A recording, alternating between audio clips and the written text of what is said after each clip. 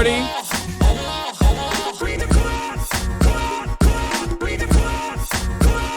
I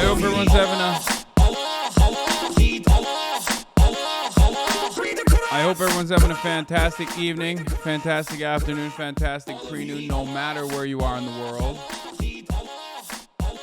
I'm Hasan Piker, and this is the HasanAbi broadcast coming to you live from sunny California, Los Angeles, folks. We are live and alive, and I hope all the boys, I hope all the girls, and I hope all the MBs are having a fantastic one because it's a beautiful day today, folks. It's 73 degrees right now. Let me tell you something. It is 73 degrees here in sunny Los Angeles, California. I've been fucking working out.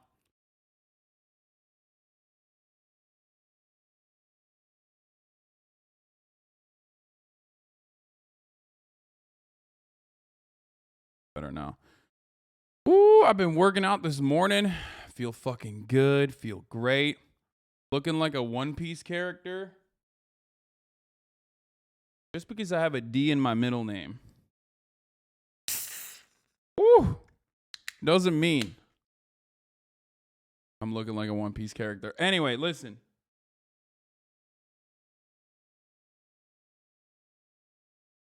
Yeah, I do know. Listen, folks. It's a beautiful day today. It's a wonderful day today. It's a incredible day today. Mostly because it's nice as fuck. Mostly because I missed, in an incredibly parasocial way, I missed streaming for the one day that I didn't stream because I was like doing leftovers yesterday and I was doing fucking the Austin show, the season finale. And because of those two things combined, I was not able to fucking stream, but instead I played basketball. But, you know, I missed it. I missed streaming, and I was really excited. Anyway. But most importantly, damn, bro, Fossilbot is clapping ass cheeks for people spamming. This is spamming fucking hostile, dude. Sorry, Hecty. Here, I'll untime you out. I think I was able to. Oh, it was just an 8 seconds timeout anyway. All right. But a part of the reason why it's a beautiful day today, part of the reason why it's an important day today, is because it's a day of celebration. That's right, folks. Mufasa, you know we finally It's here, Friday. Right? Well, it's Friday then. It's Saturday, Sunday, what? It's Friday then. It's Saturday, Sunday, what? It's Friday again. It's Saturday, Sunday. Hey, lives again. Hey, lives again. Go.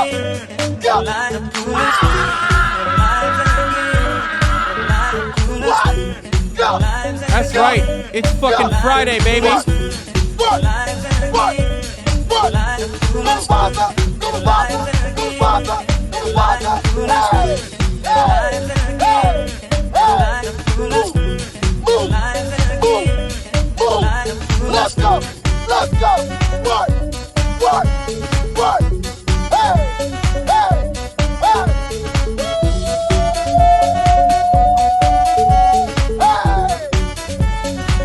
No, you didn't, Mufasa, but he did. It's fucking Friday, folks, and we're live. We're alive. There's a lot of fucking news to cover, but this is part of the broadcast where I tell you about my personal news for all the parasocialists, okay? So let's get fucking into that first and foremost. Yesterday, I was robbed, folks. I was robbed. Not at gunpoint. Not at knife point. But I was robbed in the most undignifying way. Once again, I was robbed by a friend. A person who I thought to be a friend asked for the third time for me to join and be a part of his fucking show that is going to be airing on television if they cut out my Noid mass shooting jokes that I made. The selfish top robbed me of the joy.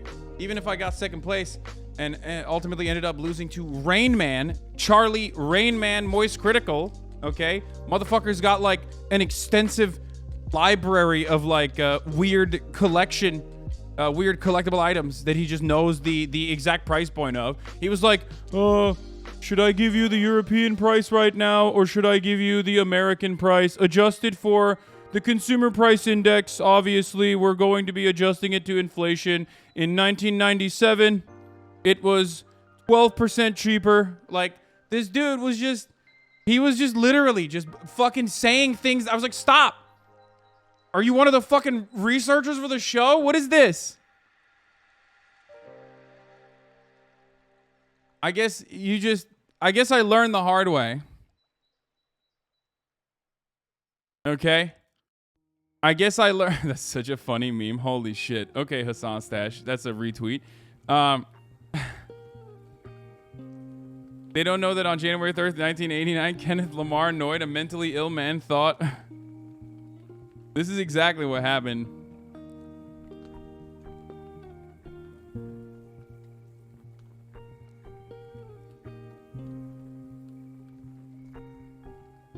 Fucking moist meter up in this bitch, dude. Hasan getting called by the producers for a PR meeting. Yeah, no, I am a liability, okay? I'm a fucking liability, baby. The AI, I made AI generated images for your blast off.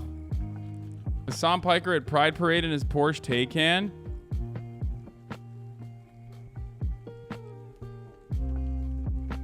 This stuff is crazy.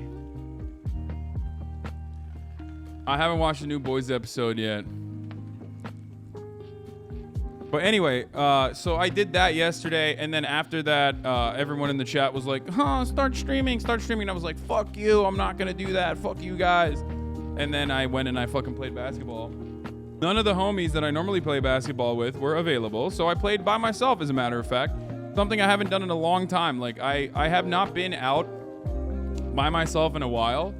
And part of it is because, like, I'm always worried that, like, some fucking, you know, random person is going to be, like, really weird or some shit. That's, like, a legitimate concern that I have now. Because, like, people still come up to me when I'm, you know, not, when I'm with other people, right? So sometimes I do worry about that a little bit. Anyway, but no one was available to go. So I just did it by myself. And guess what? It was fucking awesome.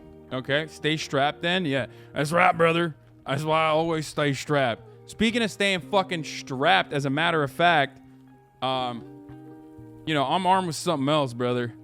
I got hammers. I got motherfucking hammers on me, okay? That's right, folks. The thirst traps are back. Motherfucking thirst traps are back, dude. 4, 3, 2. Let's go Brandon exercise, 1. dude.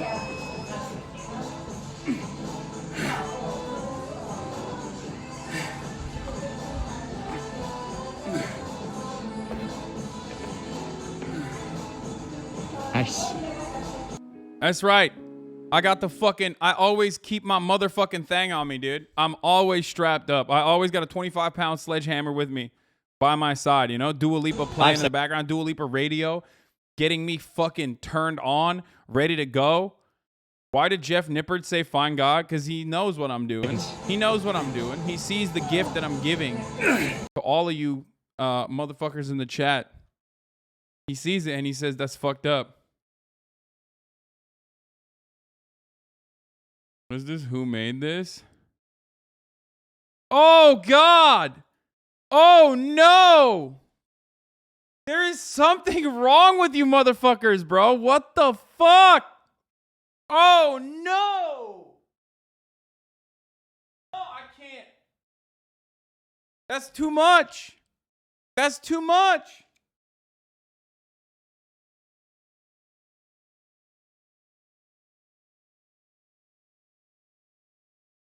The fuck is wrong with you, dude? What is wrong with you, dude? 4, 3, 2. Let's go Brandon exercise. Anyway, go fucking like it and shit. Give me validation, motherfuckers, and write funny stuff under it, okay? No, I'm kidding. That's why I do it. I do this so you can make stupid memes of it. So, There you go. Yes, my pits are shaved. I'm fucking Turkish. Okay, Turkish people shave their armpits. Turkish people shave their armpits. I don't want to have fucking like, of course I shave my armpits. I don't want to have fucking random ass like, I don't know. I just like, I feel like it's better. It's better for sweating and stuff. What did I just come into? Hey everyone, do you know that there's a white border around your webcam? I am familiar. Yes, I know. I think it's like the sizing is like fucked up or something. Here, it's gone now, right? Yeah, the sizing of it is like messed up. Gary Balsam is beefing with Mark Buffalo. Not trust Bolsonaro. Anyway, dear Mark Ruffles, calm down. Calm down, dear Mark Ruffles, calm down. Mark Buffalo. Yeah, we'll talk about all that. Hold on. Anyway, here, that's a blast off of the Instagram post. And also,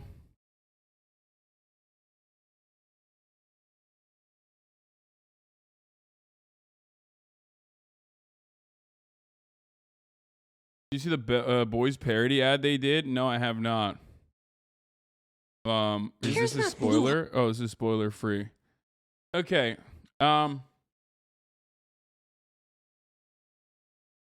Bro here, can you explain the workout? Also, you need shorter shorts. Show off those quads like the whore you are. I agree. Unfortunately, those shorts are really sick. They're like, what is it? God's hate or something? It's like apparently some shit. Like I don't know. The shorts are actually sick. The problem is I actually cut them. Like I made it shorter personally, and it's still too long. They were way longer. It's a hardcore band. Yeah, I have no idea what they are, but like one of the dudes from it actually replied to my thirst trap in the morning that I posted on my fucking on my Twitter. Fuck.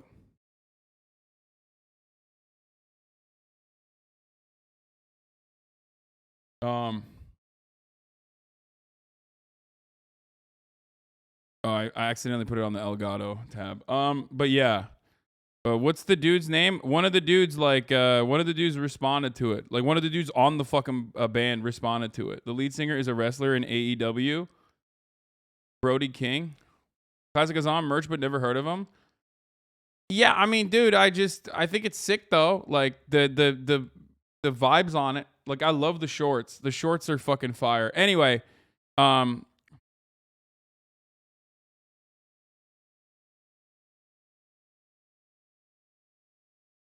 musicians, what if nobody wants to listen to it? Podcasters, yeah, I saw him at the supermarket the other day and the cashier's really taking her time. Oh shit, I hate that, bro.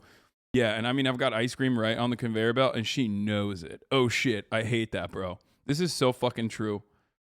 Yes, podcasts should be more embarrassed to put their fucking... Podcasters should be more embarrassed to put out the fucking disgusting content they put out. It's same with Twitch streamers, okay? I agree, straight up.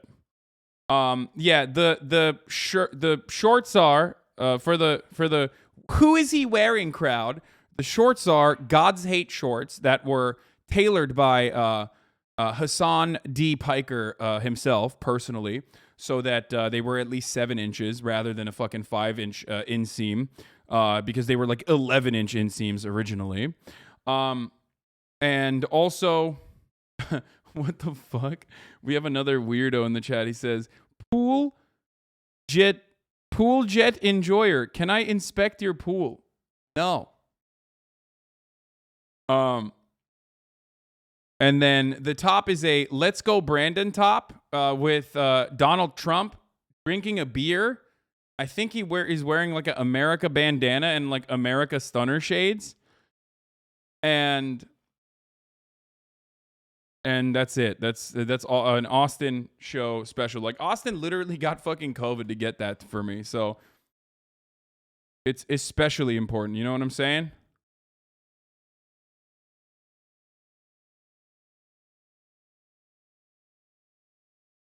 I wasted 3 hours watching Joe Rogan and Andrew Schultz podcast so bad. You need a woman workout partner to please the lesbians in your fan base. This is so boring to me. I'm sorry, lesbians. I'll try, but I'll do better.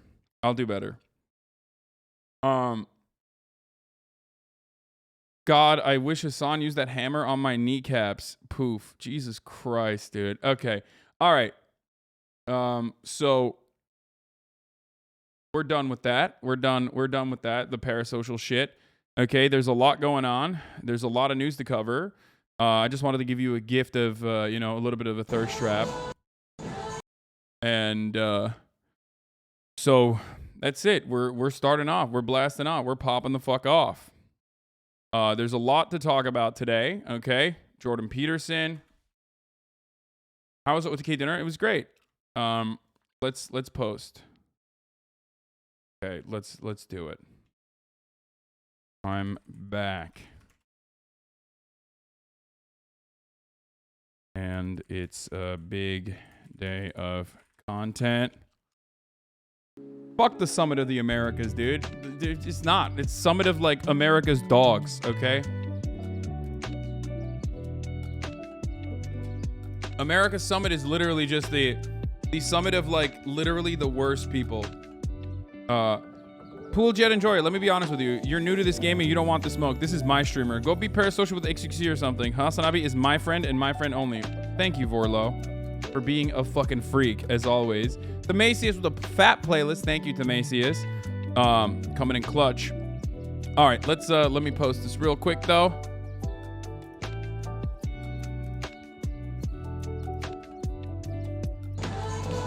Okay, let's close that tab. Where the fuck was my tab? I'm back. It's a big day of content. We're doing HOGWATCH Gen 6 edition.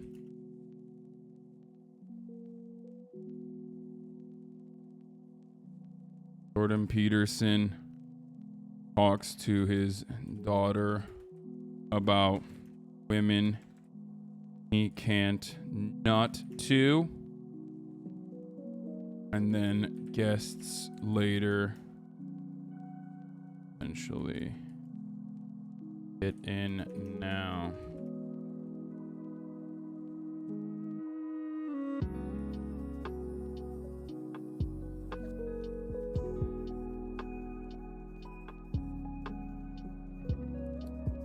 Okay. Do we tag you in TikTok comments if we find sick content for you to react to? They're all talking shit, though. Who's talking shit? What do you mean? Mark Ruffles?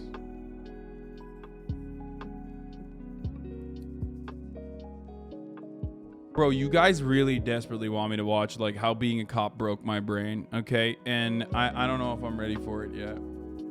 Oh, inflation is popping the fuck off, too. Great Jordan B. Peterson dating advice? Yeah, I know. I'm going to do that. I'm going to do fucking... I want to listen to Jordan Peterson give dating advice. Yes. Talking to his daughter, who very clearly has not listened to, his advice.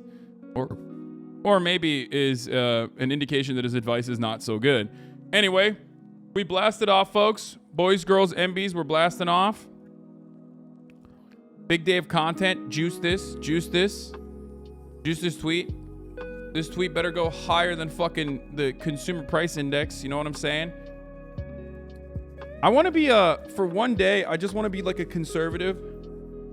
For one day, I want to be a conservative fucking, like, conspiracy theorist, you know? Because, like, they have so much fun. And why do they only get to have fun, right? And just say stuff like, I bet the timing of this January 6th trial is awfully suspicious. As, the new inflation CPI comes out, and all of a sudden everyone wants to talk about the goddamn HOGWATCH Antifa storming the halls of Congress, which is simultaneously good and also bad because it was Antifa doing it, but also good because if we did it, it was good because, we need to hang Mike Pence, obviously. They're looking extra soft today. I put leave-in conditioner into it earlier this morning.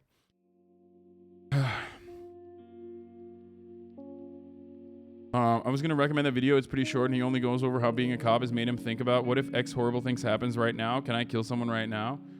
That is fucked up. Trump calling out Ivanka for not understanding elections is fucking awesome.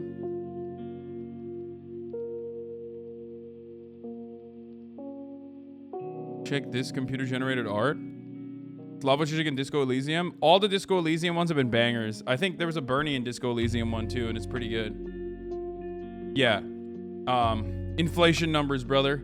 11, up 11 points, brother. Groceries, biggest since 1979. Chicken's up 17.4%, largest ever. Okay. Shouts out the chicken, by the way. Shouts out the poultry. I just want to give a quick shout out to poultry. Poultry is great. I made him eat this on stream. Oh my god, fucking clickbait, dude. Anyway, I'm gonna go down. I'm gonna sit down. I'm tired.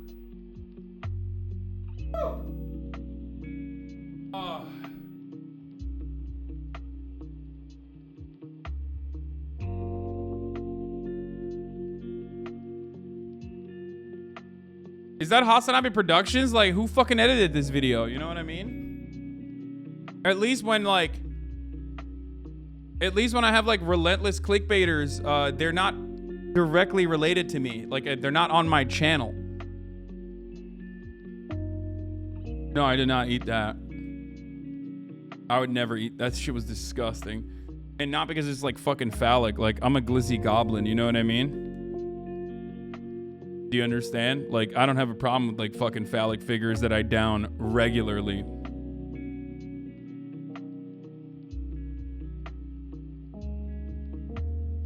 However, having said that, that is one fucking cock I'm not putting in my mouth, all right? No matter what.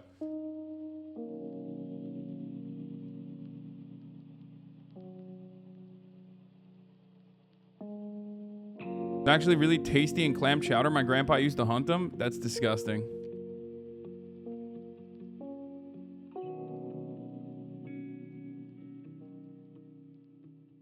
Like the cops you suck to the grave? Yes. Jimmy Fallon destroy that glizzy? Let me see this fucking... Before we get into serious news, let's watch this. Fallon was on the big screen showing some of the celebrities in the stands. Once he recognized that he was on the camera. What a bitch, dude. That is downright disrespectful, dude. Oh my god, dude. Just because he's a celebrity and it's like Jimmy Fallon, people are treating this like it's actually serious. Like, people are treating this like it's good. That is actually disrespectful to the fucking glizzy, dude. That is disrespectful. First of all, terrible bun formation. Like, he didn't even eat the bun. Get the fuck out of here, dude. You can't just like fucking... You can't just like not eat half the fucking bun. Like, he didn't even throat it. Okay. He only ate the dog. Like, everybody could do that. The dipping portion is actually smart. What's the guy who fucking invented that? Was it Kobayashi or something? Like, dipping it in a liquid actually makes it easier for consumption, but that's actually easier for consumption specifically for the bun. The glizzy itself already slides through your goddamn throat, hits your back walls, easy as fuck. You know what I mean?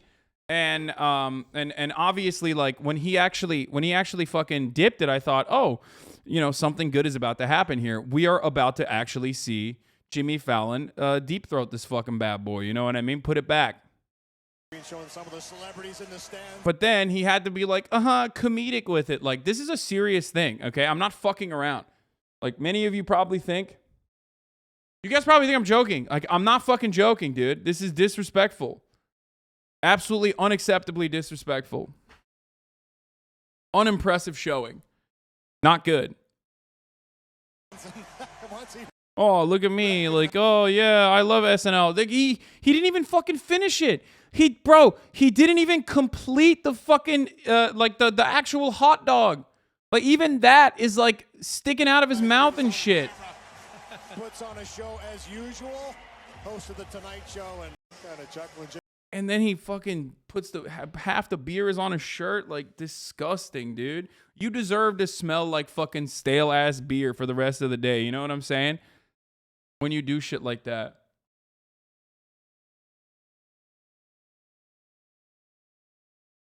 God damn, he sucks. This streamer shows up at your door. What are you doing? What? Laugh. Make him chicken tendies. Doesn't look that big. Looks average. That's my favorite. Bill's Mafia. Doesn't look that big. Robbing him is a socialist way after all. Inviting him and the queue of women behind him in, of course. Ask who the fuck he is.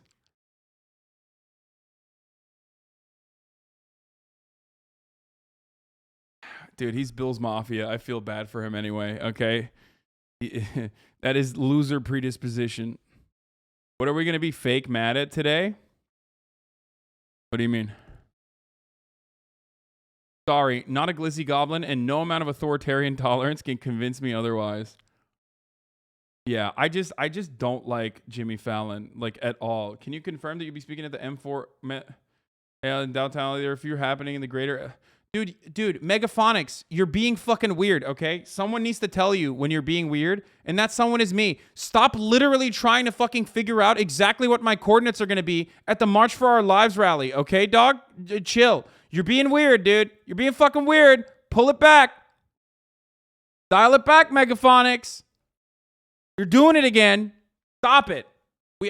I'm sick and tired of having to fucking tell you literally every day to stop being fucking weird, okay? Come on. Homie's like, dude, can you share your location with me? Like, so I know exactly where you're at every moment of the fucking march. I'm asking for a friend, actually. Like, okay. Dial it back. Be chill.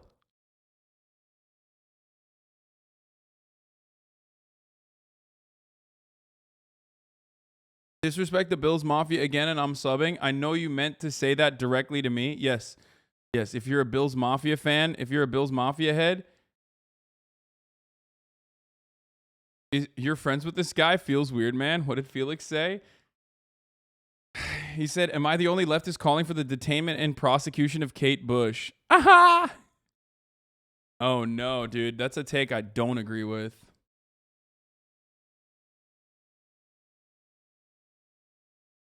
Okay. Lots of people jumping on the tables right now in anger. Where are you going to be at the march? My mom wants to see you again. She says you're not returning her calls. Yes. Show your glizzy ways on stream, Turkish man. Not today, but maybe one of these days. Maybe one of these days.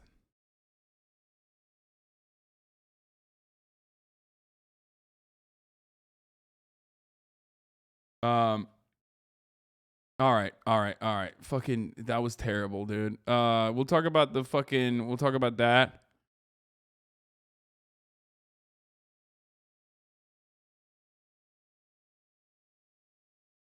First of all, Jimmy Fallon disrespected the throat goat Nancy Reagan. Yeah, I agree. Moving on from fucking Jimmy Fallon's horrible glizzy goblin ways. Okay, we already did that. Okay. I already talked about that. We're doing that later. All right, let's see what fucking cringe-ass Benny Johnson has to say. He goes, Governor DeSavage goes goblin mode on Washington Post after they try to smear his based press secretary. So the thing is, dude, the thing about like Benny Johnson is that he's such a fucking dork. Like, he is such a relentless goddamn dork that every time he tries to do some shit, like every time he tries to, I don't know, come across like a cool person, normal person, I don't know, come across like a person with humor, like capable of actually crafting a joke that people can laugh at, he just fails dramatically. He's too much of a lib, ultimately, I think. He's like too liberalized and hysterical and fucking weird. So let's take a look at what he's doing here now. 35-year-old motherfucker, dude. I mean, I'm going to be 35 soon, too. You know, I'm fucking 31. I'm about to be 31 soon. But, like, goddamn, dude. He's just, like, it's just not, it's so inauthentic. Like, you need to be, like, these people, here's what it is, okay? The more mentally ill you are, the better a poster you are, okay? But also, you can be super cringe, too. It goes either way. And, like, the problem is, a lot of these, like, Benny Johnson types, they grew up in, like, the capitalist economy, trying to fucking make it as a suit. That was what was rewarded in the 80s and 90s and you know, all the way up to like 2008 before the you know, impending doom, before the fucking housing market crash. All of the people that made it up to that moment, so all the older millennials and everyone that was in the work sector before 2008 that wasn't completely black-pilled about their future prospects we're trying to be as normal as possible. So when you're trying to be as normal as possible, well, your entire life, and you've been conditioned into being a fucking suit and like a DC guy, and then turning around and basically trying to like do the, lol, look at me, I'm also mentally ill doom posting, whatever the fuck, right? I'm also black-pilled mentally ill doom posting, look at me. Like, it's not going to work. It's just not going to work. Your life experiences and everything you've done leading up to this very moment have been in the exact opposite direction. Like, you've been trying to be like these guys. You know, a dude that is like wearing a suit for his job, wearing a suit regularly, okay, and behaving like a suit. You don't have the appropriate kind of mental illness. You just can't do it. You can't be a good poster. I am not deterred by any smear piece from these legacy media outlets. The only reason they're attacking her is because she does a great job, and she's very effective at calling out their lies and their phony narratives. And so whenever there's... Wow, dude, he went really base savage mode. Holy shit, dude. Slay, queen, slay. You know what this comes across? Like, when Benny Johnson uses these words, it unironically comes across like fucking what's the... Emma Chamberlain, Gigi Hadid slay video. Like, that's what it feels like. It's just so like. Did you color your hair for this? We're in the same boat tonight, Mama. I just dyed my hair yesterday. You look so major. And when I saw you on the carpet, I was like, oh, slay. Big slay. I swear, oh, big slay. Wait, like big slay? Yeah, big slay. You're killing Stop it. it, You're girl. killing it. I love your look. You look amazing. It's just like, bro, that's crazy. You're not. Like, that's not. You're misusing terms. Like, it's just so bad. It's such a bad... This clip lives in my head. This clip takes up an incredible amount of space in my brain, okay? And Benny Johnson, like, using meme terms and shit like that, unironically feels like this. Like, they are misusing AAVE and, like, fucking it up because they're not, like, you know, black drag queens, all right? They're just, like, two rich white ladies talking to one another. And it's just not working, right? It's not working well at all. Straight women shut up challenge. Benny Johnson has never even tasted goblin mode in his life. Thank you. This is amazing. Thank you. I copied your hair. Like, everything's happening. We're sisters. We're sisters. Oh my God, I knew Don't I tell was... Bella. She gets really jealous. That's the big Met Ball drama. That's a big Met Ball drama, and there always has to be one. Yeah, they're big Met Ball drama. That's a big... I've never seen this part of the fucking clip. Don't What? tell Bella. She gets really jealous. That's the big Met Ball drama. That's a big Met Ball drama, and there always has to be one. Yeah, we'll be it. Big slay. This is big slay.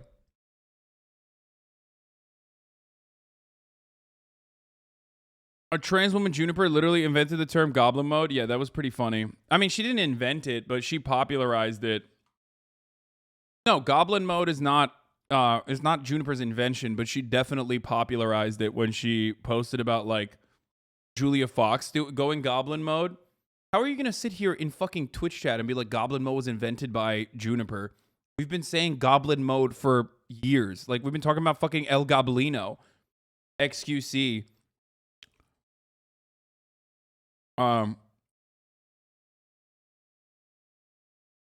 Don't click streamer, man. This is a private meme between me and chat. Shut up.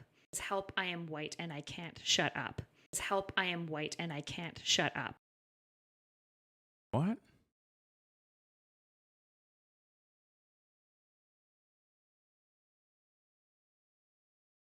Anyway, so he clicked when I said don't. Okay, well, I'm always gonna click that shit. Why is this video the best thing I've ever seen? The Uncle Shuffle? What the fuck is that? Oh, dude. Dude, I love... Oh, dude, I love this. This is like... This type of video is my favorite type of video, dude. Like, people that you don't expect to see dancing at a wedding is my favorite type of video. Like the fucking... Like the Chabad guys, you know what I mean? They go buck wild.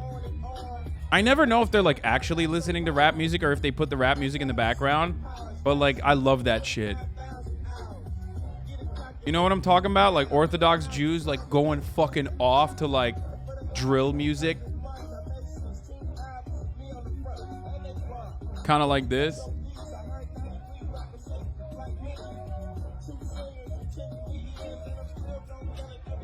The music in this is real. This is like what they're actually listening and dancing to. But I'm talking about like, you know what I'm talking about? Like there's always like the fucking like the Orthodox Jews that like pop the fuck off at weddings and shit and like bar mitzvahs. I think those might be edits though. I don't think those are real, but it's always like some crazy shit. Wait, is this it? Yeah, this is what I was thinking of. You fucking nailed it. Look.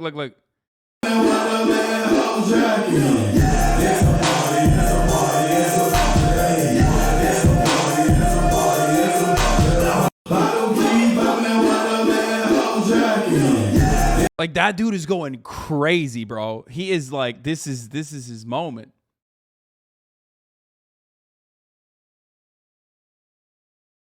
Nigerians listening to System of a Down, same vibe.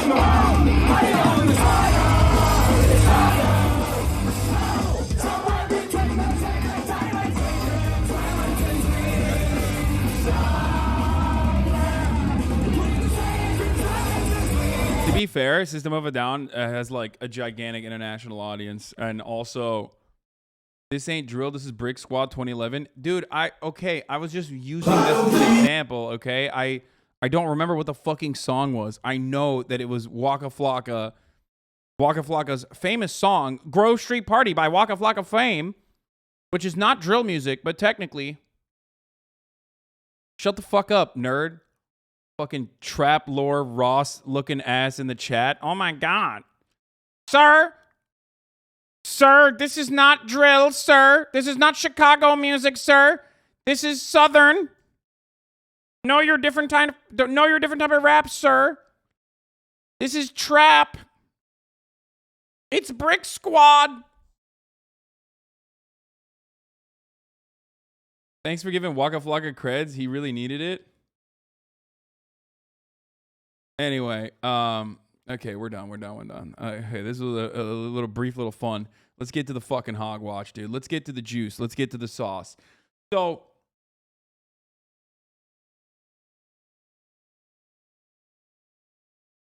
we have covered January 6th, which is the worst thing that's ever happened in American history. Worse than slavery, okay? Worse than the concentration camps that we put Japanese people to. Worse than 9/11. I would say January 6th is probably like 3 9/11s. Like, that's how bad January 6th was. Like, maybe 4 9/11s. You know what I mean? Just the absolute worst thing that's ever happened in America. Where it was basically a test run of what will inevitably happen with the fascist paramilitaries that are forming all around the country and what will happen if they go unchecked. Okay? You making pots with cutie or what? No, dude. I'm going to be at the fucking March for Our Lives rally on Saturday, so I will not be there, unfortunately. I really do want to go, though, but yeah. Anyway. DC's NFL team just fired their assistant coach for saying this about January 6th. Oh yeah, we'll talk about this in a second. Do you think the rallies at DC will be safe? I don't know. Anyway, so look. The thing is, the buildup to the Democrats' new 9/11 or Democrats' 9/11 is basically years and years of Republicans just fucking lying about like elections being stolen.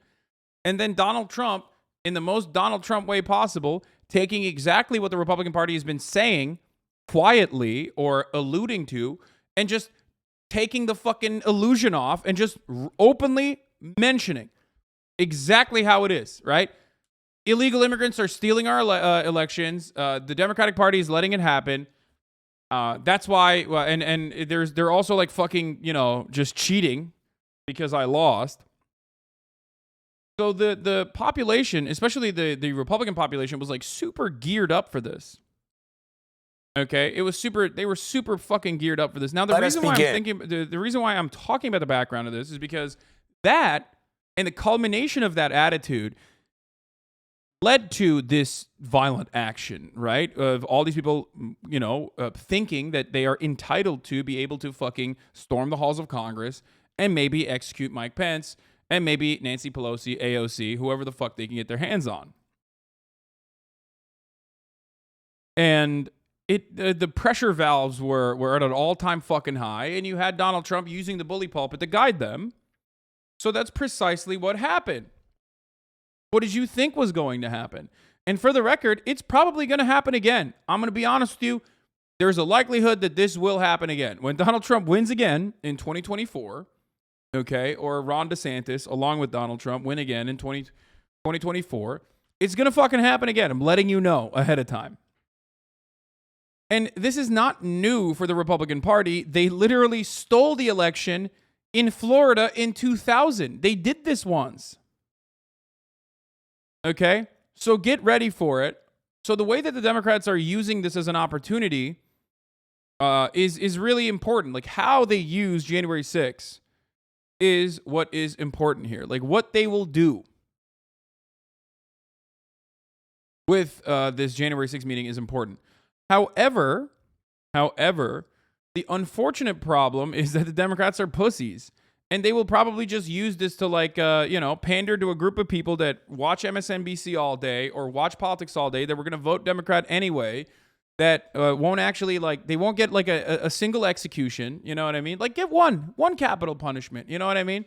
Just one, just a crumb. You can't do that. If you can't do that, then you suck. Okay? They're not going to get like any fucking, anyone serious jailed or anything like that.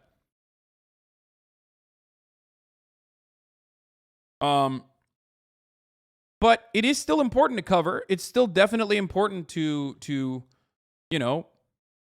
parse through the information as we have already. And it's important to have this on the record. The media is basically treating it like their Super Bowl, but I do think that there is a mismatch of what the mainstream media believes is like a Super Bowl style event versus like what people care about on the ground. I think like the consumer price index numbers coming out today are probably a lot more significant for the average working class American than like whether or not Democrats were, scared that they were going to get fucking murdered. But this is, your reasoning is why I don't care about J6. No one will be punished. No, I mean, I'm still going to watch it and I'm still going to cover it, obviously, unless it gets like insanely boring and repetitive because we already have covered it extensively. I mean, we were basically fucking there, right? When it happened. But ultimately, I think, it depends on what they end up doing with this information. But I don't believe that they're going to do anything with this information. You know what I mean? I don't believe the Democrats are going to actually do anything with this info. Even though there is new information. Trump was schizo posting on Truth Social about bar video because it's US only and you need an account to see. Yeah. Eos has been on a warpath against GOP moderate Dems these past few days. It's been great to see. And also, here, let me just point something out. If you're like one of those disgusting hogs who's like the BLM rallies were worse, like, dude, you're a piece of shit, okay? You're fucking insane. Like, there is justifiable anger in the population, and then there is unjustifiable acts of violence that are caused by misinformation and people getting mad. People protesting police brutality is completely justifiable, okay? The fact that it didn't get worse than what the BLM rallies looked like is shocking to me. 96% of it was nonviolent anyway, and the escalations always came from the police side. Okay? They were worse if you were a small business owner, lol. Yeah, dude. Yeah, I know. Fucking awful. Yeah.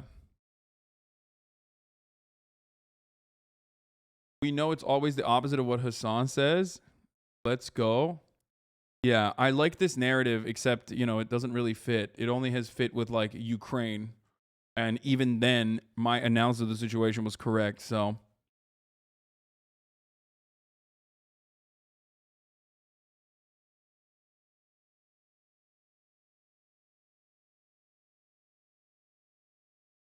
The context of what they were trying to achieve on January 6th always gets forgotten. Yeah, I mean, January 6th is a proto-fascist uprising. Like, that's just, that is exactly what it is. It's history in the making. It 100% is a proto-fascist uprising. And if you don't consider it as such, I don't know what to tell you, but also, like, you know, there's a lot of leftists who are like doom-pilled, or who are just like, yeah, fuck this. It's not real. Who gives a shit? Democrats are not going to do anything. I'm kind of one of those people as well, because I don't think the Democrats are going to do anything about this anyway. But also, I think it's still important to pay attention to what's going on and what happened, especially because, like, this is literally, you know, violent nationalist paramilitaries forming right in front of our eyes, that align perfectly with the Republican Party's agenda, and they're acting out the desires of the Republican Party alongside normal Republicans who are not a part of the fascist brigades, right, or a part of the fascist paramilitaries, and they went all the way into the fucking halls of Congress, and, like, you know, people died. That's kind of huge. That's a big deal, right? So it was a little. It was definitely less deaths overall than what could have happened, but still a fucking big deal. I don't know what to do, or what can we do? Is there any hope for this not to happen? I mean, I don't know why you're, like, trying to stop. I don't know why you're like, I don't know how you're gonna stop this. You just can't. The only way to stop this, and I can't believe I'm going to say this, is, you know, by being a fucking viable counter to the Republican Party and not a controlled opposition party, and actually doing stuff. I talk with a bunch of my friends who are, like, kind of on the centrist side, a little bit towards the right, all the time about things like this that are, you know, relatively well-read and pay attention to these sorts of things. And one of the things I always tell them is that there's no audacity of hope. In America, hope is squashed. In America, no one believes the government. In America, not a single person thinks the government is doing anything right by them. They just see the government as, like, this faceless, lifeless entity that just fucking steals their money in the form of taxes and then gives it to the fucking Defense Department, gives it to the military-industrial complex, and you know, offers subsidies to big corporations, and doesn't fix the fucking potholes in your neighborhood, all the way from the local organization to the federal level, right? Like, Democrats cry about gun violence, don't do anything. Democrats cry about abortion access, a medical procedure being restricted from women, don't do anything about it. They just fundraise off of it and don't do anything. Their entire fundraising strategy revolves around the Republicans openly being as horrible as possible so they can turn around and get the Democratic Party to vote defensively. Okay?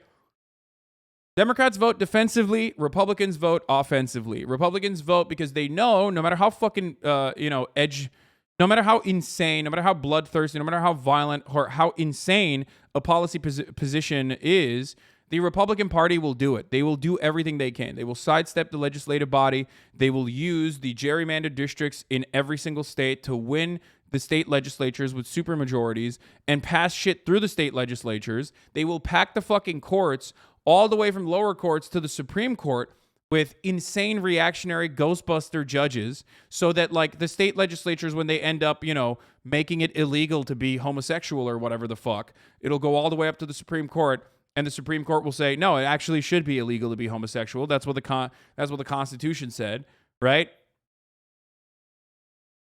Like, Republicans get shit done. If you're a Republican, no matter how fucking insane your attitude is, no matter how insane your ideas are, if you have a robust enough movement on the ground, if you have, like, if you've activated a base of support for the Republican Party, they're going to ride or die for you.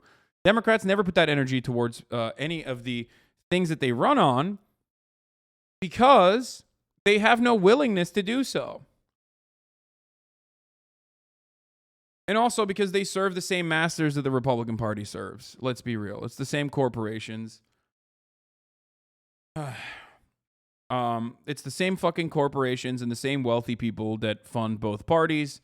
And Republicans are openly acting out their desires to deregulate the economy, openly acting out their desires to, you know, cut taxes even further. Democrats have to play the game of defense and never actually push for material change that will truly impact the lives of the American citizens in a positive capacity, because that would mean doing anti-capitalist shit. That would mean working against the grain. That would mean working against the established hierarchical order. That would mean working against the hegemonic capitalist, pro-capitalist status. So they don't engage in that. And all they do is hyper-focus on social issues. They claim they care about trans people, and then they don't do anything about it. They hyper-focus on social issues, and then they don't even do anything for it. And that's the worst part.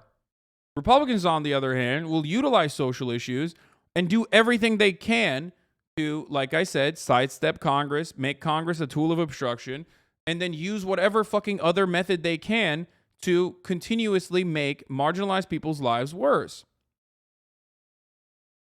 Now, if the Democratic Party actually did something, if they pushed for $15 minimum wage, if they tried to fucking put the long dick of the law on corporations that are through a sequence of price leadership and corporate consolidation, increasing prices like fucking crazy right now at a time when their profits are sky high, right? If the Democrats did anything, if the Democratic majority Congress or if the Democratic White House did anything, if they could actually push against the Chamber of Commerce and I don't know, do anything they fucking could in there and it operated like the Republican Party did against those desires that the people have, then people would start believing in them. They would no longer feel as though this is just a group of feckless cowards that only talk about like trans bathrooms or whatever the fuck, and then don't even do anything about that to begin with. You know what I mean? Do nothing to protect the trans people either, right? And just talk about it. It's like the worst of both worlds, okay? You guys know I am no fucking, enemy of the LGBT, all jokes aside. But let's be fucking real. Like, this is a very reactionary country. I think America is more socially conservative than the Democratic Party is. I think America is more socially conservative than the Democratic Party, but significantly more fiscally progressive than the Democratic Party. And the Democratic Party doesn't do shit. They just only focus on the social issues with no fucking momentum behind it either. I've always said this time and time again I have always said that obviously you can't drop marginalized communities and be like, we're just dropping that. We're not talking about that at all. But in an effort to get people on board with that stuff that would be otherwise unpopular, you have to give people something. You have to say, hey, you need to stop being transphobic, okay? But just simply saying, hey, you need to stop being transphobic is not going to be enough. What you need to do instead is go, hey, you want healthcare? You want more money? We're going to give it to you. And we have given it to you. Look at all these times that we've given it to you, right? Establish like, some level of success. And then turn around and go, hey, if you want that, if you want more money, then stop being mean to trans people too. You can't fucking do that. I strongly disagree that this country is more socially conservative than Democrats, man. Dude, please, man. Please, like...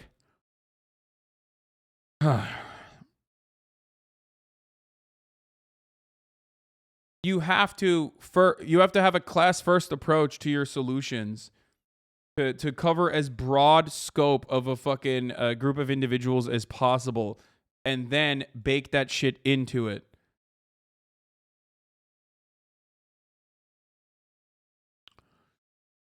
Caitlin Johnstone says, lol, people still think the Democratic Party cares about winning elections. That's not its job, children. That's not why the Democratic Party exists. The Democratic Party exists to kill leftward progress in the world's most powerful nation. That's all it cares about doing. This is true. Like, that's the most successful Democratic Party ever is. If the Democratic Party operated against the Republican Party in the same way that they operate against the fucking progressive wing of its own party, okay, no matter how fucking tiny of a fraction of power they have,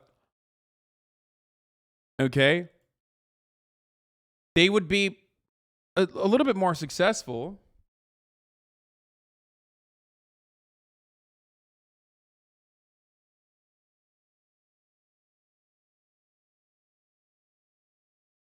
The Democratic Party doesn't care about winning elections. The Democratic Party doesn't care about promoting popular policies. The Democratic Party doesn't care about passing legislation. The Democratic Party only cares about doing things like this. Democrats' $1.75 trillion economic and climate bill could end up delivering a tax rate for the richest 5% of Americans, a new analysis finds. Democratic Party leadership would be 100% fine with those things. I cannot make clear enough that if the Democrats do not actually make people's lives tangibly better in the next few months, Republicans will win in 2022, Biden will accomplish nothing in his entire term, and Donald Trump will win in 2024. That's what we're staring at right now. That's precisely what we're staring at currently. We're looking at the barrel of a fucking gun. And the Democrats are allowing the acceleration towards fascism. Now, why am I talking about all these fucking major, like almost theoretical, hypothetical situations, right? Because it ties back to fucking January 6th. It ties back to the resentment. It ties back to the anger. And it ties back to how fucking entitled the Republican Party is. They're sore winners, dude. They're winning even when they're fucking losing. And they get away with so much shit. They get away with so much shit, including having like fucking violent fascist paramilitary brigades run around and like dominate fucking entire cities. You know what I'm saying? It's insanity.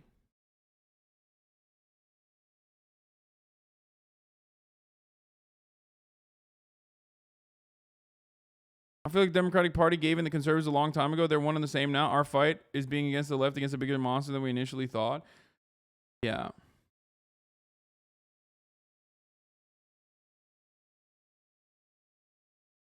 Do they really run cities now? No, but what I'm talking about is like specifically the Proud Boys, even in a place like fucking Portland, Oregon, where the police force was like actively working alongside the Proud Boys. And the reason why that's significant is because like that level of confidence that the Proud Boys gained from being like a group of fucking dildos that, you know, recite breakfast cereal as they're like tickled in to their fucking little male butt party.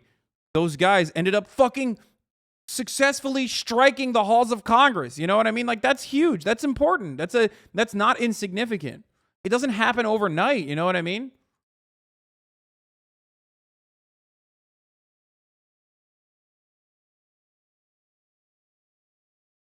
They will literally drive hours to LARP. WESPA had PBs from Bakersfield, Fresno, and OC. These people are divorced MRA dads and failed small business owners looking for excitement in their life, and we pay the consequences. Yeah.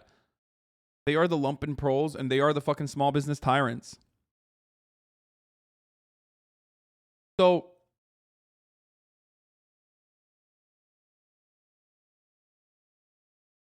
what is this? For the last 2 weeks, anti-trans terrorists shut down a Wisconsin town, including all schools, with bomb threats, demanding the school district close a Title IX investigation into anti-trans harassment by today. Last night, the school closed the investigation. That's America, dude.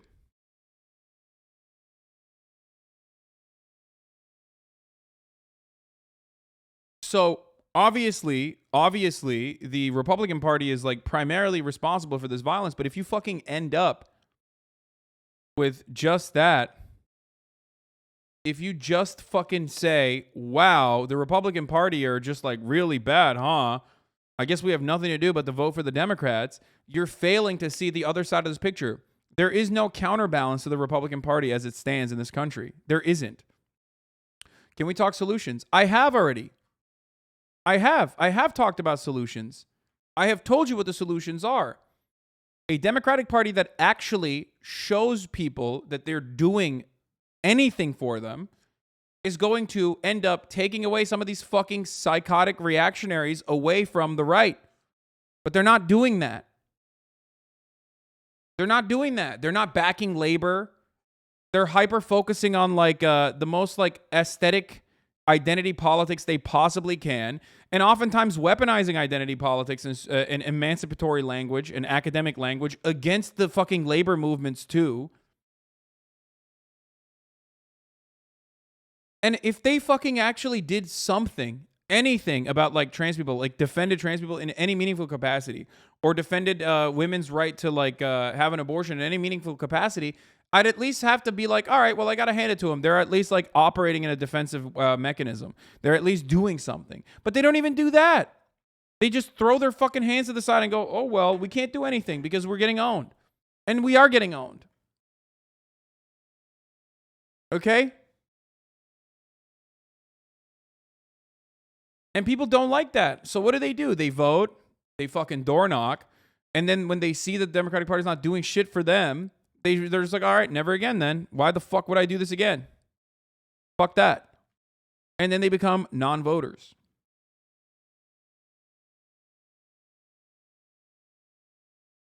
Okay?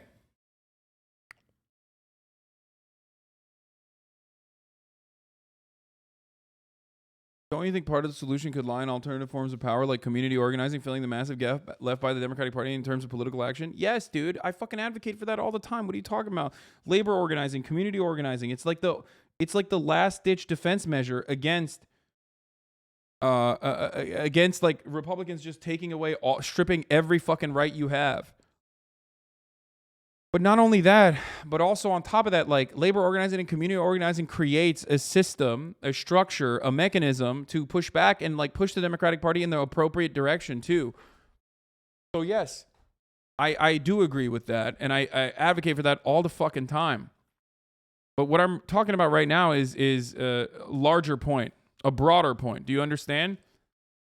Then advocate for it now? What? Dude, shut the fuck up. I'm advocating for it all the time. What are you talking about? Like, what?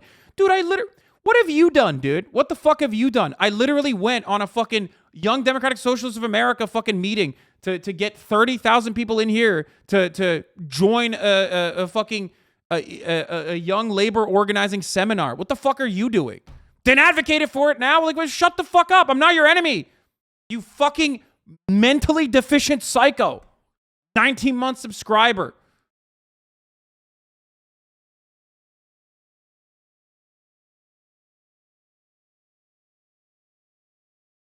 Holy fuck, dude.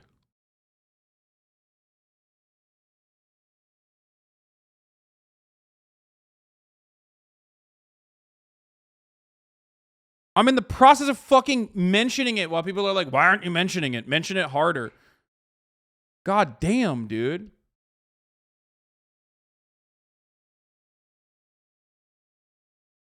Oh.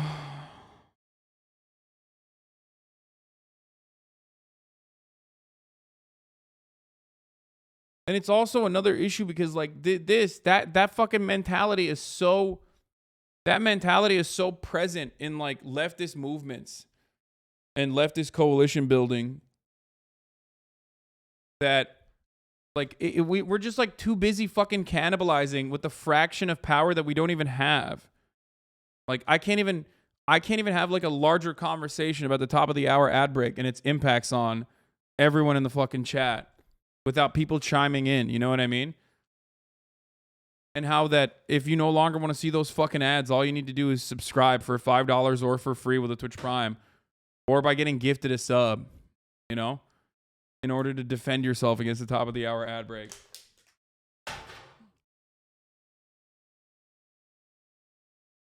You know, but if you're not lucky enough to get gifted a sub, then you can, you know, subscribe for free by connecting your Amazon Prime account to your Twitch account. And you get one free Prime subscription a month that you can use on your favorite streamer for free.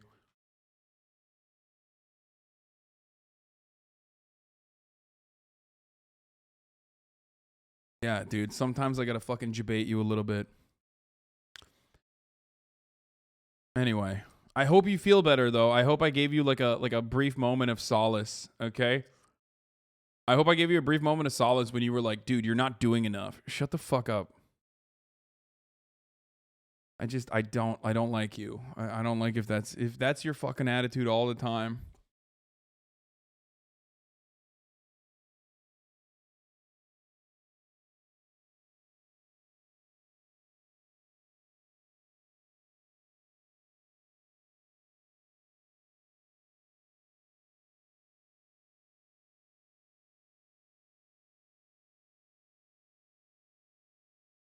All right.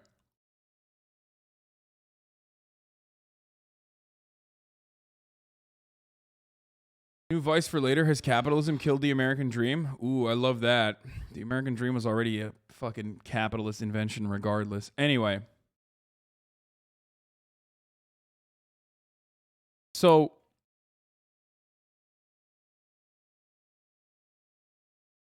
EW Bing, thank you for the 5 get the subs by the way. Oh fuck, I forgot to run the ad break. I'm running it now.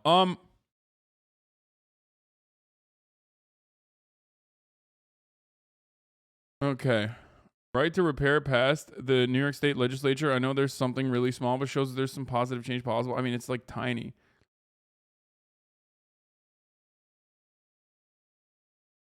So, like I said, time and time again, this kind of anger and resentment is happening because one party is successfully radicalizing people while the other party is taking advantage of said radicalization and taking advantage of fucking the violent actions that the party is engaging in, either on the ground level like the Proud Boys or through the systems like the anti-LGBT bills an anti-abortion, Supreme Court decision. And they're just using that simply to fundraise. They're using that as like an opportunity to like make sure that people still vote defensively for the Democratic Party. There are more Democrats in this country than there are Republicans, okay? The entire system is designed against progressive attitudes, progressive beliefs, and progressives in general. Democrats are more progressive on paper than the Republican Party, technically, and that's part of the reason why they get owned all the fucking time. Republicans can win every fucking election. They don't even need to, though. They don't need to win any fucking elections, and they can still use state legislatures to command what entire states do. Democrats need like 20-point victories over the Republicans in order to even get like a majority in the Wisconsin Senate, for example, state Senate. And that's not changing anytime fucking soon. People are saying that's changing, but that's not. It's not changing anytime soon. Democrats need like overwhelming victories in the current electoral structure that we exist under. Democrats need like 30, 40-point victories year over year over year to like change the fucking Senate and change the state legislatures and change gerrymandering and change the Supreme Court. Like Supreme Court justices need to fucking croak for that to even happen. Okay? Now, that entire system is already designed against the left. And then also on top of that, you have the leftist tendency to fucking do not self-crit, but just like attack what is in front of you. It's super narcissistic and super emotional, hysterical, idiotic. And instead of finding like alliances and operating off of our mutual shared reasoning and our goals that are empathetic, instead of doing any of that, you look for minor differences in opinion to make major issues out of, and then fucking cry about it. And it's dumb as fuck. That's always why I like yell at fucking anarchists and yell at Marxist Leninists, whoever the fuck is freaking out over minor differences and cry about it like they're actually living under like Stalinist rule or some shit. But ultimately, they're meaningless. There's like fucking 14 anarchists in this country, okay? And like 12 Marxist-Leninists, so no one gives a shit. You're all fucking losers if you're, making that your entire identity and crying about it constantly. But, you're our losers, okay? So, what are you going to do? Isn't you yelling at them the same problem? I'm yelling at them to shut the fuck up and work alongside one another. That's a little bit different than yelling at them over minor differences in opinion. You can say project harder all you want, all day, baby. But it's the truth. And ultimately those minor differences and, dumb shit that pops off is still completely irrelevant. Two minor differences. Nithya approving 8% of the increase in LAPD budget. Is that meaningless? Yes. Thank you. Marxism, once again, chiming in exactly with what the fuck I'm talking about. Yes. Because that budget is passing regardless, but at least it's passing with like Nithya's own fucking personal provisions in it that actually take away some of the funds and put it back into social workers. So yeah, there's a reason for it. And that is what's going on. But if you want to have like a perfectionist attitude, then go live in your own fucking, go live in your own, go make your own fucking commune and live there, okay? Live off the land.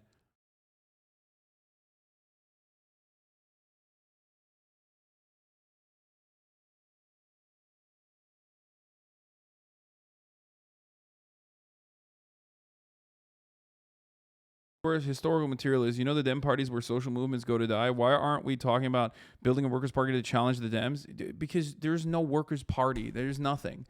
All matter of like third-party movements are gigantic, disastrous fucking failures. If leftists can't even infiltrate the Democratic Party, okay, then how the fuck are they going to build their own workers' party, dude? Are you kidding me? They're going to get fucking laughed out of every room, and they have. Third-party movements have already like been eviscerated time and time again. Anyway, I don't know. It just feels hopeless all the time, but these are the reasons why it feels hopeless. So let's take a look. The House Select Committee has now kicked off its first public January 6th meeting. I've described to you why some of this violence is so normalized. I described to you where this reactionary attitude comes from, how entitled they are. I told you that this is like, something that the Republican Party has been pushing for. It's not exclusive to Donald Trump. Let's take a look. Clearest picture yet of what happened on January 6th is laid out in a prime-time public hearing on Capitol Hill. The event began slowly with detailed statements from the chair and vice chair of the committee. But then there was the video. Almost 12 minutes of footage, much of it never seen before, showing not just the shocking violence of the crowd, but also the timing of the day's events. The goal, remind Americans of how atrocious that day was. We can't show you all of it, but here's just some of what was shared. Yeah, just for awareness, be advised, there's probably about 300 Proud Boys. Something's going to happen. Mike Pence is going to have to come through for us. And if he doesn't, that will be a sad day for our country. The doors barricade. There's people flooded the hallways outside. We have no way out. Subway themselves. It's time to evacuate so we can secure the members on the other side. Copy.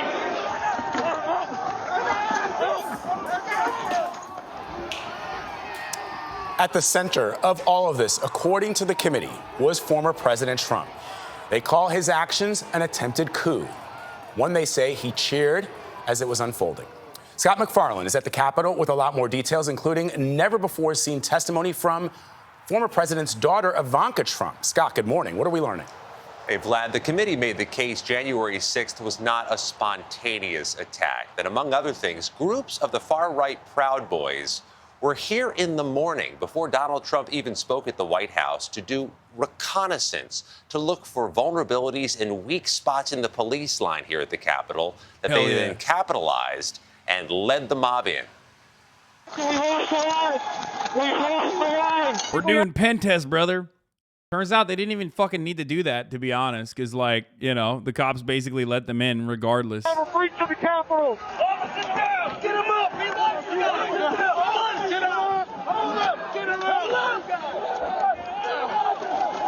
With newly released video, the House Select Committee investigating the January 6th attack on the Capitol laid out their findings for the first time in public in a rare prime-time hearing Thursday night. Some of the Capitol police officers who defended Congress and their families watched in the room, overcome with emotion as they relived the deadly day. At that point, I had blacked out, but the back of my head clipped the concrete stairs behind me. One injured officer. The personalization of the violence for me is just not gonna. That is just for the birds, okay? That's for the serious Democrats. You know what I mean? I'm sorry. I've seen what the Capitol Police has done to disabled activists outside of fucking Nancy Pelosi's office and shit. You know what I mean? I just don't. It's hard. It's very hard for me to feel sympathy, even if they are technically on the right side on this in this issue. You know what I mean? In this circumstance. But I've seen time and time again what they've done to veterans that are protesting, disabled people that are protesting. They literally rip fucking Down syndrome kids off their legs and They rip people off their fucking they rip handicapped people off their fucking wheelchairs and shit. So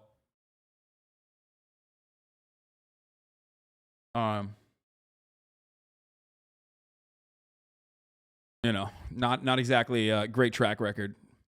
Caroline Edwards described it as a war zone. There were officers on the ground, they were bleeding, they were throwing up, they were, they had, I saw friends with blood all over their faces. I was slipping in people's blood. Donald Trump, the President of the United States, spurred a mob of domestic enemies of the Constitution to march down the Capitol and subvert American democracy. White supremacist TikToks responding to being a hog? This video here is a little different because it exposes the hypocrisy within the Black Lives Matter movement. Is there some TOS shit in this? Bro, there's literally 5 in this. This video here is a little different.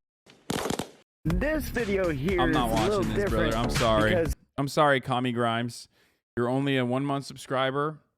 And also, this YouTube short has fucking 5 views on it. Send it to one of the moderators. It's a little sussy. I'm not going to watch that right now. The committee wasted little time directing the blame at former President Trump. January 6th was the culmination of an attempted coup. President Trump summoned the mob, assembled the mob, and lit the flame of this attack.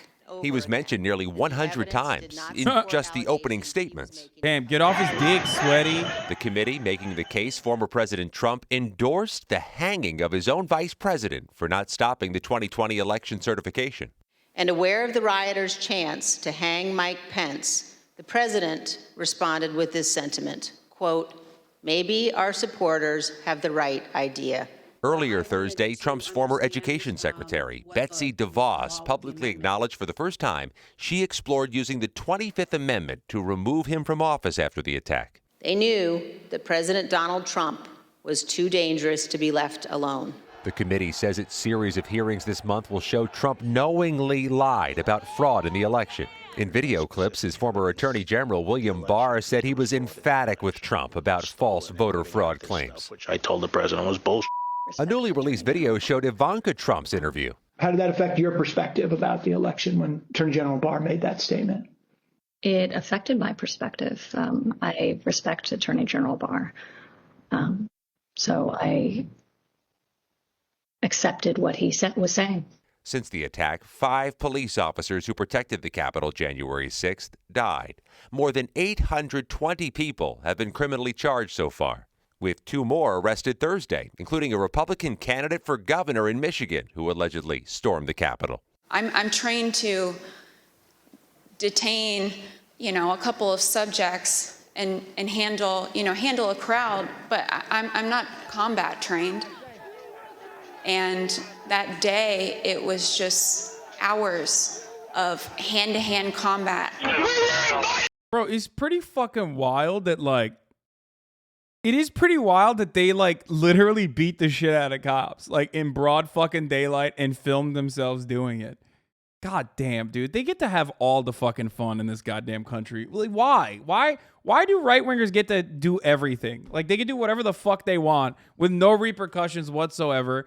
There is no, effective media infrastructure that will defend other people that are operating in this similar capacity on the left. There's just nothing. There is nothing like that. And the best part about it is that they'll fucking turn around. If you were to, say, if you were to even defend a fraction of this, Republicans would turn around and be like, oh, look at him. He's fucking advocating for violence, brother. It's like, bro, what have you been doing? What have you been doing, dog? You've been fucking literally defending this shit. And in moments when you're not defending this shit, you fucking turn around and act like it doesn't exist and say it's Antifa. And then the moment that the cameras are not on you, you're like, yeah, it's pretty good though. It's good. These are brave patriots. But also Antifa did it. It's like, which one is it, dude? Is it Antifa or is it brave patriots that beat the shit out of the cops?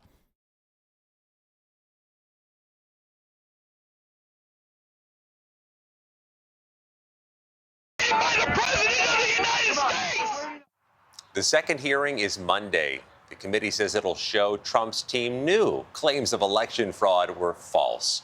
House Republicans have largely boycotted this committee after also voting to block an independent commission to investigate January 6th. Oh, man. Oh, look at the hypocrisy. The House Republicans are not doing that. Kevin McCarthy came out and immediately was like, why isn't there no investigative committee on the inflation? Why is there no investigative committee on any of these things? It's like, bitch, what are you going to do about it? Would you, if you did a fucking committee investigation on inflation, and the outlook was, yeah, these companies need to check their fucking prices, as a matter of fact. If that was, the end point, which would never happen regardless, because, all the same pieces of shit love the mega corporations that are, beefing up prices regardless. So let's say in a weird world, on accident, they found out oh yeah, here are the necessary steps. What are you going to do? Are you going to actually fucking take the necessary steps? Or are you going to play the spoiler once again in an effort not to come across like you are, in unison with the Democratic Party, or even because, you serve the same masters, you are subservient to the same exact fucking corporate masters or overlords that you don't want to do that. You don't want to fucking do that regardless. So shut the fuck up. Warning, this video may... That's funny. Yeah, just for awareness, be advised, there's probably about 300 Proud Boys. They're marching eastbound in this 400 block of kind of Independence, actually on the mall, towards the United States Capitol. I am not allowed to say what's going to happen today because everyone's just going to have to watch for themselves. But it's going to happen. Something's going to happen. Something's going to happen, all right. He's right.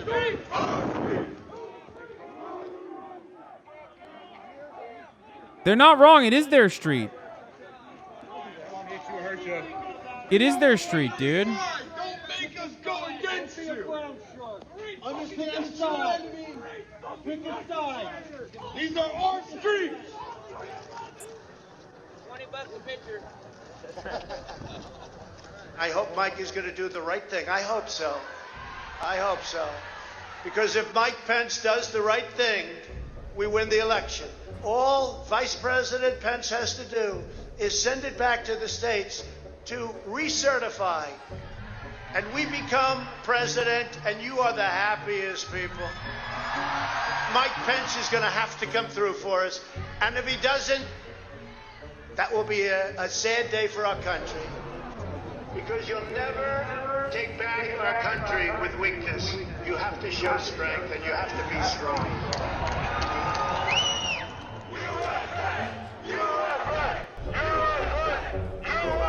Cruiser 50, it does look like we're going to have an ad hoc march stepping off here. There's a crowd surge heading east.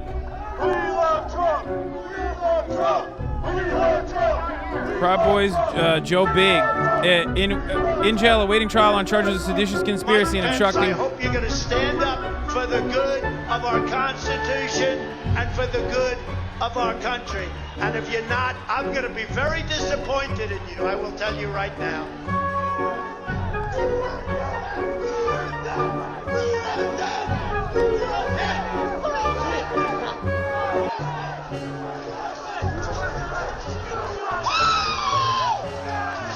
Get back, ladies! Get back, ladies!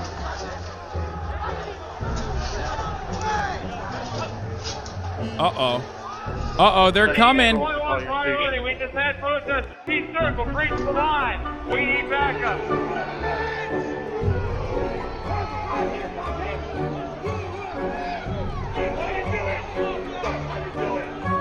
Look at them hogs, brother.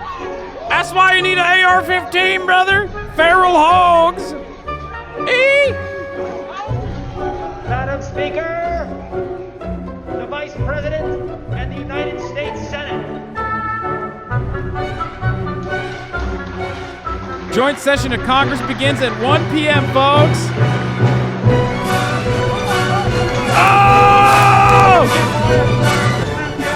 Oh, hold the line, boys. Hold the line, Metro Police. 49 hours declaring a riot. They're spraying on them. The hogs are breaching. Derek Evans has made it into the Capitol, folks.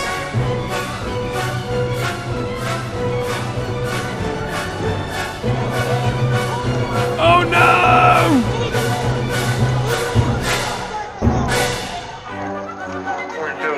We're about 5 miles out. We're trying to make our way through all this.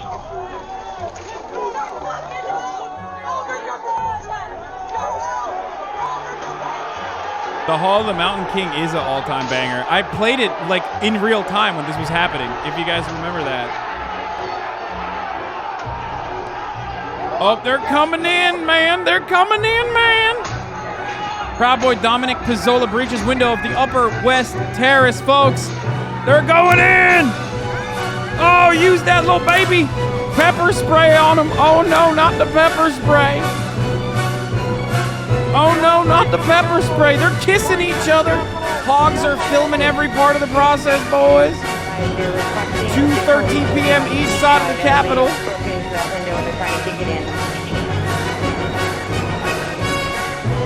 Proud Boy Joe Biggs enters the Capitol at 2:14.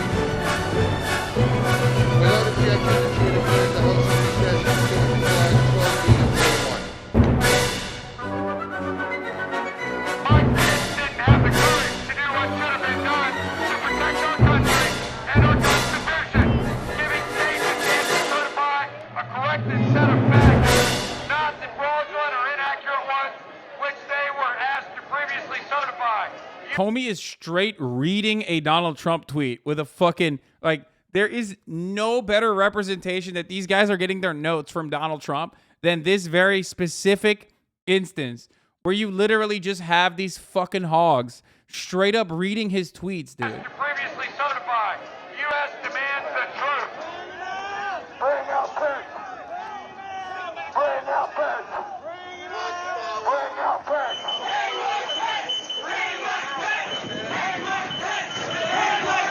For those of you who are wondering what they're saying, and you might not be able to, you know, parse through those words, they're saying hang Mike Pence.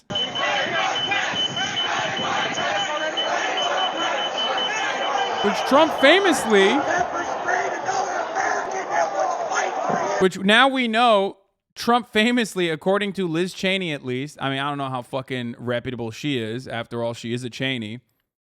Which Cheney stated, Trump said on January 6th that Pence deserves to be hanged. Here it is. President Donald Trump said on January 6, 2021, during the riot by his supporters at the U.S. Capitol, that Vice President Mike Pence deserves to be hanged for not tossing out electoral votes for Joe Brandon, according to Representative Liz Cheney, who said this on Thursday night's congressional hearing. The committee noted that Trump was told he had lost the 2020 presidential election multiple times, but lied to the American people that his defeat was due to fraud. In her opening statement, Committee Vice Chair Cheney, who voted to impeach Trump and was ousted from her position as the number 3 House Republican. She's done, by the way. She's super done. You will hear testimony that the president did not really want to put anything out, calling off the riot or asking his supporters to leave, Cheney said. You will hear that President Trump was yelling and really angry at advisors who told him he needed to be doing something more. Then Cheney said that the president indicated his support for the pro-Trump mob that started chanting, hang Mike Pence. Aware of the rioters' chants to hang Mike Pence, the president responded with this sentiment: maybe our supporters have the right idea. Mike Pence deserves it. That's my fucking sassy bitch, dude. That's my motherfucking sassy bitch, dude. Look at that. He's like, Mike Pence, that's a fake friend. He's a phony. He's a big phony.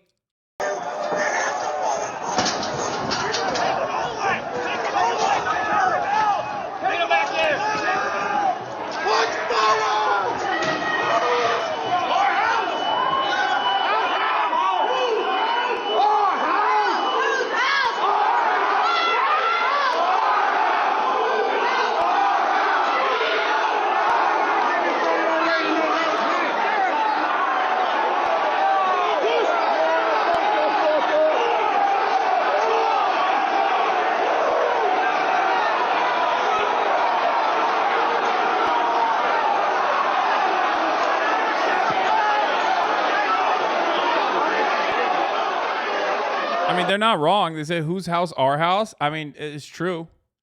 It is quite literally their house, homie. It's more their house than anybody else's, okay? You know, it's definitely not the leftist house. We can't hold this. We're going to get too many fucking people. Look at this fucking vantage point, man. We're fucked.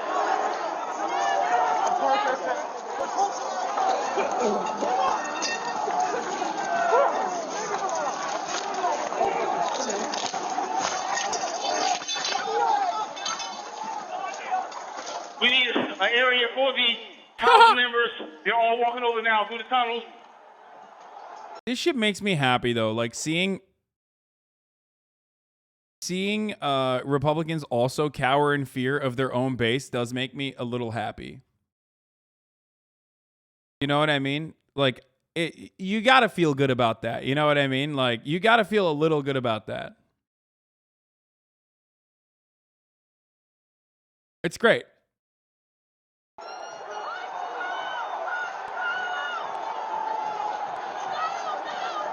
We're trying to hold the upper deck.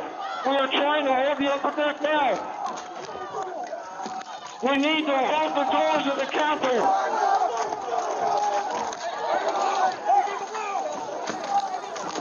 I need court support.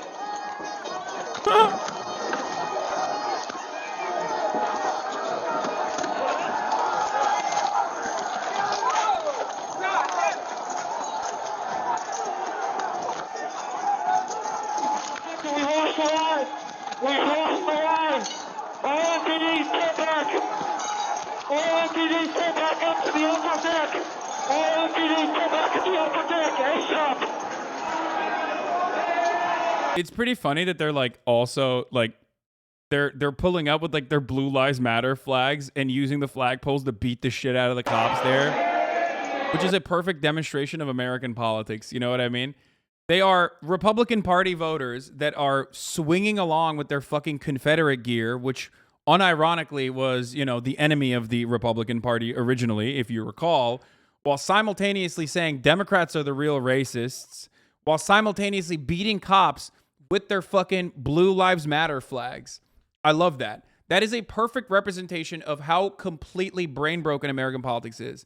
It's entertaining to watch from afar, not necessarily great when you think about the consequences of said violence going unchecked, and also, you know, the reasons as to why this kind of violent activity has manifested in this country. And what we can do, or what we will do, or rather what we won't do to fix the problem at its core. This campaign will be used against leftists? What do you mean? Dude, I mean, everything is used against the leftists.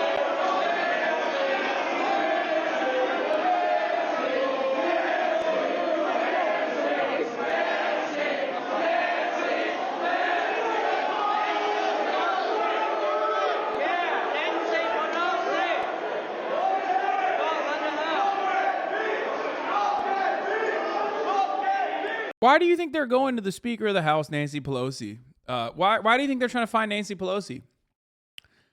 Remember, fun reminder that, like, you know, some of these dudes had guns on them. Some of these dudes had zip ties. You know, wonder what that was for. Some of these dudes kept saying they wanted to hang Mike Pence. I wonder what they meant when they said that. You think they just wanted to make sure that they would do cable management. They were like, yeah, we're going to Nancy Pelosi, Speaker of the House's room so we could do cable management for that bitch. I saw her cables. They're all over the goddamn place. That's why I brought my zip ties. Trying to make sure that, you know, random loose cables aren't running around. Right? That's why. Cruiser 50, be advised that Capitol Police is going to start moving their resources inside. Oh, We're going to start the M4 officers first. Ooh, they're fucking pepper spraying the cops and shit. They got the QAnon gear. So good.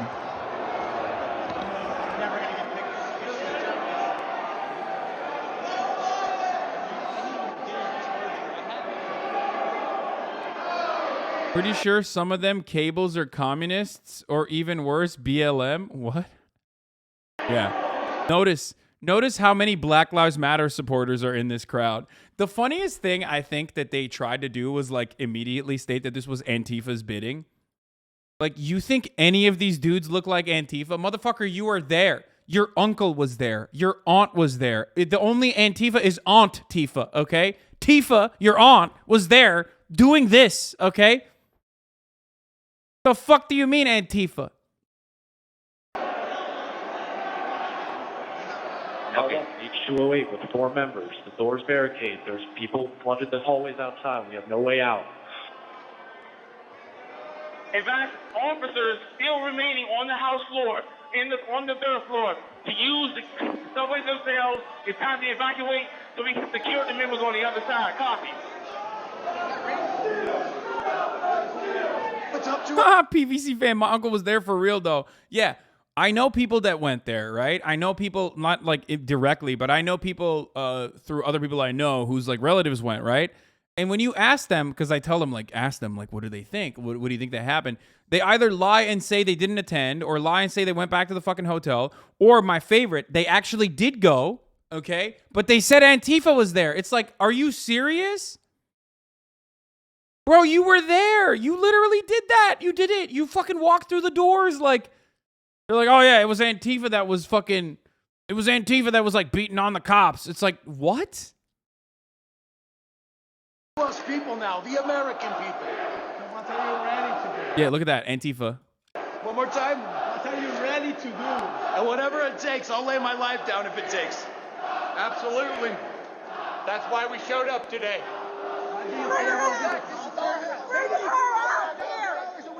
Hey!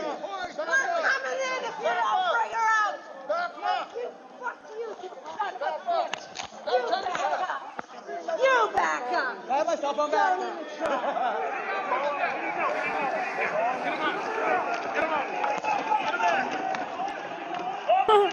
Get him up!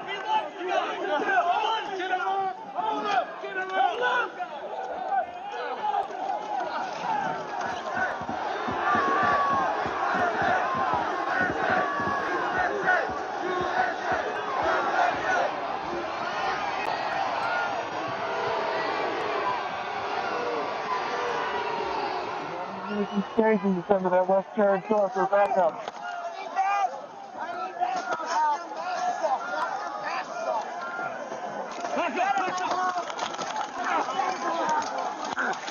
It is wild that cops didn't kill more people. They only killed like one person.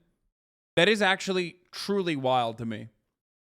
Like, it's not a bad thing. It's a good thing, obviously. Like, I'm not going to fucking sit here and be like, cops should kill more people in this situation, right?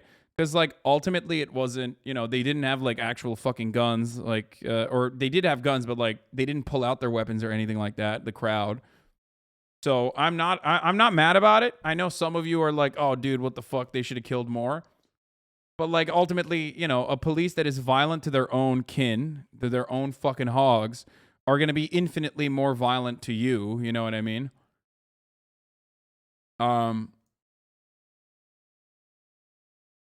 I mean, I know why they didn't kill more. Let's be real.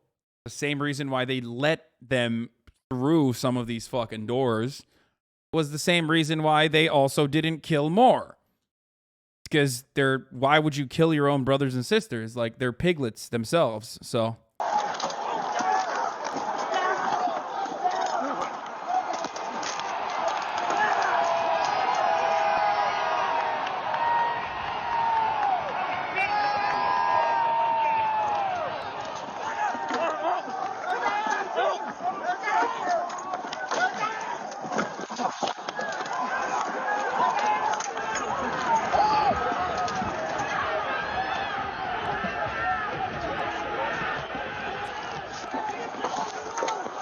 Yeah, this is hog-on-hog violence, brother, as you can see. The crowd was unbelievable, and I mentioned the word love, the love in the air. I've never seen anything like it.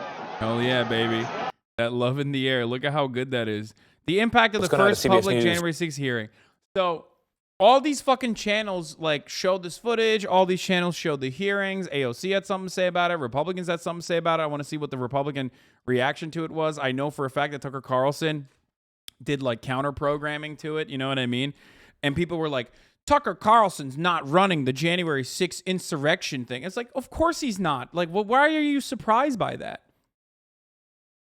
Like, why? Why would he do that? Why? Of course he's not going to do that. Hey, Hasan, just want to update you on my weight loss journey since you follow my progress very closely. I'm down 35 kilograms from 183 kilograms. Still have 40 kilograms to go at 190 centimeters. Let me know if you need any details. Thanks, man. That's good. They didn't even run commercials. Chief Political Analyst John Dickerson, who joins us from Washington. John, let me get out of the way and say good morning. What stood out to you? Good morning, Tony. So many things stood out. You had that dramatic testimony from Officer Edwards talking about slipping around on other people's blood, reminding us of the chaos. Bro, every time they say slipping around, I just think of slipping on semen. I'm sorry. It's fucked up, but...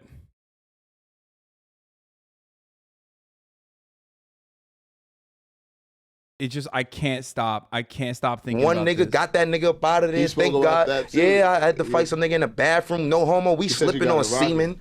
Niggas was jerking off in the bathroom, nigga. Yeah. I mean, I got that nigga up out of there. All that shit. You know, this is parts of the story that I don't like to.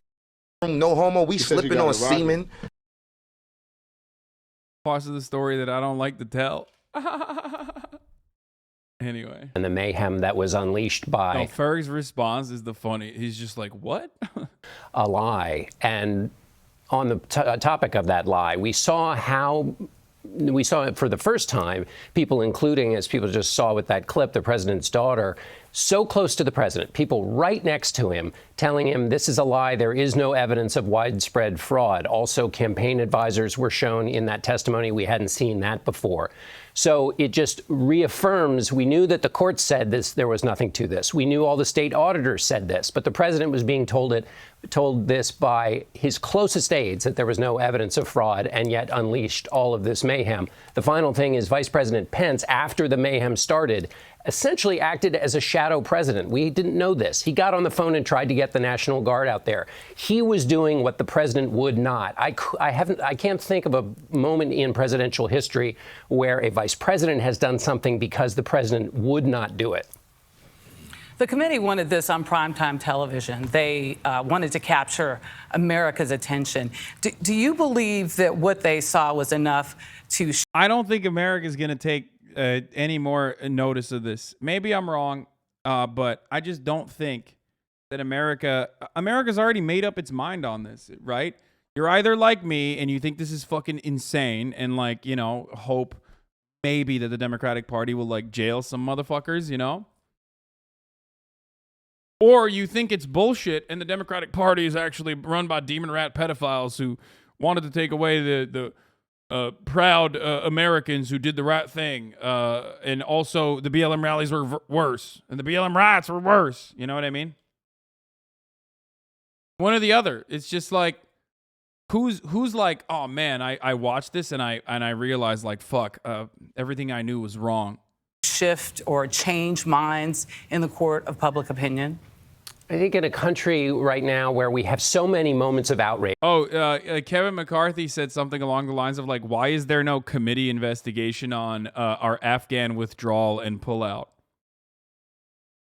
So many things to pay attention to. It's going to take more than just one evening to change minds. And you also have some number of people, whereas many Americans look at this and say Donald Trump went too far, there are a lot of Americans who think he didn't go far enough. So where public opinion ends up on this question... Dude, 42%, according to the SBLC's new data, 42% of young Democratic men are fine with, like, political violence, and that political violence is a necessity. 49% of young Republican men believe that political violence is a necessity. Was it 44? I thought it was 42. How crazy is that?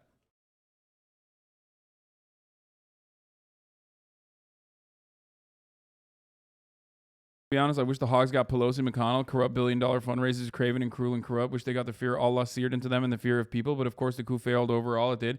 I mean, if that coup fucking successfully is implemented, it's gonna be worse. You know what I mean? What about the fact that Trump didn't even call the National Guard? Americans care 10,000 times more about gas and food prices. Oh, for sure. Is yet to be seen. But the thing that's most vital about this is not some event in the past. This is about whether the democracy can handle the peaceful transfer of power. And that's a question of the present, and it's a question of our future. So whether people are moved... What do you say to those who said the BLM protests and riots were worse? No, they're not, okay? You say, suck my cock. You talk about how violence is a constant, okay? And the BLM protests were understandable anger towards a violent police state. Okay? Those were defensive protests. This is offensive and completely built around fabrications, lies. Or not, it's vital enough that if they care about their democracy, they should be. John, on that question of the president and the future, you're right. We won't know where the public was and where they go after seeing this. But if we can take the longer view, you're a historian of the presidency. I'm struck by Representative Adam Kinzinger's comment that the hearing will change history. Do you think you've seen enough to say that that's true? Well, history has been changed already because this happened. This is the first attack on the Capitol since 1814. What made BLM protests violent was literally police response escalating when tensions were incredibly high. Okay? That's what made it fucking violent. 98% of it was nonviolent. And the 2% of it that was violent was police escalations. But you are not conditioned into thinking the police escalations as a really violent thing. You think when police escalate, you find that to be normal. That's state violence. The state is supposed to be violent. Okay? That's it. That's the difference. We're learning new historical things, like a vice president had to step in where a president. And ultimately, for the record, I don't care. I don't care that a fucking Target burned down. I don't care that the AutoZone burned down. Just like I don't care that the fucking Congress halls were ripped apart. I've said this before. Material possessions, or rather like the sacred hallowed halls of Congress, I don't give a fuck. Fuck the Congress. The Congress can suck my cock, okay? Just like the Target and just like the AutoZone. So shut the fuck up. Seriously, like I said it even then. I said it while it was happening.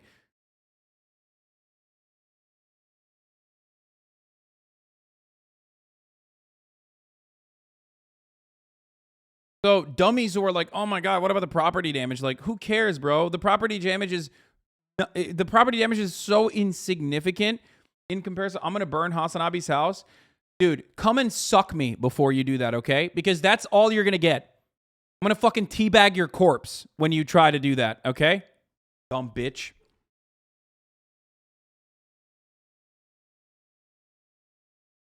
You're gonna have fucking holes drilled into your entire body from fucking penis upwards to your fucking brain. Dumb moron. You got insurance, it's okay. Am I talking about homes, dude? Do you live in the AutoZone? Do you live in the Target? Suck my cock! You stupid motherfuckers, dude.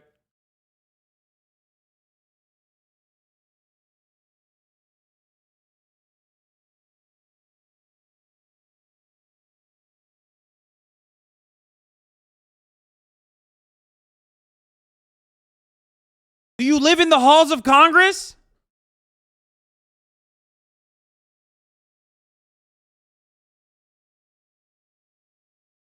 Holy shit, dude. It's so fucking stupid. Like, people are like, well, I'm going to come burn your house down, dude. Yeah, that's the same, right? That's what I'm advocating for, right? That's what you think I mean. Why do you feel the need to change the dynamic of the situation to, I'm going to burn your house down randomly? Why? Because perhaps you understand that it's not the same as fucking burning down a Target. Right? Is that why? Is that why you had to say house instead of Target? Is that the reason? That's precisely the reason. Because you're a fucking brain-dead loser. Okay? And you're not going to do anything. You agoraphobic fuck. Every time you walk outside of your house, you shit your fucking pants anyway. Suck my dick. All you got is fucking Twitter fingers. Okay? That's all you got is like threats on the internet under the guise of anonymity, thinking that you're fucking a big boy, okay?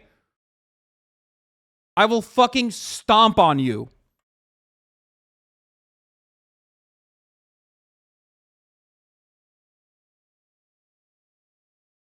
Fucking bootlicking cucklord. Oh my God. I'm defending the sanctity, safety, and security of Target here by threatening to burn your house down.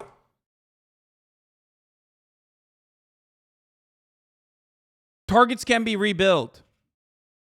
Targets have insurance, a mega corporation. Okay? But the lies that the state took unjustifiably cannot come back. Do you understand? Do you get that? As a matter of fact, when we talk about property violence, the main point of property violence is like how it impacts human beings. So if you recognize how property damage impacts the livelihood of human beings and how it's a negative consequence for fucking human beings, then you should be able to comprehend it's significantly worse when the cops kill a fucking human.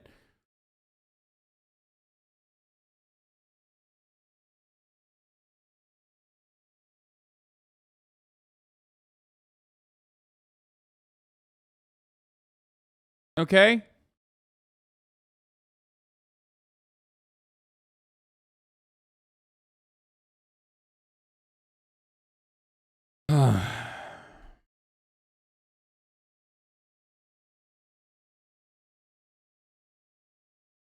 And that Chatter's life will not come back if he tries to do any shit like that. Exactly, dude.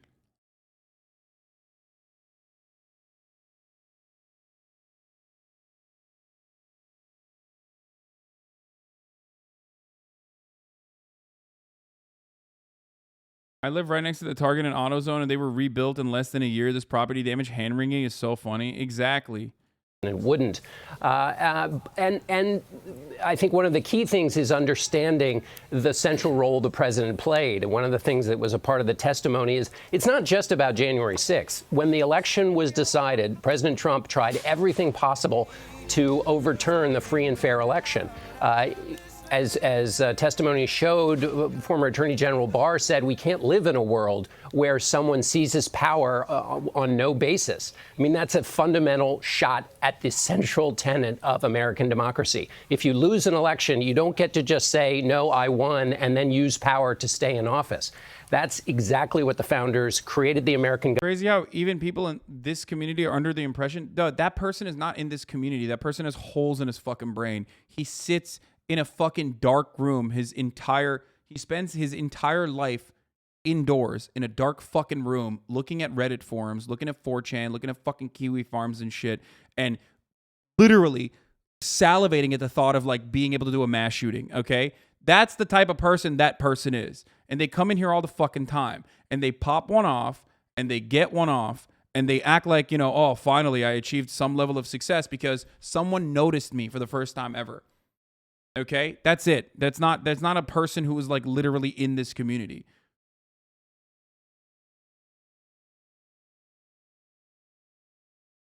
And for all the fucking weirdos that are immediately going to turn around and be like, "Oh, dude, you're talking about me." I'm not talking about you, okay?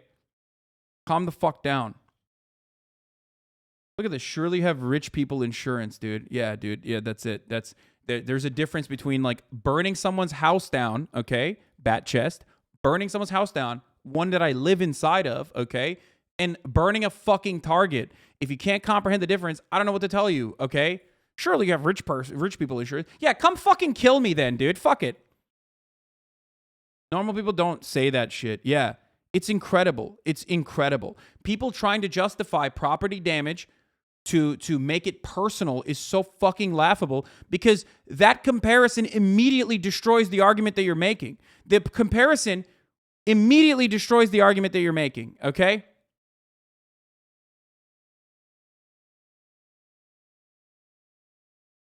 That's the point. Thank you, Bublive, for the 25 gifted subs, allowing 25 people to no longer see the top of the hour ad break, which is the worst kind of violence you will ever see in this fucking stream. Okay? At the top of the hour, there's a 60-second ad break. If you no longer want to see those ads, all you need to do is subscribe.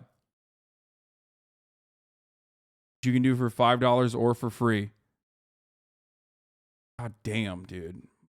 You can just steal someone else's Amazon Prime account and connect it to your Twitch account. Where you get one free Prime subscription a month.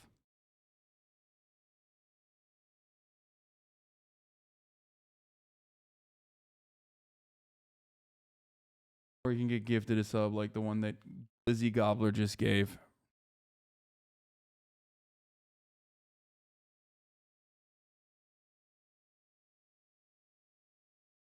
Here's the 1 minute ad break now. There's a difference between someone's personal home being fucking burned down and the local Target being burned down as a consequence of like ongoing protests against police violence in the aftermath of a person being murdered by the state. Okay? If you cannot comprehend it, I don't know what to tell you. I don't give a shit about the sacred hallowed halls of Congress. I care about human beings dying. Okay?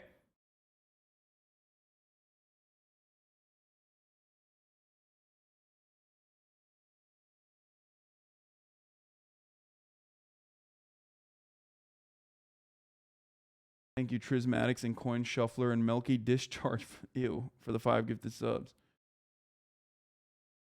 Jesus Christ, dude.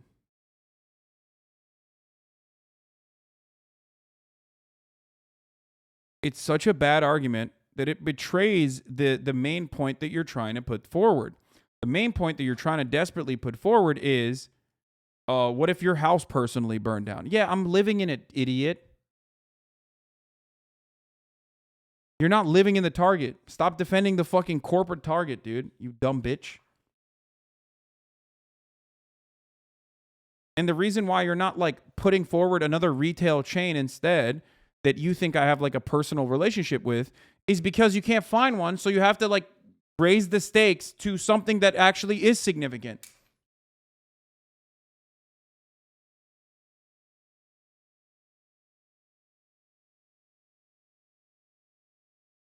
Capitalism is so incredibly powerful in propagandizing to the existence of these people that like they are so worthless that they will dick ride corporations, like mega corporations. You know what I mean? They find that to be more consequential, more significant, and a matter that needs to be defended than human lives, dude. Holy fuck. You are nothing. You're subhuman, dude. You are literally subhuman. Like, you are filth. You are nothing. If you find yourself defending mega corporations that themselves said it's okay, you know, it happened, shit pops off sometimes. Like, Target itself didn't say anything about it, but you're defending Target. Why are you defending Target that was looted more than fucking Target itself? Because it's all just about who's doing the fucking rioting, right? It's about who's doing the protesting that went violent. That's it. It's because you just don't want black people to fucking get mad about police brutality. You want them to sit the fuck down and suck it up. Government to push against. So it is, whether people see it in those historical terms or not, it is nevertheless in those historical terms that we saw that testimony and that this story sits. Yeah, and as... So sad, dude. Your fucking existence is pathetic, dog. Straight up. Like, incredibly stupid. Just so worthless. Anyway, we already watched most of this, but here, let's... Actually, we watched all of this. We did watch all of this. So yeah. There it is. Does anyone have like Kevin McCarthy's response to it and shit?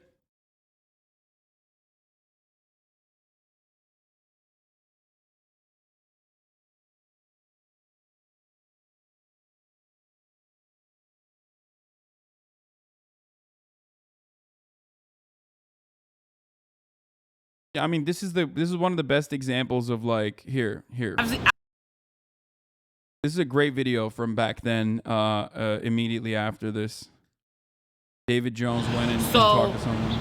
I've been seeing a lot of things talking of the people making commentary. Interestingly enough, the ones I've noticed that have been making the commentary are wealthy black people making the commentary about we should not be rioting, we should not be looting, we should not be tearing up our own communities. And then there's been an argument of the other side of we should be hitting them in the pocket. We should be focusing on the blackout days where we don't spend money. But, you know, I feel like we should do both. And I feel like I support both. And I'll tell you why I support both. I support both because when you have a civil unrest like this, there are three types of people in the streets. There are the protesters, there are the rioters, and there are the looters. The protesters are there because they actually care about what is happening in the community. They want to raise their voices, and they are there strictly to protest. You have the rioters who are angry, who are anarchists, who really just want to fuck shit up, and that's what they're going to do regardless. And then you have the looters. And the looters almost exclusively are just there to do that, to loot. Now, people are like, well, what did you gain? Well, what did you get from looting? I think that as long as we're focusing on the what, we're not focusing on the why, and that's my issue with that. As long as we're focusing on what they're doing, we're not focusing on why they're doing. And some people are like, well, those aren't people who are legitimately angry about what's happening. Those are people who just want to get stuff. Okay, well then, let's go with that. Let's say that's what it is. Let's ask ourselves why in this country in 2020, the financial gap between poor blacks and the rest of the world is at such a distance that people feel like their only hope and only opportunity to get some of the things that we flaunt and flash in front of them all the time is to walk through a broken glass window and get it. That they are so hopeless that getting that necklace, getting that TV, getting that change, getting that bed, getting that phone, whatever it is that they're going to get, is that in that moment when the riots happen and if they present an opportunity of looting, that's their only opportunity to get it. We need to be questioning that why. Why are people that poor? Why are people that broke? Why are people that food insecure, that clothing insecure, that they feel like their only shot, that they are shooting their shot by walking through a broken glass window to get what they need. And then people want to talk about, well, there's plenty of people who pulled themselves up by their bootstraps and got it on their own. Why can't they do that? Let me explain to you something about economics in America. And I'm so glad that as a child, I got an opportunity to spend time at Push where they taught me this, is that we must never forget that economics was the reason that black people were brought to this country. We came to do the agricultural work in the South and the textile work in the North. Do you understand that? That's what we came to do. We came to do the agricultural work in the South and the textile work in the North. Now, if I right now decided that I wanted to play Monopoly with you, and for 400 rounds of playing Monopoly, I didn't allow you to have any money, I didn't allow you to have anything on the board, I didn't allow for you to have anything. And then we played another 50 rounds of Monopoly, and everything that you gained and you earned while you were playing that round of Monopoly was taken from you. That was Tulsa, that was Rosewood. Those are places where we built black economic wealth, where we were self-sufficient, where we owned our stores, where we owned our property, and they burned them to the ground. So that's 450 years. So for 400 rounds of Monopoly, you don't get to play at all. Not only do you not get to play, you have to play on the behalf of the person that you're playing against. You have to play and make money and earn wealth for them, and then you have to turn it over to them. So then for 50 years, you finally get a little bit and you're allowed to play. And every time that they don't like the way that you're playing, or that you're catching up, or that you're doing something to be self-sufficient, they burn your game. They burn your cards. They burn your Monopoly money. And then finally at the release and the onset of that, they allow you to play and they say, okay, now you catch up. Now at this point, the only way you're going to catch up in the game is if the person shares the wealth, correct? But what if every time you share the wealth, then there's psychological warfare against you to say, oh, you're an equal opportunity hire. So if I played 400 rounds of Monopoly with you and I had to play and give you every dime that I made, and then for 50 years, every time that I played, if you didn't like what I did, you got to burn it like they did in Tulsa and like they did in Rosewood. How can you win? How can you win? You can't win. The game is fixed. So when they say, why do you burn down the community? Why do you burn down your own neighborhood? It's not ours. We don't own anything. We don't own anything. Trevor Noah said it so beautifully last night. There's a social contract that we all have, that if you steal or if I steal, then the person who is the authority comes in and they fix the situation. But the person who fixes the situation is killing us. So the social contract is broken. And if the social contract is broken, why the fuck do I give a shit about burning the fucking Football Hall of Fame, about burning a fucking Target? You broke the contract when you killed us in the streets and didn't give a fuck. You broke the contract when for 400 years we played your game and built your wealth. You broke the contract when we built our wealth again on our own, by our bootstraps in Tulsa, and you dropped bombs on us. When we built it in Rosewood and you came in and you slaughtered us. You broke the contract, so fuck your Target. Fuck your Hall of Fame.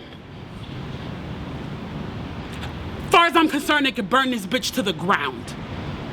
And it still wouldn't be enough. And they are lucky that what black people are looking for is equality and not revenge. One of the best subjects, it was one of the best videos I've ever seen on the matter. Of course, predictably, you know, Hasan Piker's greatest hits clips. I see successful people of color every day. The ones I know are not wasting their time making excuses for the looters and rioters and trying to get people to feel sorry for them. Asians dispel all her arguments, says analytic reason. The model minority take, once again. The notion that like Asian people are a monolithic structure is a silly one. You're not talking about like the Vietnamese. You're not talking about people that are coming in from dire conditions. You're talking about Asian people that even like myself actually have been able to immigrate into this country that are coming from significantly better backgrounds, significantly better economic situations. And you're comparing them to black people that were brought into this country through the violence, the colonial violence of chattel slavery. That is, of course, incredibly fucking stupid. As far as a comparison, as far as comparisons goes, that's dumb as fuck. No other group of people have been so robbed systemically of their own personhood, of their own personality.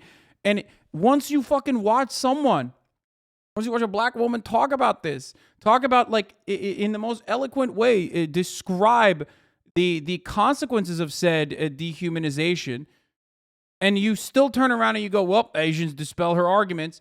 Well, there's nothing. Like, you need to be lobotomized to fucking understand.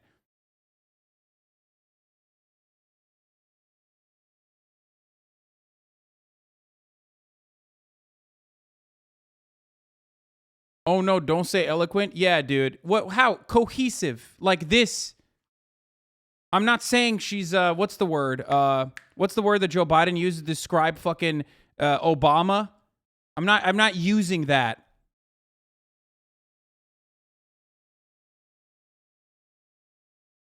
I didn't say articulate. I said eloquent.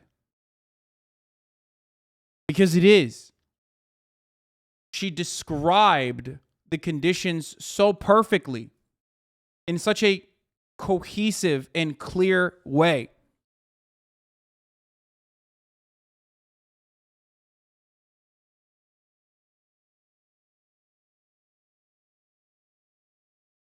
Anyway.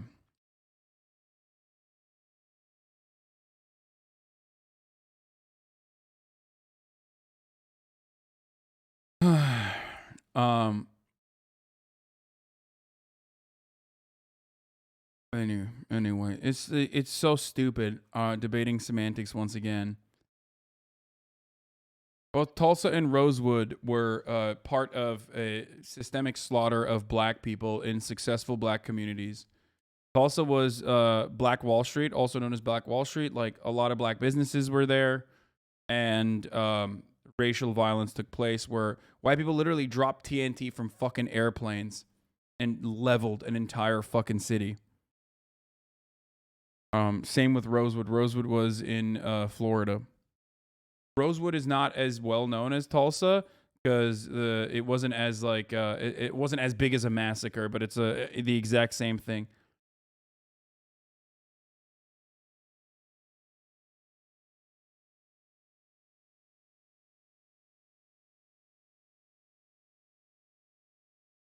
Don't forget the move bombing in Philly. Well, the move bombing in Philly is, again, a more recent example of like an entire black neighborhood being leveled, but it's not coming from the justifications for it, and the fact that the police decided to drop actual C4 into a house where there were like black babies inside of that house.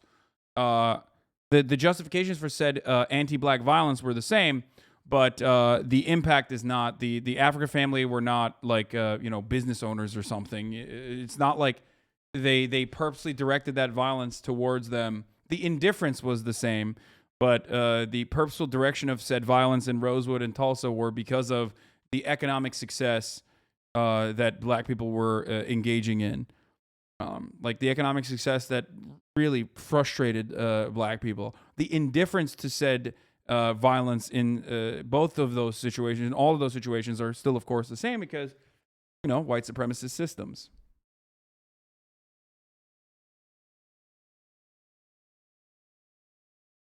It's Kimberly Jones.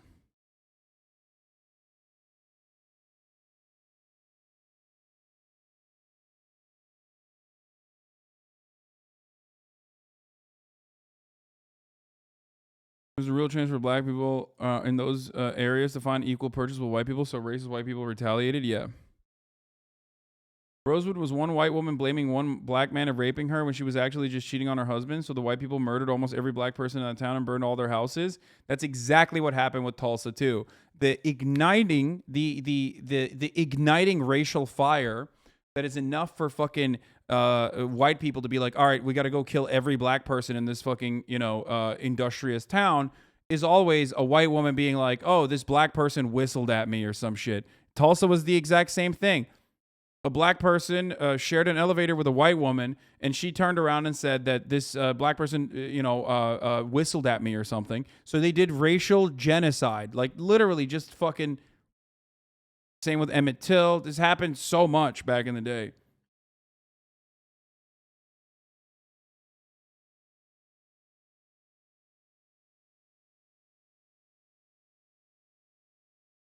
Yeah.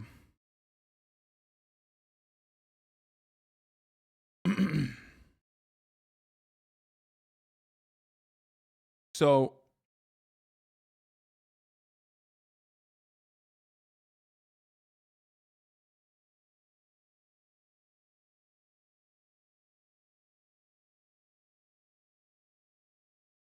an entire black neighborhood in Wilmington, North Carolina was slaughtered in 1898 as well. Almost no one knows about that one. The Wilmington Massacre? I'm unfamiliar with that even. Holy shit. Usually I'm pretty well versed in this stuff. America's only successful coup d'etat overthrow a biracial government. Oh. Okay. No, yeah, this was racial terror as a consequence. This was a coup. That's why I wasn't thinking about it in the same way. Yeah. The Wilmington insurrection.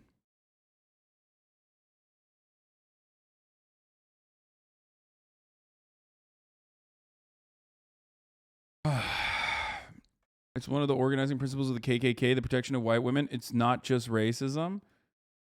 Yeah, no, I mean, it comes from racism. But yes. The FBI was created to protect white women. What do you mean? They needed a federal agency. They created a law called white women trafficking, okay? And needed a federal agency to deal with like interstate commerce.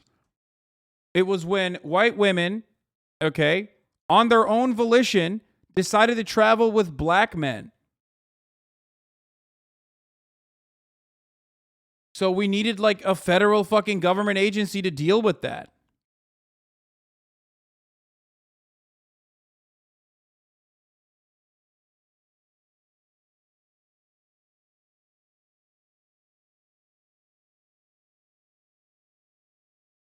Literal federal body inspectors? I mean, kind of, yes. Yeah, here it is. Jack Johnson is the victim of this this action. White people hated that Jack Johnson was just beating the fuck out of their champions. Here, yeah, the Mann Act. In 1912, Johnson opened a successful and luxurious black and tan restaurant and nightclub, which was desegregated, which in part was run by his wife, a white woman. Major newspapers at the time soon claimed that Johnson was attacked by the government only after he became famous as a black man married to a white woman and was linked to other white women. Johnson was arrested on charges of violating the Mann Act, forbidding one to transport a woman across state lines for immoral purposes, a racially motivated charge that embroiled him in controversy for his relationships, including marriages with white women. Sentenced to a year in prison, Johnson fled the country and fought boxing matches abroad for 7 years until in 1920, when he served his sentence at the federal penitentiary in Leavenworth. Johnson continued paying fights for many years and operated several other businesses, including lucrative endorsement deals. He died in a car crash in June 10, 1946, at the age of 68. He was formerly pardoned by President Donald Trump, by the way. And in order to enforce the Mann Act, a federal agency needed to exist. Dude, so much American politics, so much of our federal government, so much of our statutes, its beginnings come from white supremacist roots, including this country. So it's so stupid when people are like, oh, what do you mean? What do you mean America's racist? Point to how racist it is. Also, the Lou Alcindor rule, they banned dunking from the NBA because Kareem Abdul-Jabbar was the only black player to be able to dunk. It was seen as an unfair advantage. Yeah. It's so silly to look at all of this stuff and go, wow, where is the racism? It's everywhere. It's in every part of our lives, dude. Literally every part of our lives. Because this is a white supremacist country. It was built on white supremacist values. It was built to uphold white supremacy. Okay?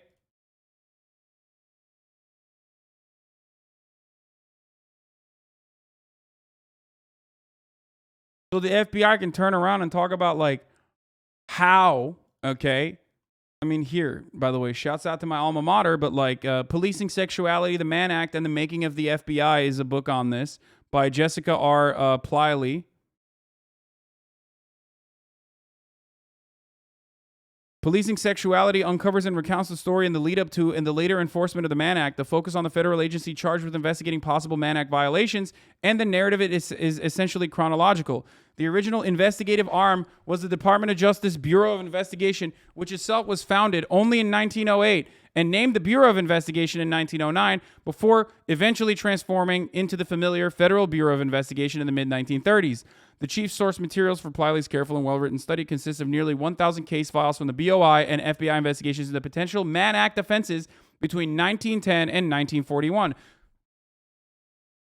which, by the way, are, of course, classified, a lot of them. I wonder why. Pliley suspects that the administrative error is to blame.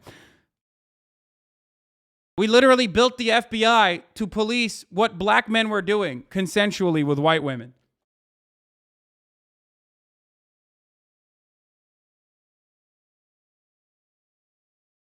Asmongold banned? Wait, what? Why? How crazy is that? It's not crazy if you know anything about American history. Actually, fuck that. It's still fucking crazy. Honestly, it's still crazy. Even if you know so much about American history and you expect it, you still probably are like, I never knew this. This is fucking, this is insane. I've talked about it before, but even then it's fucking crazy. Asmongold is not banned. Someone was just fucking lying. Got it. FBI was more about Red Scare. They upgraded from basic racism when they changed the name. No, but the original inception of a federal agency was created. Yes. Much like every institution that we have. Yes. All of our institutions are anti-communist. Oh, Zach Rahr is banned. His alt is banned. That's so weird. How the fuck does that work? Anyway, regardless, can we focus on fucking history? We're literally like, we're having a conversation about like American history, something that most of you had no fucking idea about, and you're turning around and you're like, oh, dude, Asmongold's alt account was banned. Oh, what the fuck? That's so crazy. Like, dude, how is that relevant right now, man?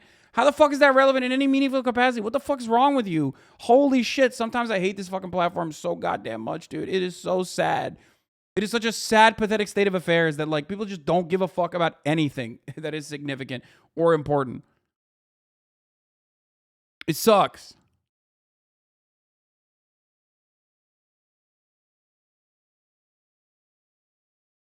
Icing on the cake is, of course, it's like me talking about fucking issues that pertain to black people. Anyway.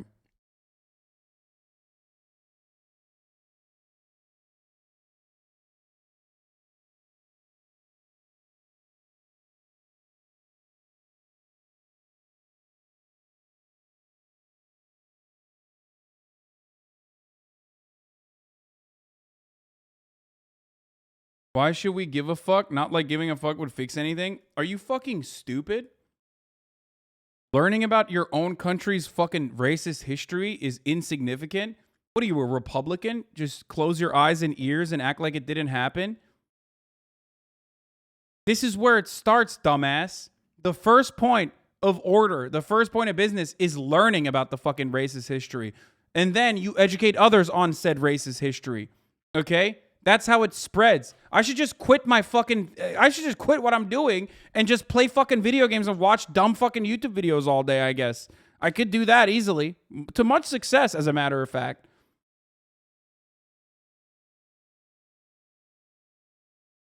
Fuck it.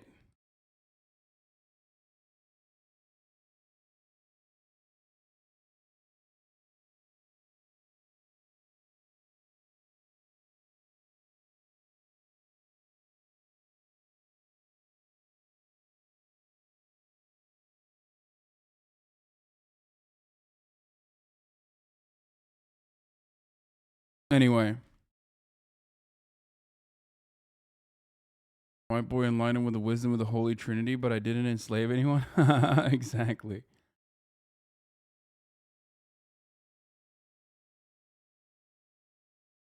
All right. Though commercialized coercive... Oh, here's the other part of it, okay? In the early years, for instance, some agents viewed their job as including the prevention of offenses, so they advised brothel owners and sex workers on how they could avoid Mann Act violations. In the mid-1930s, alternatively, Mann Act enforcement aimed at post-prohibition organized crime with the addition of perceived benefit of producing favorable press coverage for the FBI and its head, J. Edgar Hoover, who personally led some Mann Act raids. Though commercialized, coercive prostitution was the original target of Mann Act, and any other immoral purpose language raised the possibility of the act to be applied to consensual, non-commercial sex. This possibility rose in the forefront of the 1917 Supreme Court decision, which upheld Mann Act convictions for 2 married men who took their girlfriends on an interstate vacation to Reno that was intended to facilitate the divorces for the men. The legal adoption of the broad interpretation for immoral purpose allowed the Mann Act to operate as a federal seduction law, providing parents and victims a tool to use when the bounder who had promised marriage left for another jurisdiction. The broadening of Mann Act jurisdiction in the non-commercial domestic disputes was something that was long sought by many citizens. Most Mann Act investigations were initiated through private complaints about some actual or perceived sexual impropriety, another fundamental American principle, which is puritanical attitudes towards sex, by the way, or someone preying upon a family member, but not all women qualified as victims of this species of seduction. It helped if they were young, white, and of a chaste reputation. By 1940, the FBI largely abandoned the pursuit of cases involving private, non-commercial immorality.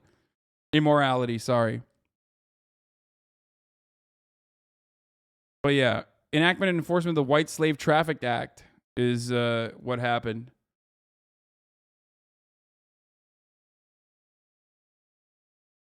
I am running. What, dude? Okay, I can't. I'm not gonna do that right now. Didn't the Republicans just try to say that white women were being trafficked recently, specifically by immigrants? Yes, of course. That's not new, is what I'm trying to explain. Okay.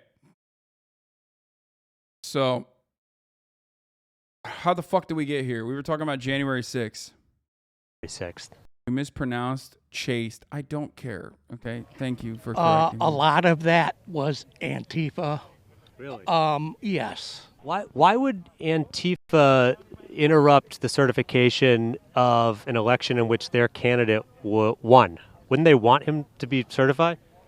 They just want to disrupt in any way possible. Do you think Antifa wanted him to be president? I guess is what I'm asking. Yes. Yeah. So why would they interrupt the certification of the vote on January 6th?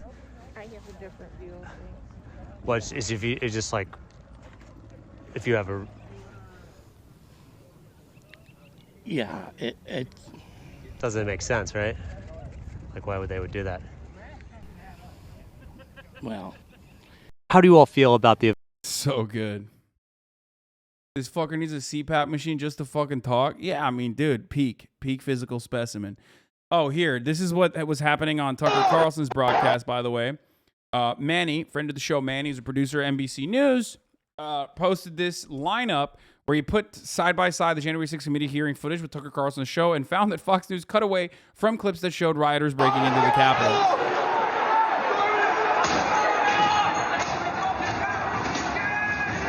Basically for her entire career and profiting off of it, but also she has to bring up this whole, it must be a big Trump thing. No, it's not a Trump thing. There is the fact of the matter, the only reason that people were there on that. You care about January 6th now? You said you are centrist in this? What? Got me, dude. You fucking owned me. Yes. Fucking got me good, dude. Yeah. Like, obviously, it's still important. Is the House committee also going to hold hearings on the atrocities perpetrated by Antifa and BLM, the looting, the rioting, the burning of cities, etc.? They should be investigated and held accountable. You know how many motherfuckers went to jail forever, by the way? Like, dudes went to forever jail. I had a friend who went to jail. He was actually fucking talking to some guy who was a normal dude, okay? Black guy. Normal dude. Fucking Molotov cocktails, a fucking police car. In jail for 12 years, okay? The idea that, like, all these people that weren't already prosecuted and immediately fucking thrown in forever prison is so crazy to me.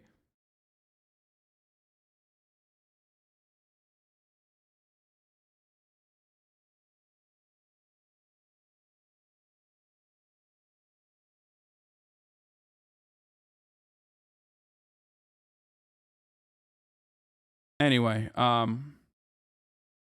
yeah, this is good news. A Texas judge just blocked Greg Abbott from ordering child abuse investigations of the parents of all trans youth in the Senate. So for now, it's held up for now. Don't know how much longer it will hold up for, but for now, we're good. Okay?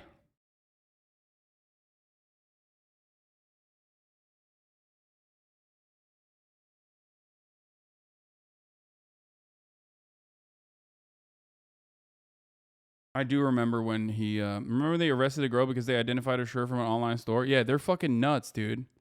They use like all matter of fucking footage and everything to arrest as many people as possible. They arrested significantly more people for fucking the BLM protest than anything else. It's so dumb that they act like that didn't happen. I don't know. I mean, what planet are they fucking living on? You know what I mean? Okay, so here's another dude. You want to talk about it? I'd talk about it with anybody. Yeah, no problem. At any time. But they're not. I'm just expressing myself. And I think we all as Americans have the right to express ourselves, especially if you're being respectful. I'm being respectful. I just asked a simple question. Really, let's get right down to it. What did I ask? A simple question. Why are we not looking into those things? If we're going to talk about it, why are we not looking into those things? Because it's kind of hard for me to say I can realistically look at it. I see the images on TV. People's livelihoods are being destroyed. Businesses are being burned down. No problem. And then we have a dust-up at the Capitol. It's not true. There's not no problem. People got punished severely for it. And the dust-up at the Capitol building is not just a dust-up. Well, there's nothing burned down. And we're not going to talk about, we're going to make that a major deal. I just think it's kind of two standards. And if we apply the same standard and we're going to be reasonable with each other, let's have a discussion. That's all it was. Damn, dude. Yeah. Undermining fucking violent fascist paramilitaries successfully coordinating an attack to try to disrupt a political process from, verifying. I mean, it was going to be unsuccessful regardless, but like, trying to disrupt, the change of the administration is just a dust up. That's awesome. Have a discussion. We're Americans. Let's talk it through. I'm for us, having a great opportunity to have a fulfilled life. Like I said, every which way I can. When I'm here, it's about love and respect. Commandeers coach Ron Rivera is fining DC Jack Del Rio $100,000, which the team will donate to the U.S. Capitol Police Memorial Fund. Oh, God. They're donating to the U.S. Capitol Memorial Police Fund. Dude, they should just fucking donate it to... Oh, God damn it, dude. Thank God. The Capitol Memorial Police Fund need more money, I think. If there's one thing I'm always thinking about that the police need, it's additional funding, okay?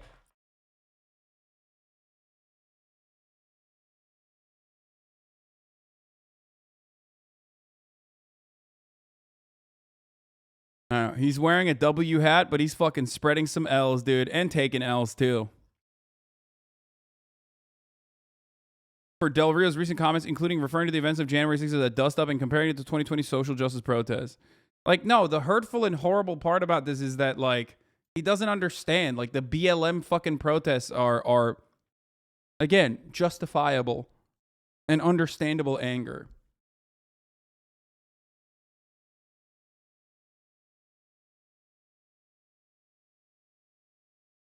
Oh yeah, we're doing no, let's get into it. The Uvalde CISD police chief says he didn't know he was in charge and dished his police radios on purpose seconds after entering Robb Elementary.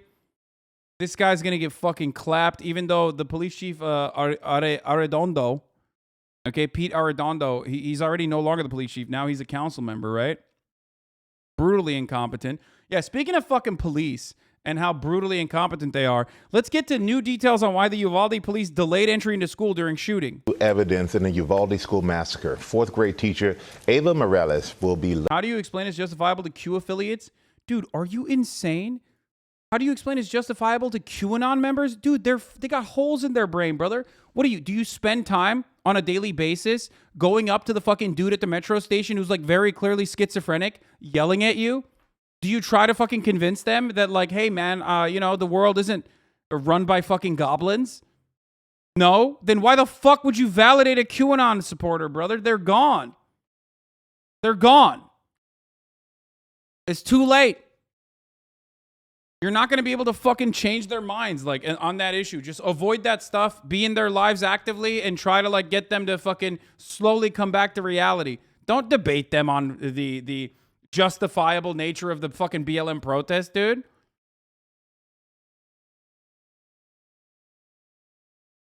Laid to rest this morning. This as state investigators are now saying police delayed going into the classroom because they were waiting for protective gear to arrive. Maria Villarreal has the latest.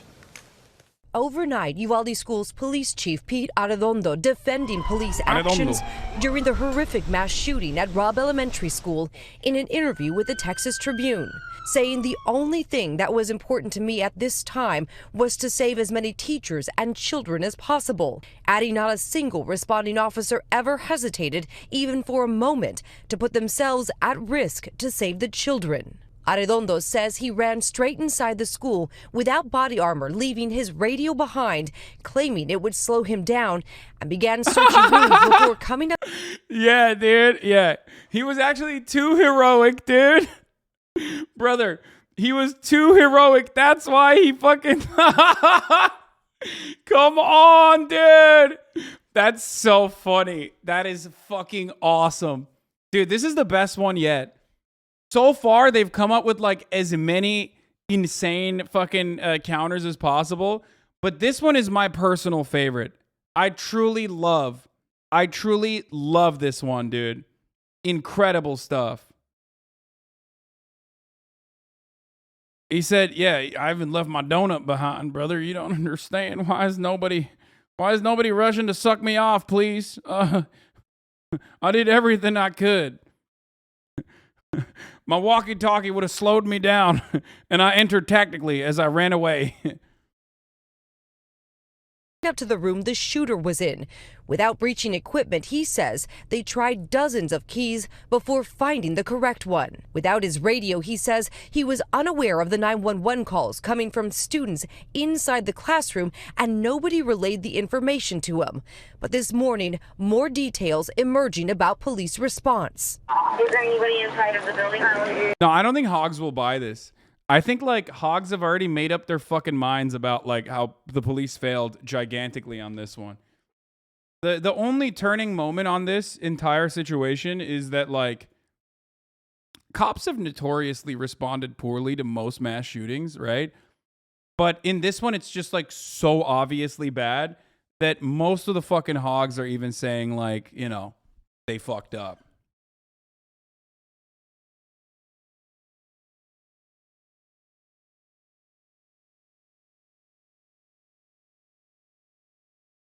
On.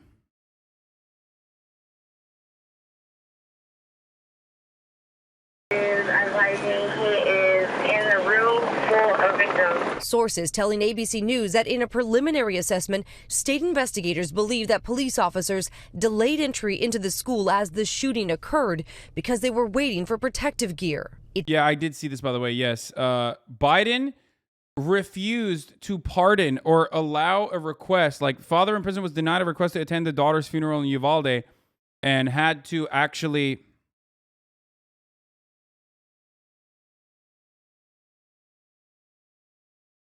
Wait, hold on.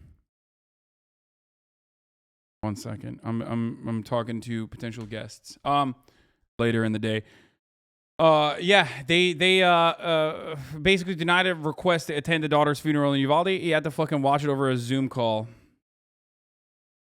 Eliana Cruz Torres was killed in the Texas school shooting. Her dad wasn't allowed to go to her funeral despite appeals from Kim Kardashian and others. No compassionate release was given to them. The choices I made, it cost me, Torres told the Houston Chronicle. I could have prevented this from happening somehow, some way as a father. I could have stopped it, somehow protected her. Yeah, he's, although, by the way, he's in prison for drug trafficking and conspiracy. 20 years in federal prison. And was already scheduled to, I guess he was scheduled to release in fucking 2033. Yep. Can't have that, dude. He might have sold drugs at the fucking funeral or something. You know what I mean? Because they're trying to make this a holiday. Ashley Babbitt Day. I love that. I'm memeing this, dude. That's hilarious.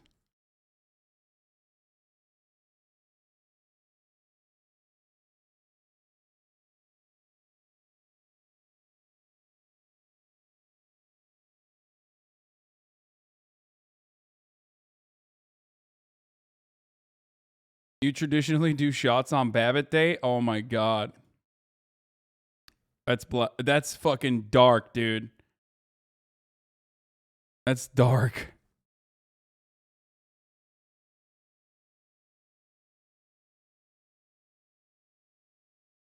Careful, Hasan, you'll stir up the patriots in this country. Yeah, this one was a good take from Uvalde too, by the way.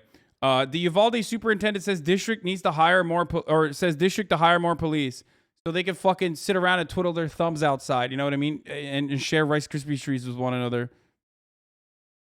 Listen, brother, you don't understand. It's not enough that we had 60 cops outside doing absolutely nothing. We need more than that, brother. 60 cops is not enough.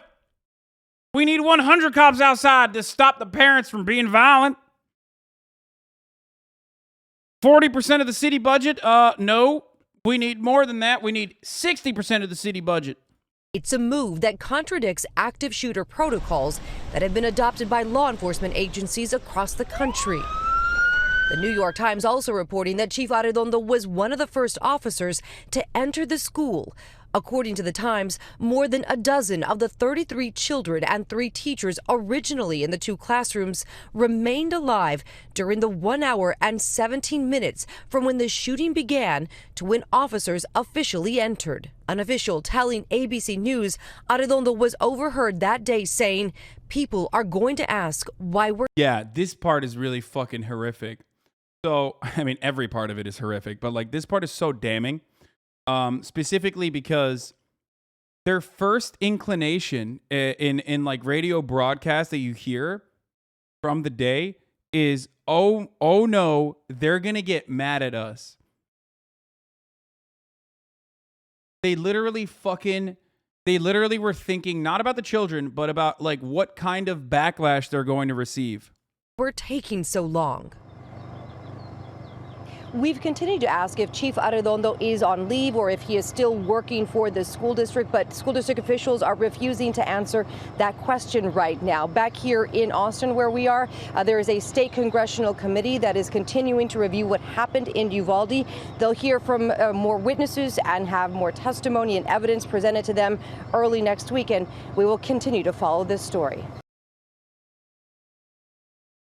There will be Speaking of which, since there is an incredible amount of gun violence in this country that is like perfectly just a part of American, like the natural American existence, we are going to watch the gun safety group March for Our Lives planning mass demonstrations nationwide this weekend. I will, of course, be attending the one in downtown LA tomorrow. I will be live streaming the protest that I will be attending, and I will also be speaking at said protest. So maybe I'll see some of you guys there. Okay. But here, nationwide demonstrations tomorrow over the lack of action following yet more mass shooting. There are going to be mass demonstrations everywhere. Santa Monica, there's going to be a mass demonstration. There's going to be a mass demonstration in downtown LA. A couple other places in Los Angeles. There's going to be one in D.C. and a bunch of different cities. In this country, they are led by March for Our Lives, which was formed in the aftermath of the 2018 attack at Marjory Stoneman Douglas High School in Parkland, Florida. Organizers say there will be more than 450 marches across the United States. The largest is being held at the Washington Monument. The message to Congress is, quote, "You're killing us with your inaction." Jacqueline Corn is one of the founders of March for Our Lives, and she joins me here this morning. Good morning. Good to see you. Good morning. Thank you for having me.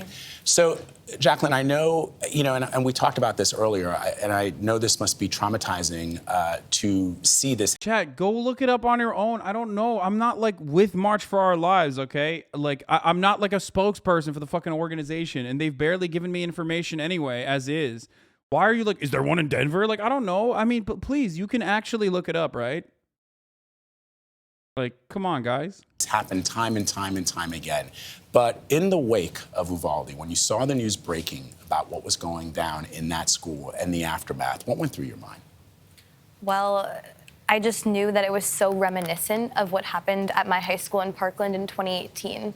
I mean, you had a teenager who should not have access to firearms getting to walk out of a gun store with a semi-automatic rifle and using that weapon to kill innocent children in the place that they're supposed to feel safest. And I just know that the people in Uvalde must be reeling after the deaths of 19 children and 2 teachers. They now have a lifetime ahead of them of healing, and they're going to face incredible trauma similar to what my friends and I deal with back in Parkland. And it feels, though, like we've been here before, Sandy Hook, Parkland. In each of those instances, Congress fails to act. You did this march in the wake of the shooting at your school. Nothing happened. Are you hopeful that anything will change this time around? Well, I wouldn't say nothing happened. There were actually over 150 state laws passed after the march and the shooting at my high school in 2018. And those laws have saved thousands of lives collectively. It's important to point that out, that at the state level, there is action. For example, here in New York State, just in the wake of Uvalde, we've seen action by the governor. Exactly. And that state change is really necessary, and we need to see more of it. But it's so important that we see federal change because of gun trafficking across state borders. You and your classmates were thrust into the spotlight in the wake of your tragedy. How has the group changed? How have you grown since the horrific events of that day? Yeah, after the shooting, I pretty much thrust myself into advocacy because I knew that if I was lucky enough to survive the shooting and some of my peers were not, I needed to do something productive with my fear. And so I kind of spent the rest of my high school career throwing away the rest of my childhood, really, and doing this advocacy work. But I went to college and I took a step back for a time. But now, in the wake of the Uvalde shooting and the Buffalo shooting, I think this country is at another turning point. And I really think this is the time where we're going to see real substantial change. So I'm getting back out there, I don't even know what chat did. All I saw was fucking people yelling at supposedly what chat was doing. So I don't know what's going on. With my fellow peers at March for Our Lives. But I've grown so much, politically. I've come to really understand the political barriers that exist in this country, which I didn't know back then. And I know it's tough to create change, but I know it's possible. When Joe Brandon visited Jimmy Kimmel, and apparently Republicans were very mad because he correctly pointed out that Republicans were responsible for some of the violence here. I'm just gonna fucking close this tab. We already covered this. We covered that. We covered this. Ontario, boring. New national holiday. Oh, Ben Shabibo, dude. By the way, however much money the Daily Wire has, it's too much. Why am I saying this? Because these motherfuckers have literally cornered the market in ads, dude. Every fucking time I have a video out there, every video I have out there, it's all Ben Shabibo ads, dude. It's crazy. It's the fucking what is a woman, who is a woman ad. It is wild. Did they buy out like all of the inventory available on the political sphere? Straight up, dude. Straight the fuck up. Anytime. All of my videos have like fucking what is a woman ads. Craziness.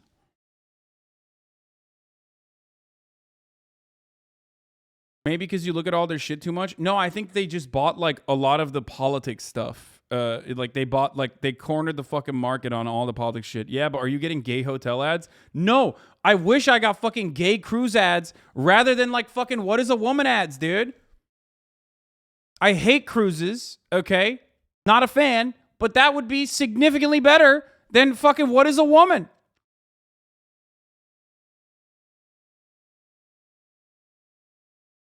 This would be absolutely despicable and insane lunacy if I saw it on CNN or MSNBC. To see it on Fox News is a complete betrayal of anything remotely resembling conservatism or decency. Matt Walsh, thread. I have appeared on Fox News many times. I appreciate the platform they've given me. If what I'm about to say ruins that relationship, so be it. We have to call this evil lunacy out wherever we see it, especially on our side. Me walking down the street, you wouldn't think anything different. 14-year-old Ryland Whittington is a typical Southern California. Bro, they're fucking mad that Fox News covered a trans teenager without, like, you know, without advocating to murder him. Teenager. And the Whittingtons, along with mom Hillary, dad Jeff, and sister Brinley, are a typical family. The only difference, though, in Ryland's eyes, is what this family can mean to the tens of thousands of kids under 18 who identify as transgender. We put our story out there so people could see that, like, there's another family out there that is going through what we're going through, or there's another family who's proud of who they are. Before Ryland could even speak, he managed to tell his parents that he...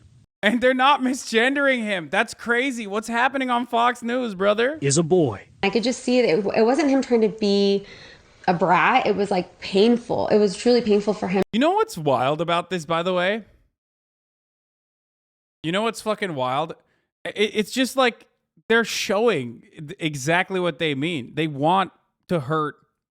They want to hurt and be like, they want to bring pain into trans people's lives and to their families. Like, that's it.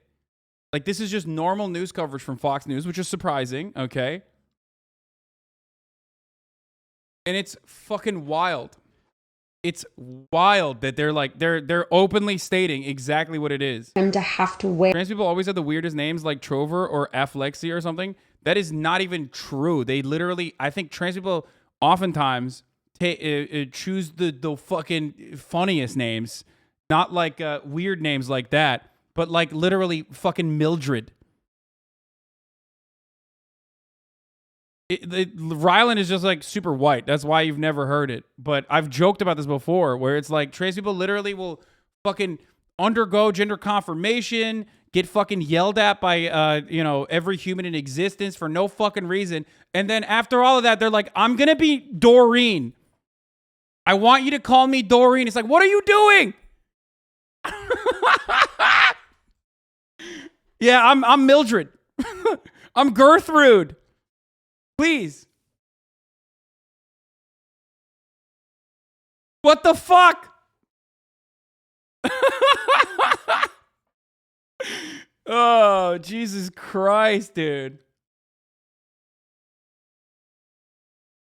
It's just like names that have not been used. Names that have not been in use for like 100 years, okay?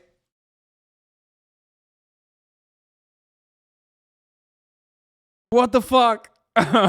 Wear feminine clothing and for us constantly telling him that you're a girl. And unlike some trans kids, when Ryland came out at age 5, a few years later, he had the full support of his parents. Initially, there was some pushback from us in trying to understand this. We were confused like most people are. We thought that gender and sexuality were the same thing. It took us a while to figure out that those two things are different and that children actually do recognize their gender identity very young. Some of them, not all. But they listened to Ryland and to Hillary's conservative faith. For me, it's just a deep spiritual belief that you believe in God and he, you know, created us the way he wanted us. Well, then yes, he created Ryland just the way he is. And they listened to families they met in support groups. There was a father. This is actually a wild story. I mean, goated parents, straight up.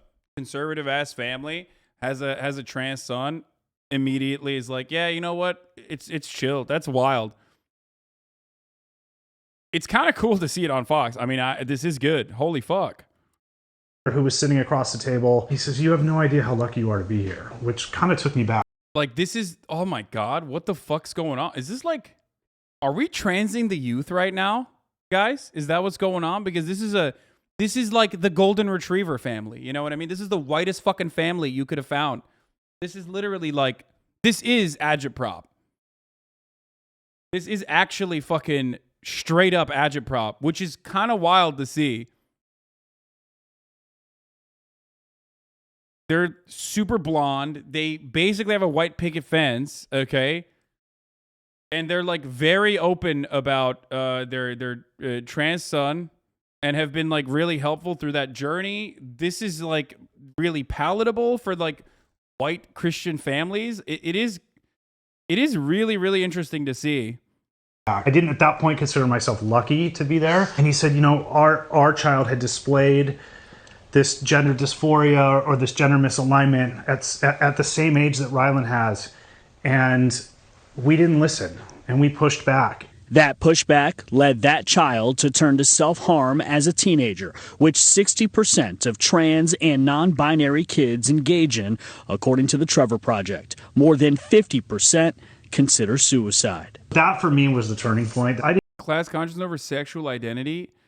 Man, why don't you fucking shut your dumb ass up for one goddamn second, okay? You fucking idiot. Class consciousness never did it. Like, what do you mean, dude? What the fuck are you talking about? Like, you can still single out trans issues in a moment when, like, trans people are fucking being singled out, okay? I already did my fucking rant about how the Democratic Party is awful because they don't actually fucking feature, like, class positioning and class-based and class-based solutions before sprinkling in a defense for trans people. They don't do either of those things anyway, regardless. But like every time you see like a trans person or being attacked or whatever, or being defended, and you go, oh, what about class? Then you're doing an all lives matter a little bit. It's giving all lives matter, sweaty. Calm the fuck down. I didn't want to see Rylan to go through that. I'd rather have a living son than a dead daughter. And I guarantee that if we had pushed back and done what a lot of parents do, I don't think that we would have either one of the kids that you see before you here today. Allowing him to live authentically and true to himself and be who he really feels like he is. When you get to know Rylan, you see just how proud and confident he is of himself. Rylan's story got international attention in 2014 when a family YouTube video went viral, and Hillary has since written a book called Raising Ryland. I never thought that I would be known for this, like, as well as I am. I think, like, we talked about passing before. It's not the end-all be-all of being trans, obviously, but passing is obviously important for safety in a lot of circumstances in an otherwise like super transphobic society. And one thing that you have to fucking mention, one thing you have to note is like, this is the main reason why conservatives freak the fuck out about kids getting puberty hormone blockers. Okay. This is it.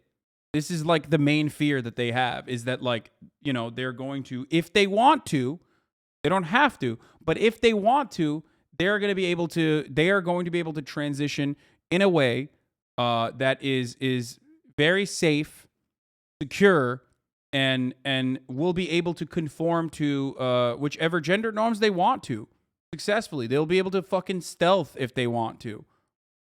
You don't have to, but that is 100% terrifying for conservatives. That's where it comes from.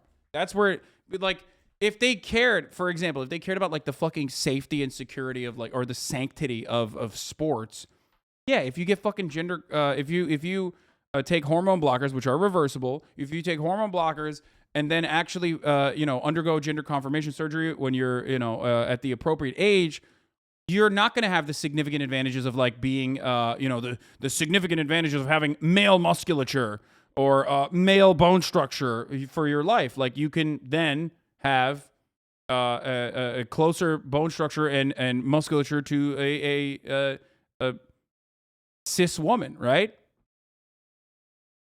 And they don't want that. They don't want that at all. They're just like constantly fucking owning their own arguments. They just don't want trans people to exist. That's where it starts and that's where it begins. Stop ear rape?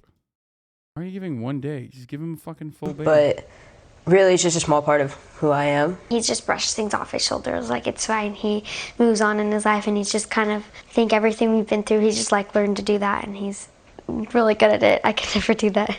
The Whittingtons believe sharing their story could make a lasting difference in another child's life, something they learned from that support group father nearly a decade ago. I'm just here to make the ride smoother for others. You might be struggling right now, but we believe in you. This family, we might not know you, we might not know where you live, but you know, we understand you. Bro, this is crazy, dude. Like, look at this. They're playing fucking baseball in their house, like right outside their fucking, you know, nice little fence. This is like, you could not have cut better fucking pro-trans agitprop if you could. Holy shit. No wonder Fox News fucking covered this. We believe in you. What extraordinary courage displayed by Ryland. What is going on? What? My man said courageous. What is happening, dude? What the fuck? Did I get hit in the head? What am I looking at right now? This is freaking me out, chat. What is happening, dude? What the fuck's going on, dude? Holy fuck.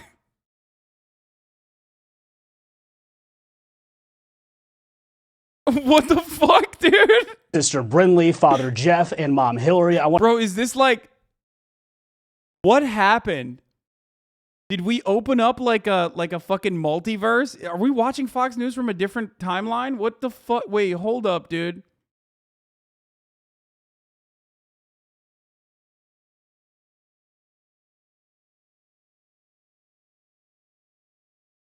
What? Dude, what?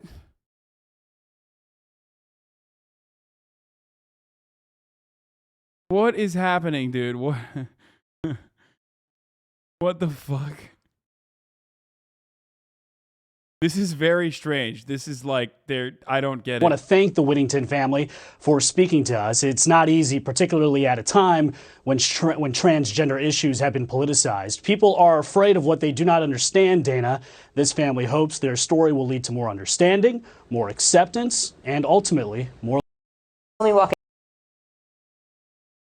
This would be absolutely despicable, insane lunacy if I saw it on CNN, MSNBC, to see it on Fox News, a complete betrayal of to see anything remotely resembling conservatism or decency. Every element of this video is propagandist and dangerous garbage. The report states that his biologically female child was choosing her gender before she could speak. This is madness. The report further states that Ryland's parents began social transition at the age of 5. This is child abuse. The vast majority of children... No, you know what child abuse is? Ben Shapiro being a parent, okay? That's child abuse, motherfucker. The report is absolute horrifying propaganda. We got mom citing her Christian faith to justify the perversion of biological identity. We got the radical gender theory activist Trevor Project, the radical gender theory activists at Trevor Project, which do what exactly? Crisis counseling for suicidal fucking teenagers that have been pushed away from their homes. Yeah, that kind of radical gender theory activists, you know, the ones that are like, hey, they're stopping me from causing trans people to commit suicide. That's radical.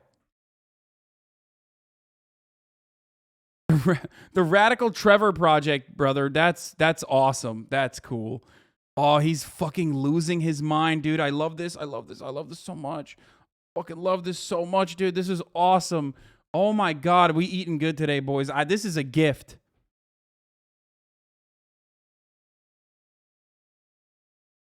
Oh my God, bro tweeted 50 times, dude. What the fuck? This is awesome.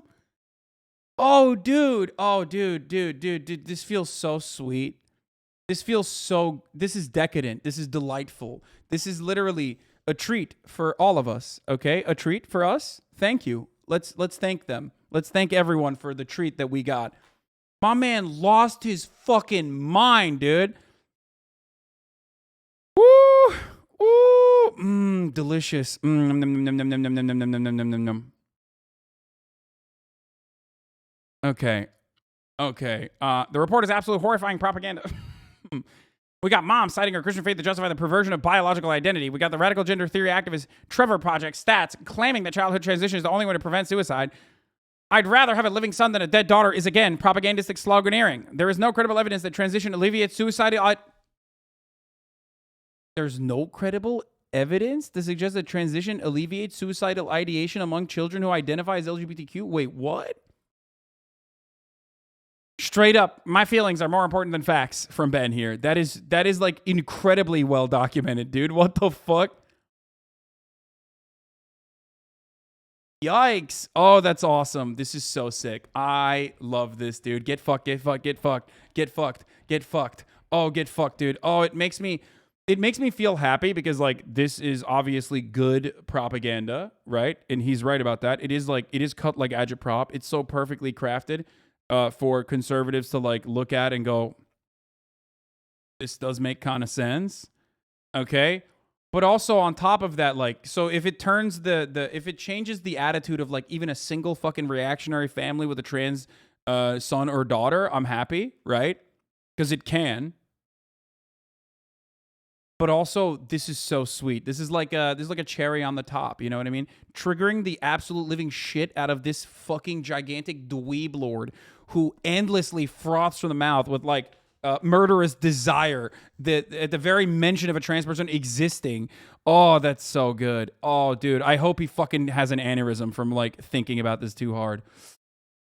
My mouth is watering right now, dude.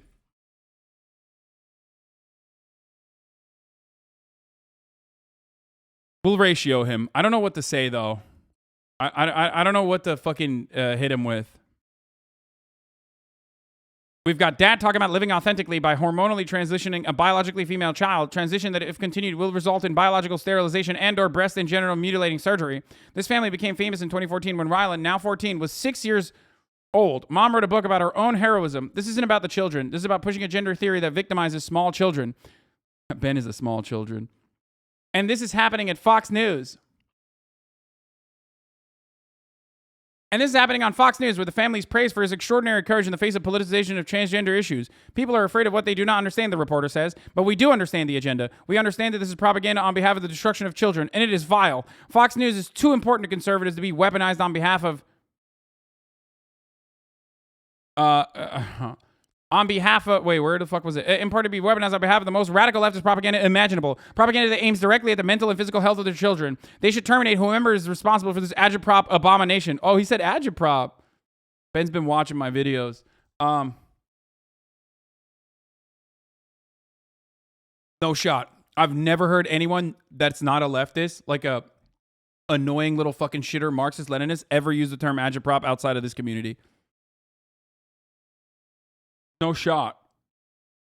I've never heard anyone use agitprop outside of like, theory nerds that love Lenin.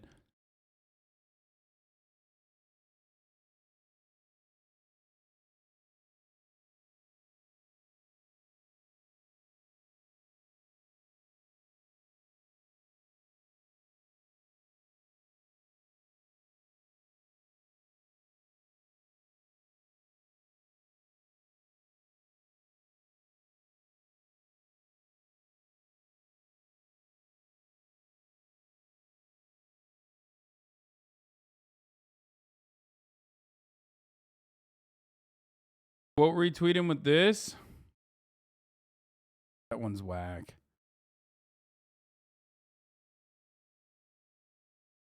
Incredible that I've been absolutely seething at the prospect of a trans teen living a normal life featured on Fox News.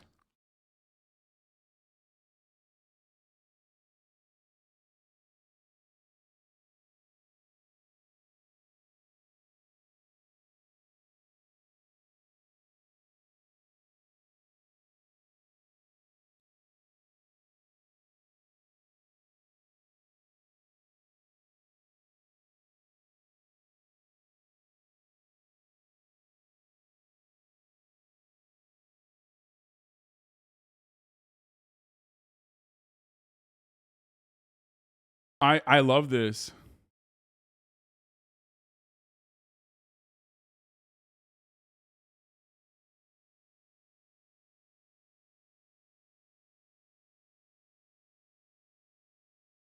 Dara006, thank you for the 5 get the subs. All right. Another thread from today where he's malding. Oh, dude, there's more? Utterly ridiculous. Commanders, oh yeah, the Del Rio's original argument, I can look at images on TV, people's lives are being destroyed. I just think it has two standards. Yeah, this one's not as sweet, honestly. Because he only has 4 tweets on this, you know what I mean? He has like 20 on the trans thing. Get him with the trans Punisher.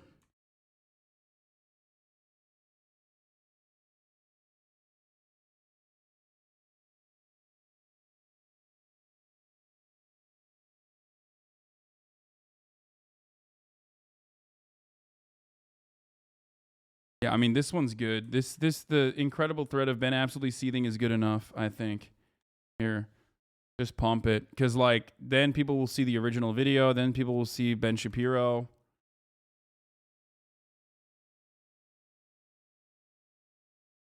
This makes me so happy. Wow. Minor victories, you know? Little dubs here and there.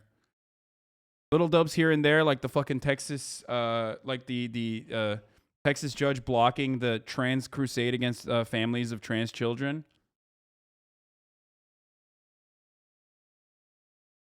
You know what I mean? Could have ended him with my meme. No.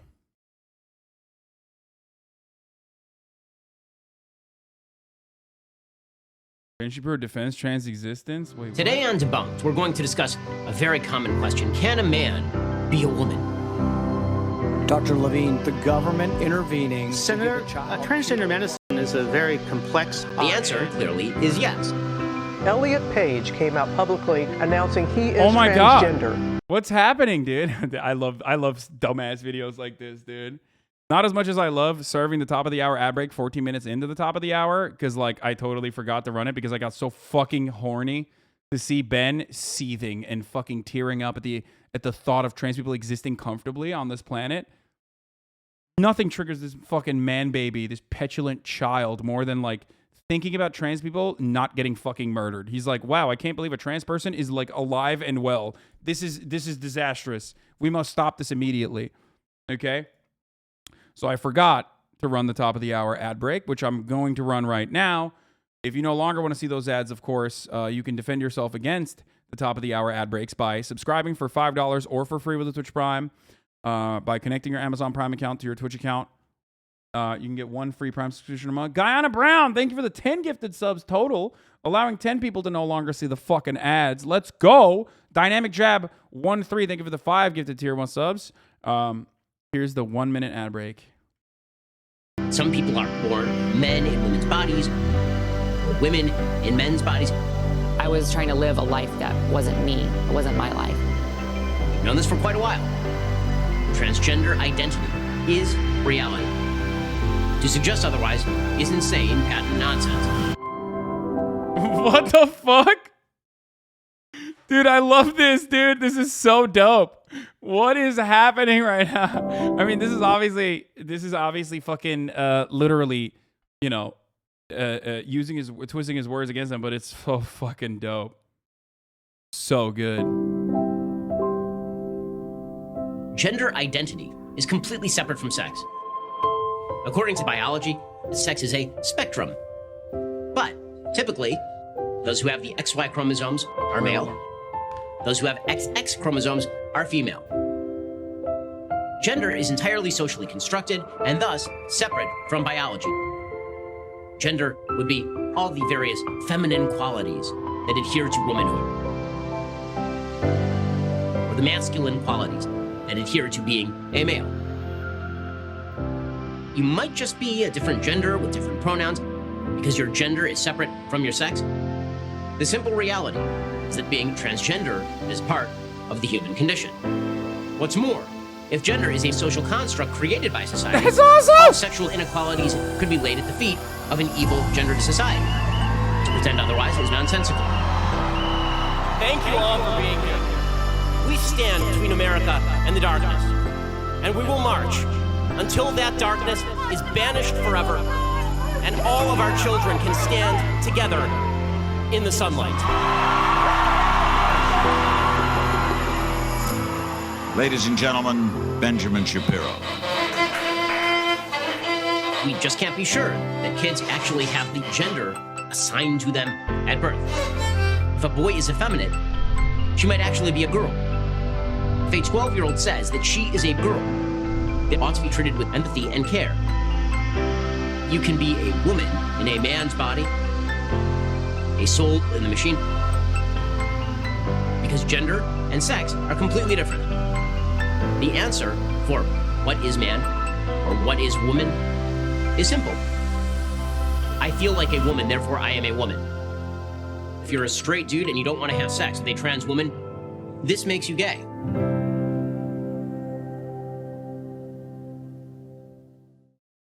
Did you know that every like on this video creates one additional leftist tier? Don't ask me why. That's called science. To take advantage of this amazing opportunity, hit the like button. Fire. Yeah, I agree with you, Ben. Thank you. And also PragerU. Wow, what a change of events, dude. We're just moving on with the alternate universe.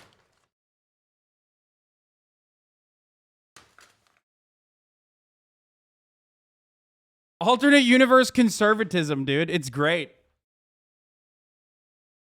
Yeah, we're taking a glance into like a fucking planet where, you know, Ben Shapiro is defending trans existence, where Bernie Sanders is the president.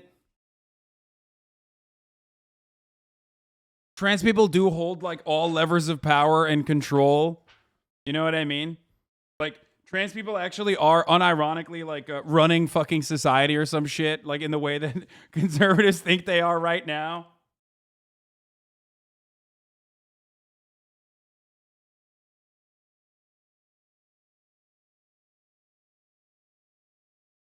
That'd be great.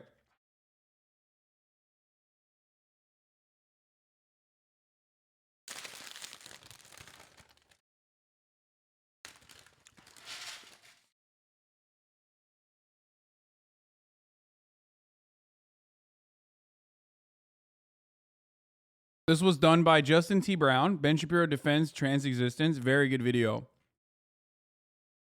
I'm shifting. Yeah, I'm literally shifting. Bernie Sanders wins.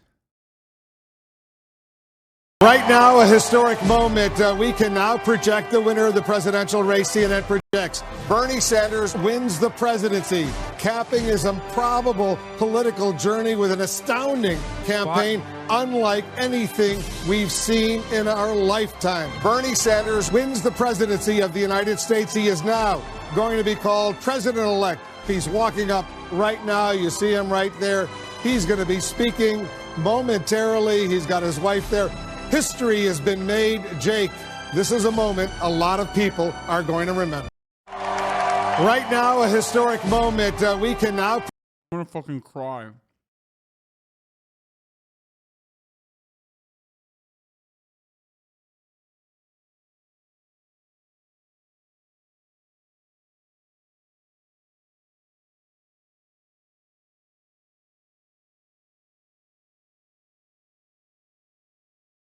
Just imagine, dude, a better future.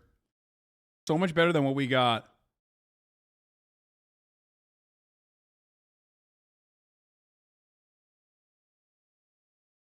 Wow.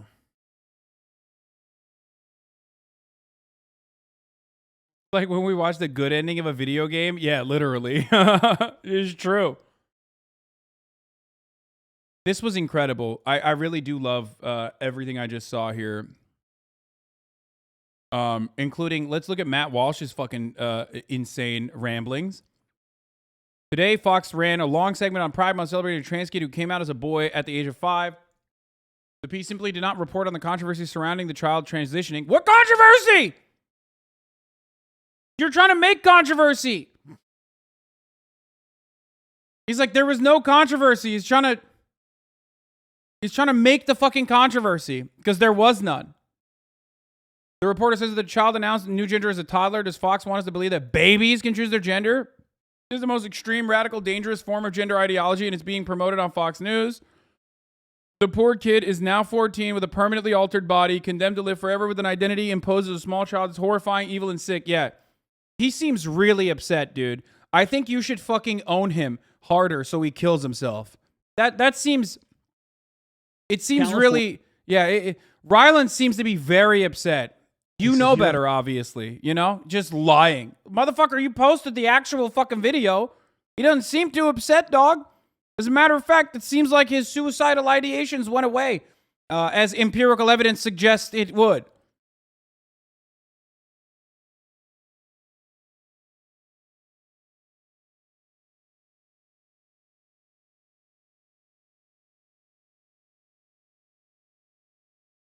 I know for a fact that many people at Fox do not approve of this and never would have agreed to their air radical far-left trans propaganda, but Fox reporter Brian Lennis chose to do the story and someone at Fox chose to put it on the air. Everyone involved should be fired immediately. Oh, I'm coming. I think I'm coming. Oh, God. Oh, fuck, dude. This is actually, this is better than anything I thought I would watch today.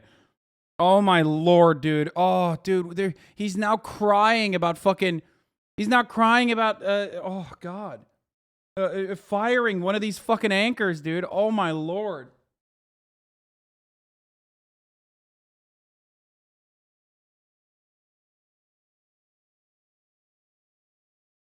Wait, hold on. What happened to diversity of opinion?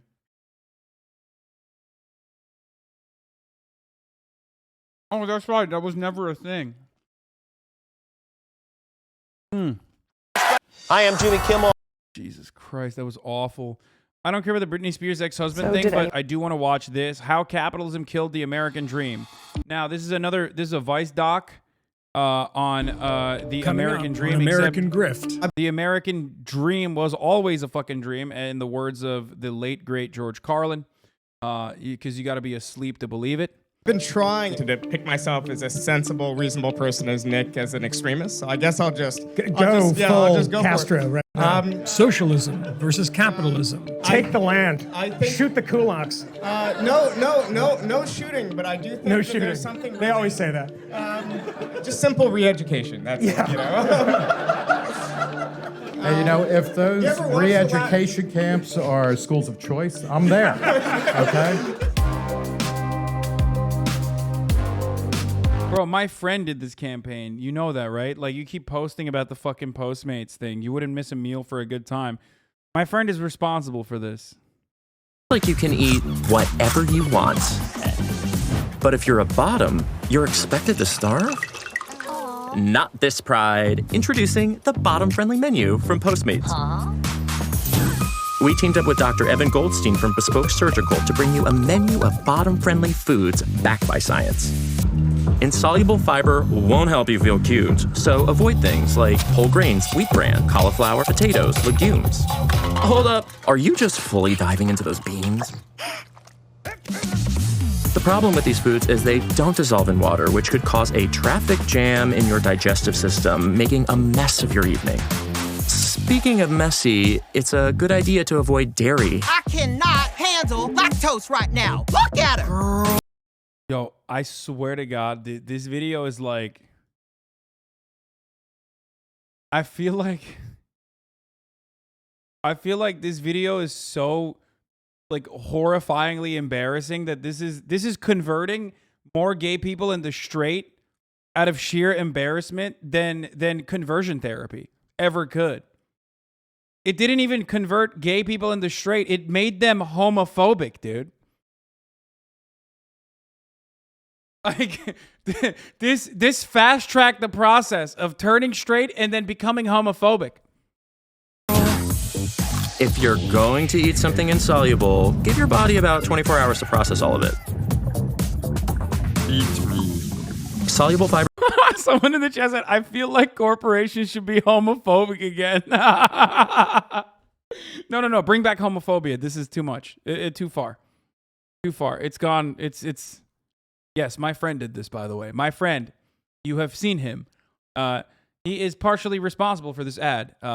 Maurice, who has been on the show before, who went with me to purchase the vehicle, he is responsible for this ad. Fibers and protein are the key to having some good, clean fun. These all digest easily and slowly while feeding your good gut bacteria, which makes sushi a great bottom-friendly option. There's no right or wrong way to bottom.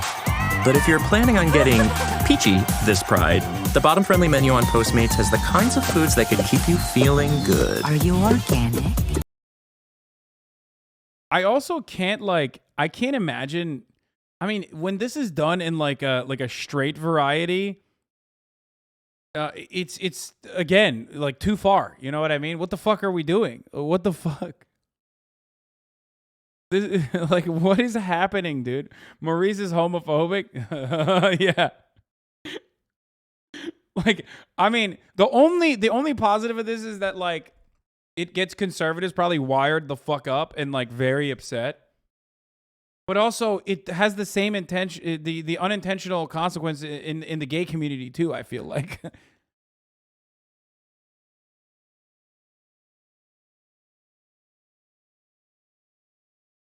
This video is literally a love letter to your gay chatter community.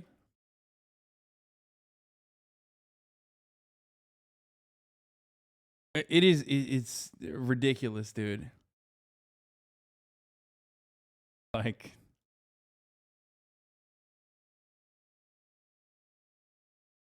ridiculous. The straight version of this is, here's your health conscious minute to help you and your bros shoot the fastest ropes. Yeah, no, like, no, it's cum stacking. Yeah, this month for Straight Pride, we decided to give you foods that will help you lay the thickest ropes. Here's the best food for fucking your wife. The new KFC double chicken burrito bowl, brother.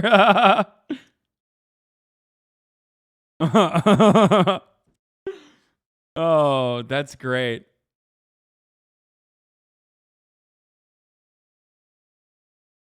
You can have some straight sex this Valentine's Day. Try our pineapple smoothies at Jamba Juice. It'll make your cum taste like pineapple. Check hidden reply. Who said that? I'm banning you. Where is it? Where's the motherfucker who said check hidden reply? On Twitter? On Twitter? On this post?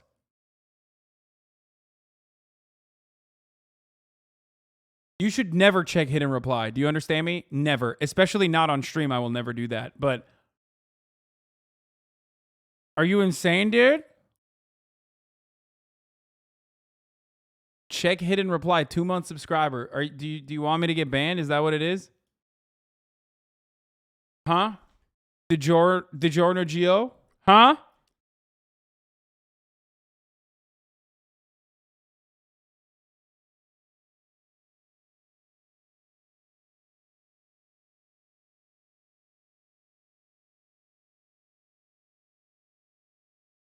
Glasses off. Oh, that's it. Oh, God. That's funny. Okay, never mind. It is actually surprisingly funny. This was the only hidden reply to this. This is the first time I've ever seen a hidden reply, and it's not like a dude fucking a turtle or something. And yes, I have seen a dude have sexual intercourse with a turtle. Literally put his cock inside of a turtle. Shouts out to Corn for that one. That was... Yeah. Or Lumpy Latino. That's another classic.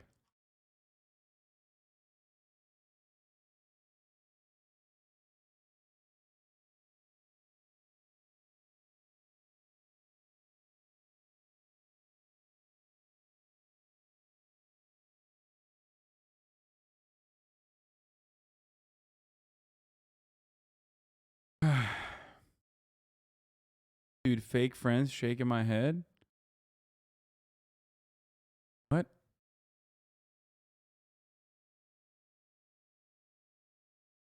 Açmayın dediler, açmayın. I googled bottom, nothing came up. What's a bottom? I don't get it, brother man. You don't know what a bottom is?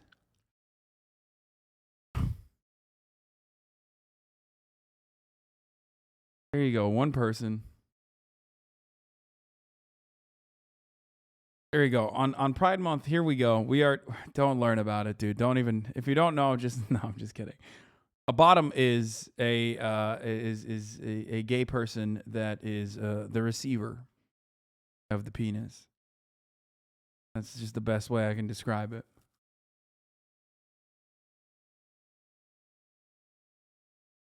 Not just a gay person, but like just the person who's receiving the penis inside of them.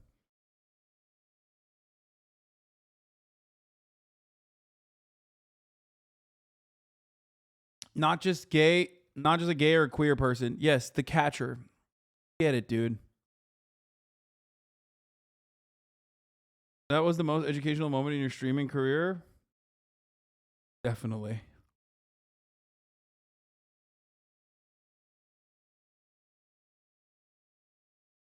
They are the sheath for the sword, yes. For a fucking meat shanking. God just be making anybody? What the actual fuck is that? Bro, he went back to the archives for that one, dude. He went back to fucking 2019 for that one. All right. We're gonna watch the American Dream shit. I don't know how the fuck we got derailed so hard.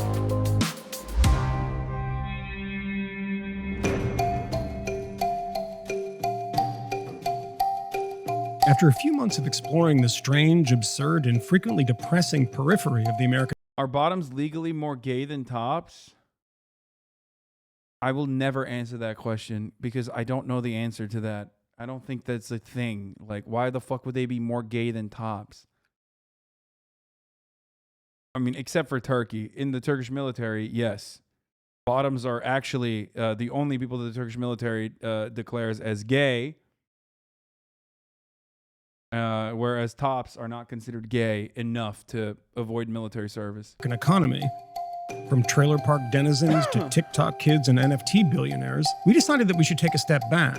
And rather than just looking at the faults within the system, look at the system itself. Is capitalism the way forward for the American economy? Or is it time to lurch towards a more socialist model? All sides of this debate agree on one thing. The current American economy looks pretty grim. So rather than wallow in that grimness, we invited two of our smartest, most entertaining, and ideologically opposite friends to a comedy club to argue about how to fix this mess. I'm going to introduce these two guys. On one side, Nick Gillespie, the editor-at-large of Reason, which would be Reason.com, the magazine. I love that the moderator is Michael Moynihan, who is also the previous editor-at-large at Reason. So, like, it's two libertarian shitheads next to one podcast, fucking leftist guy. The whole kit and caboodle. The Broadway musical. The Broadway musical. And the author of the Declaration of Independence, right?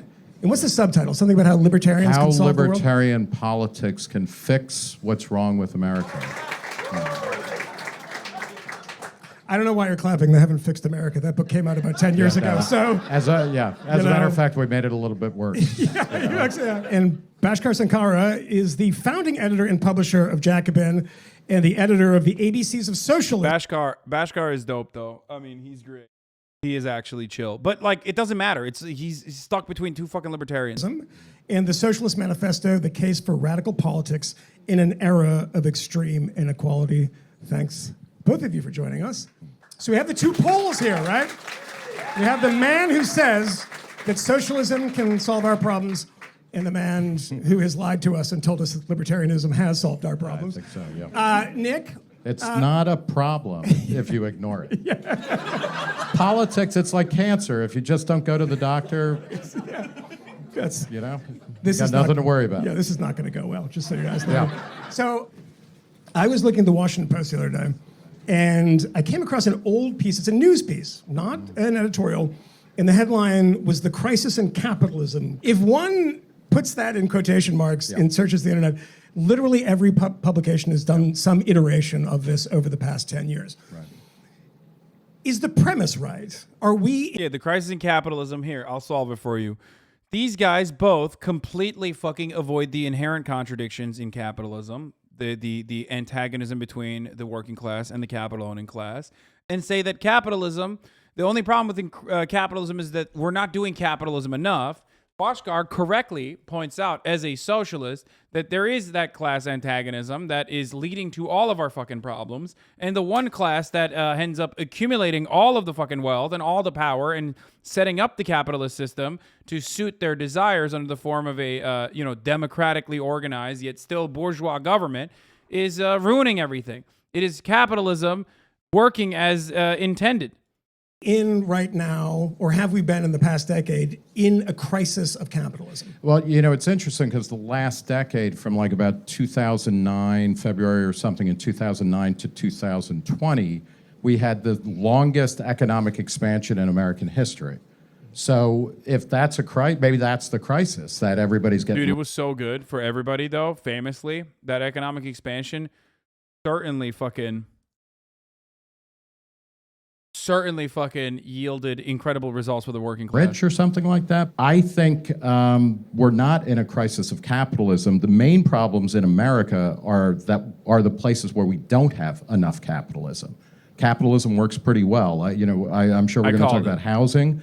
When you allow supply to grow to meet demand, housing prices come down, services get better, et cetera. When you look at the places that are most fucked up, it's things like education, where there's 90% of the schools are run by the. Oh my god! I want to die. I want to fucking die, dude. Like yeah, it's education. Education results are famously so bad. That's why the Chinese education is like consistently #1 on the fucking planet, where they famously just destroyed the education tech side as well in an effort to make sure that it was even more centralized than before. Thank you, dude. That was a great fucking take. Brilliant.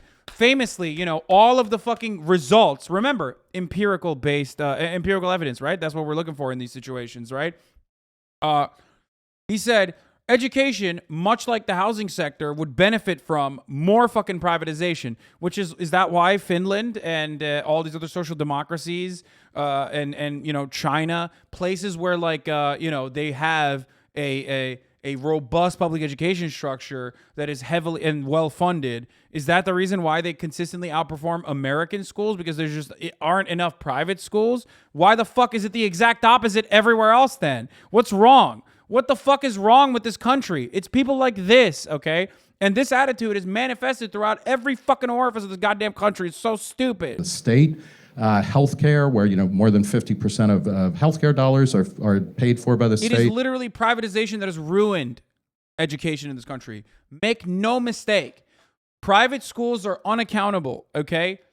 Privatization is the reason for the downfall of American education. Because they take funds that already exist, the already limited funds that exist for the crippling public education system, and then further push it away to charter schools, which both the Democrats and the Republicans have fucking backed 100%. That is literally the issue, okay? Suck my dick, dog. Fuck you.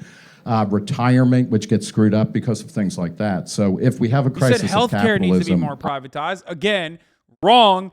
Literally every fucking social democratic country that has social safety nets, that have adequate social safety nets that could still be funded further, have better healthcare results than the United States of America across the board. Anyone who tells you that America has a better healthcare system than anywhere else is lying to you. And it's also just evil. And it doesn't even fit the fucking Econ 101 take that these dickheads supposedly espouse. It's not even a part of fucking neoclassical economics.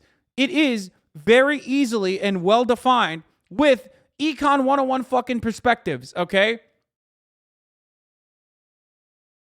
The demand is going to stay consistent regardless of the supply when it comes to healthcare. Because if you don't have fucking healthcare, you die. It's called inelastic demand, okay? So when there's inelastic demand, the private market can't actually solve that problem. The private market can set prices at whatever the fuck it wants to, as it does in the United States of America, the only country where pharmaceutical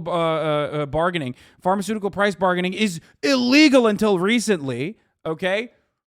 We pay $1,000 for insulin when across the fucking border on both Mexico and Snow Mexico up north, you could just get insulin for way fucking cheaper. That's not even socialism speaking. That's just Econ 101. I would say it's that we don't have enough. The salient thing for me is that even when capitalism is growing and things are going well, when there's productivity gains and things like that, we're in a situation where the vast majority of those gains are going to the owners of capital, and relatively less of those gains are going to workers compared to, let's say, in the post-war period when we had stronger unions, we had state policies to facilitate more of a share going to working class people. Quantitatively, because there is so much wealth in society, we've been building more and more wealth since, let's say, the 60s, since this golden age of capitalism that people across the political spectrum Inelastic demand for a good doesn't necessarily mean it should be a public regulated good. Only public goods should be regulated. Oh, dude, thank you. Okay. What public good is even fucking regulated? And also, how else do you deal with inelastic demand then? Because I already gave you examples of successful countries with like actual successful outcomes, you Econ 101 dickhead. I gave you examples of inelastic demand being dealt with adequately by the government in functioning OECD nations that have significantly better healthcare outcomes, that have significantly better educational outcomes too. Shocking, I know. And you have America, where demonstrably our healthcare system is fucking failing as a consequence of privatization. So how would you deal with it? Make it more private, right? No, you're a fucking idiot, okay? I'm sorry. You're literally out of your fucking mind. Harking back to that, a lot of people are better off now than they would have been in the past. The question, though, is if you have this wealthy society that's been built off this socially created wealth, if you have all these productivity gains, then why are we only marginally better off, your average American, instead of before? We've decided that you have to compare healthcare us is to not a other public countries. good in The this UK country, and the so US it doesn't matter. are less mobile than countries like Denmark, Finland, Norway, or even Canada, which is not a social democratic country. So why is that? I think a lot has to do with the decline of unions and the kind of working class power in civil society. He's right. It was a good take by Bashkar. Social mobility is higher in social democratic countries where there are actually robust social safety nets. More than anywhere else on Earth, Americans believe that economic success is tied to their skill, but among industrialized nations, the U.S. ranks low in intergenerational economic mobility. So they're not even doing capitalism right. America claims to be doing capitalism right, and capitalism they are doing right, technically, from the sense that like they are doing massive wealth transfers to those who own capital. So that in that sense, capitalism is going exactly as it was intended to, right? But, you know, as far as like the American dream or what capitalism is supposed to be marketed as to the average American, it's just a lie. It's a complete fabrication. Places that are closer to socialization or even outright nationalization, which is not like, you know, the end all be all of socialism. Obviously, socialism is more complicated than that. Those places that America would consider to be crony capitalist or whatever, the American libertarians would be considering, you know, government interfering too far into what companies want to do in the form of regulation. Those places have better fucking upward social mobility. I wonder how.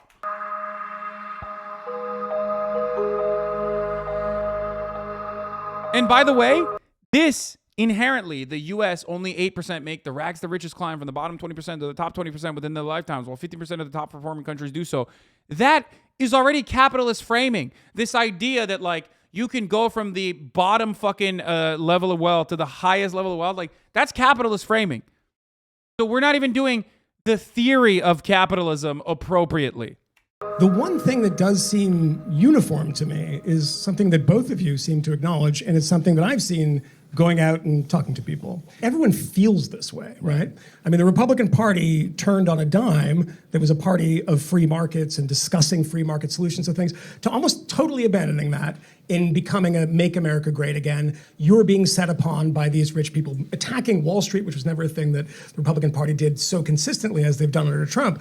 Why is it that people feel this way? For the Republican Party, a party that's trying to win elections, someone like Trump, I think, pursued an agenda very similar to a lot of mainstream Republican agendas, but he tied it in with trying to speak politically to some of the anger in places in the Rust Belt, and you need to get people behind your ideas. So, for example, some of Trump's tariffs were smart, even though they were bad at the policy level, because it was a signal to people saying, I'm on your side, I'm doing something for you. We lose a fortune on trade. The United States loses with everybody. The European Union is brutal to the United States.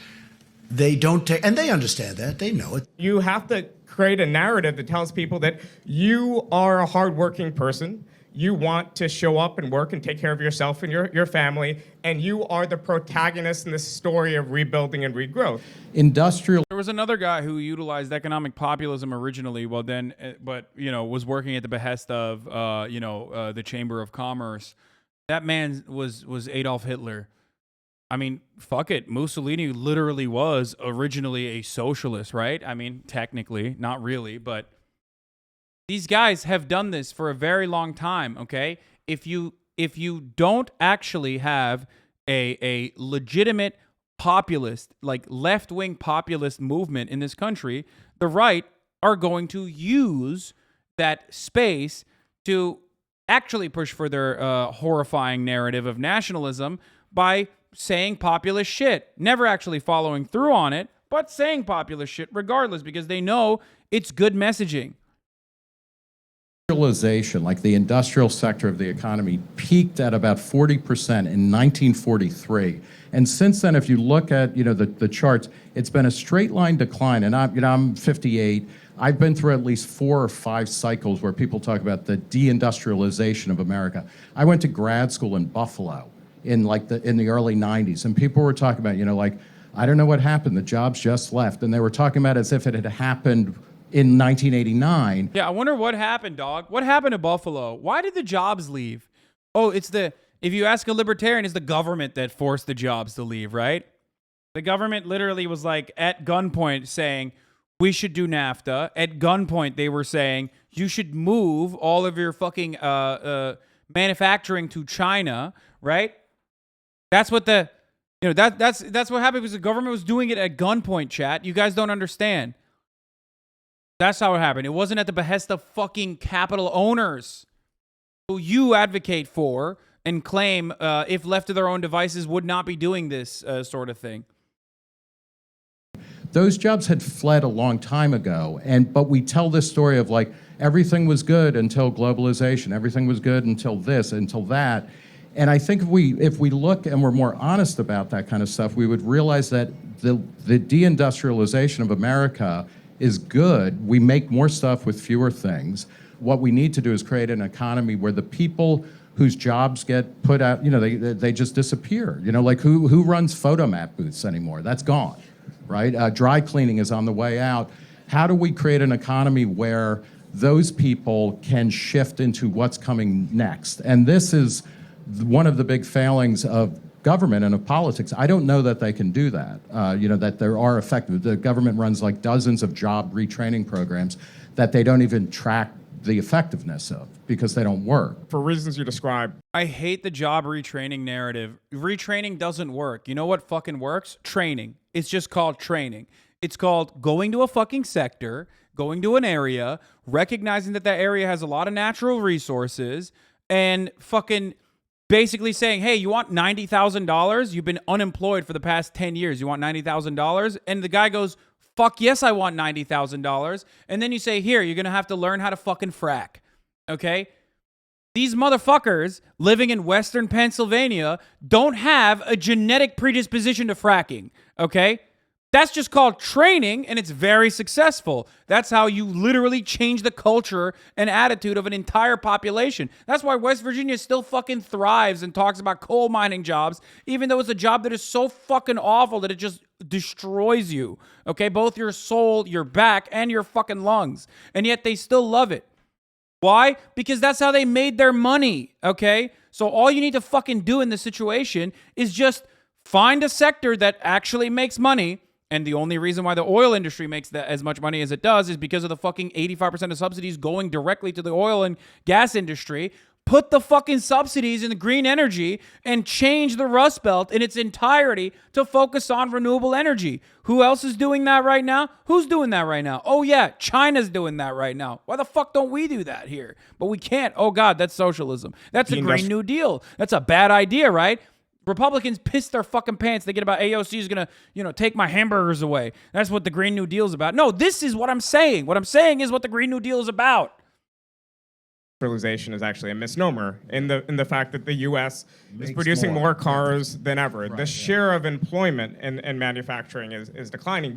But you're diagnosing the problem, but you had the conclusion right there in the palm of your hand, but because of your ideological background, you had to back away from it, which is simply state active labor market policies, which is if you have you could have a dynamic economy. We're higher levels at the height of Nordic social democracy. In a country like Sweden, there was more firm failure than in America. But the effects of firm failure were felt less by the working class people that were losing their jobs because there was effective state policy for retraining. What's the state policy that you would, that would help people in Buffalo. So other than bus tickets to anywhere outside of Buffalo. And I don't mean that. I don't mean that as like a cheap joke. The way the story gets told, it's always Detroit. You know, Detroit peaked in like 1950. You know, in terms of population and stuff like that. It's over for Detroit. Maybe it can remake itself, but a lot of people have already. I hate libertarians. They always say, "What's the solution?" Well, they're not wrong to ask that question. I think that's a desirable question to answer. I already gave you the solution, though. It's not called fucking retraining, okay? It's just called training. What did I just describe? What did I just describe? When industry left Western Pennsylvania and new industry took over 10 years, 20 years after in the form of fracking, why do you think these people so immediately cling on to fucking fracking? You think it was because they love to frack, baby? Oh, man, I love fucking ruining the natural water supply of the fucking region I live in, dude. It's so sick. It's my favorite thing. I come when I think about fracking destroying natural water supply. No, it's because you make 90 grand, okay? You make 90 grand a fucking year. All of a sudden, you're like, holy shit, God gave this to me. It's not God, motherfucker. It could be the government. It is technically the government, but, you know, in the form of subsidies being delivered to you by the company that's like enslaving you and actually, you know, breaking your fucking back and extracting your surplus labor value in the form of profit. But, you know, that's the point I'm making, is that it's just called training and everyone is fine with it and everyone loves it when it's a fucking company that comes into an area where you just don't have any other fucking jobs. Left, and we got to figure out how to get them to the places where the jobs are. When you hear people on your own side of the ledger say things like late capitalism, and also here's the other thing: jobs programs, dude, just fake jobs programs. Who gives a shit? Like, so many of our fucking sectors are full of bullshit jobs. People just like that are currently watching the HasanAbi broadcast at their place of work, at their place of business, acting like they're fucking punching in numbers, basically squeezing an hour's worth of work over the course of an 8-hour workday. Okay, those jobs are fake. They're bullshit. They could be made even easier. Okay, but guess what? We can make that for anything. Okay? We can make that for anything. Just make fake jobs. Who gives a shit? Military does it all goddamn day, dude. Okay? Crisis of capitalism. What do you make of that? So the term actually was first pioneered by this Belgian Marxist Ernest Mandel. This will definitely not make the final cut. Yeah. This is leading the cut. And you know, this Vice Moynihan is big in Belgium. Yeah. You do realize that this is like the producers. We're all trying to get fired right now, so we'll start with that. For Mandel, what he was trying to do was just to say, okay, the three phases of capitalism. There was the initial, very competitive, small-scale phase, and there was industrial capitalism. Then now I'm in this post-war moment. How do I explain the growing internationalization and shifts in capitalism? But I think people have used it as like a pejorative term, saying we're leading to crisis, in part because people see... But are we? I mean, there's an ecological crisis looming, but I think in general...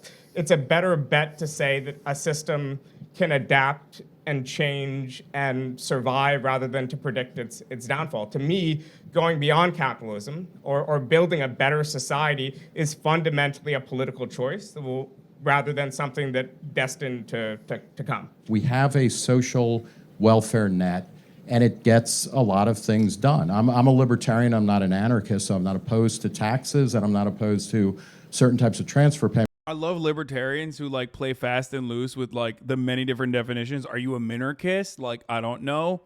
You know what I mean? I believe in the court system. Like, I'm not a full anarchist. It's like, dude, it doesn't matter. It doesn't matter. You're just whatever you fucking feel like at any given moment, okay? I suspect that we might agree. I mean, I would like to see, for instance, social welfare spending, instead of taking a bunch of money from everybody and then saying, okay, Bhaskar, here's a voucher for housing, here's a voucher for healthcare, here's a voucher for certain foods in the grocery store, just give people money, like give them unrestricted cash. Oh, God, I hate fucking UBI advocates that do this sort of thing because, like, UBI is probably where we're going to end up inevitably arriving at, considering that our main purpose for existence right now as Americans is the primary consumption force, right? Stop saying yang gang. Oh my God, I hate the lot of you, okay? Americans exist to consume. We're the largest consuming force on the planet currently, as it stands, okay? That's why, instead of, like, solving any of the underlying problems of capitalism, we're just going to, like, keep giving people fucking vouchers, okay? Or not vouchers, but, like, keep giving people just straight money, straight cash. That's good. Straight cash is good. But also, on top of straight cash, you have to do something else. You have to make sure that the social safety nets are there, okay? Isn't UBI preferable to pointless jobs? No, UBI is not preferable to pointless jobs. Jobs programs are good. Why are jobs programs good? Because there's always need for fucking new housing, beautification programs, better roads, infrastructure. There's always need to build new shit. That we're never going to fucking run out of shit to build, dog, okay? It's not like we've solved the underlying fucking broken skeleton of this country and now we've just decided like, "Oh, what do we do now? We have no jobs." Like there's always a fucking place for jobs, okay? And ultimately, I'm not anti-UBI, but I do know that libertarians, all the way from Friedman to Richard Nixon and these contemporary libertarians, all utilize UBI as an effective means to completely destroy social safety nets. They want to use it as, here, we gave you the money, so now you just have to take that money to the private businesses. Don't let the government interfere in private businesses.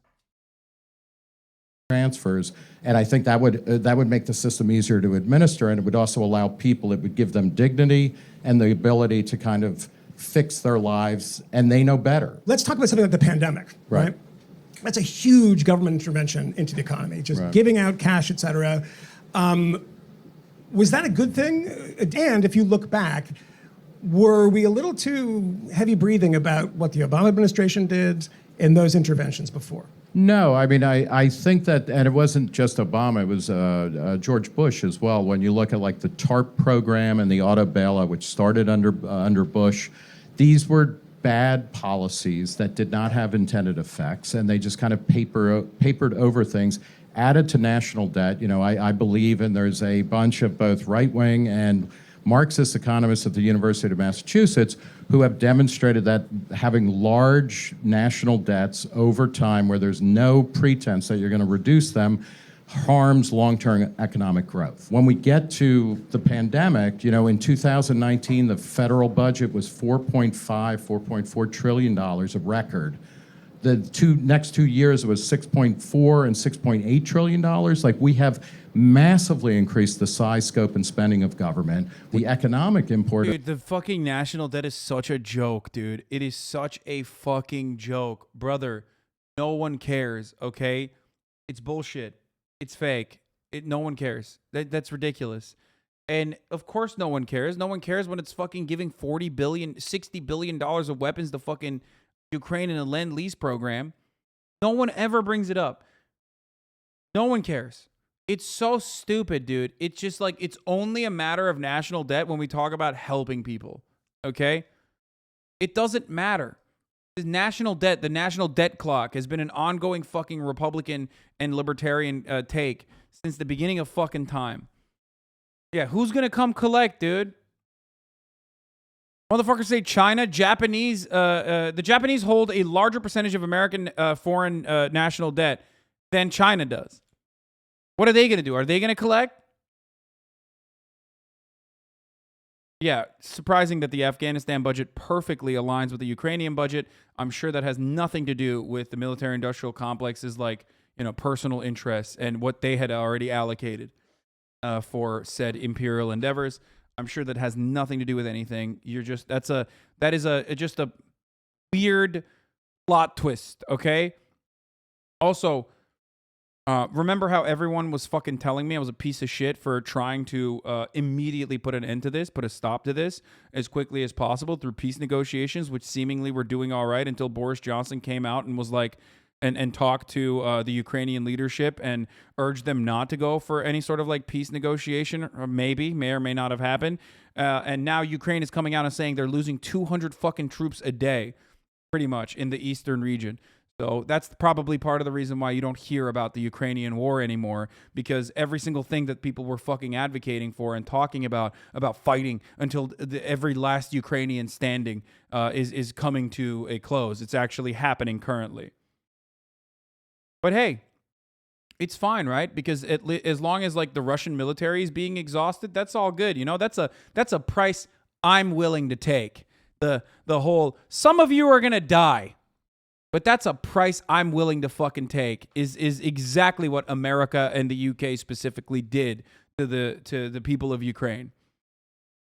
But hey, remember, dude, I got fucking, remember when I got owned by my Ukraine takes, dude? Remember when I was like the fucking enemy of the internet liberals that claim to be leftists? Remember all that? What are they doing? Are they still cutting Ukraine videos? Or have they stopped?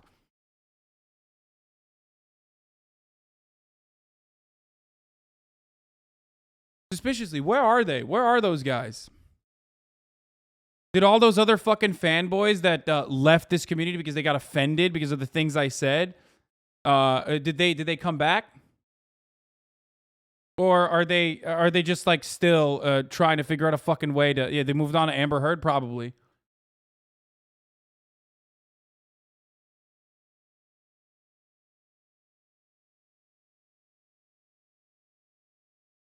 We are still here and we still support Ukraine. Motherfucker, I support Ukraine too. How do you not see that?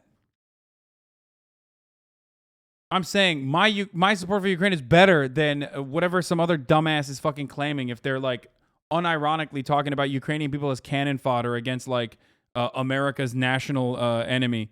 You know, its foreign adversary. It's just so bold. As a Ukrainian, it's insane to me, but people are cheering and saying Ukraine is winning and demanding that the fight continues so they can view the spectacle as people being blown to bits. I hate Westoids for their utter disregard for the lives of suffering for this unjust war. Yeah.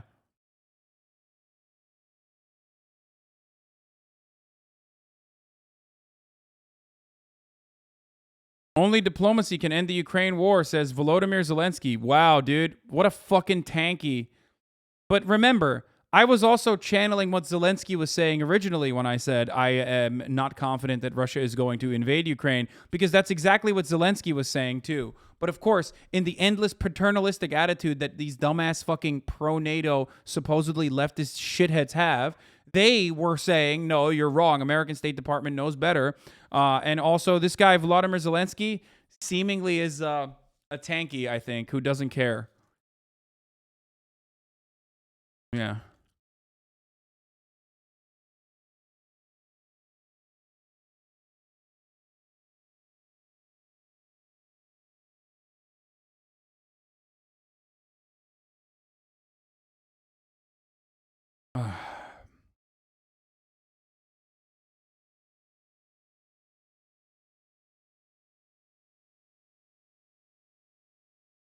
Anyway. Yeah, I mean, he is a tanky. Even in WAPO, they're admitting that the attitude within NATO that they prefer to fight down the last Ukrainian rather than search for peace. He says he wants to negotiate, but he does not want to concede anything. I don't agree with that. Dude, how dare you say they moved on? They still have the Ukrainian flag on their Twitter username? No, they don't. They deleted the fucking Ukrainian flags. Half of those motherfuckers that were like doing the whole like, Russian warship, fuck yourself shit. They're done. They've so moved on, dude. It's a pride flag now. The flags have been long gone. Which, by the way, I do want to talk to Chelsea about this. I believe she's on her way over here right now. I'll talk to Chelsea Manning about like updates from Ukraine and what's going on in the world. Maybe even about the Latin American, the Latin American conference that is not really Latin American. When she gets here. Of it is, we have pumped so much money. She was on H3H3 earlier today, and she's doing the rounds. After which, by the way, after Chelsea comes over, I will also have 2 additional guests later, secret guests. I won't tell you who they are. Okay? But later, after Chelsea.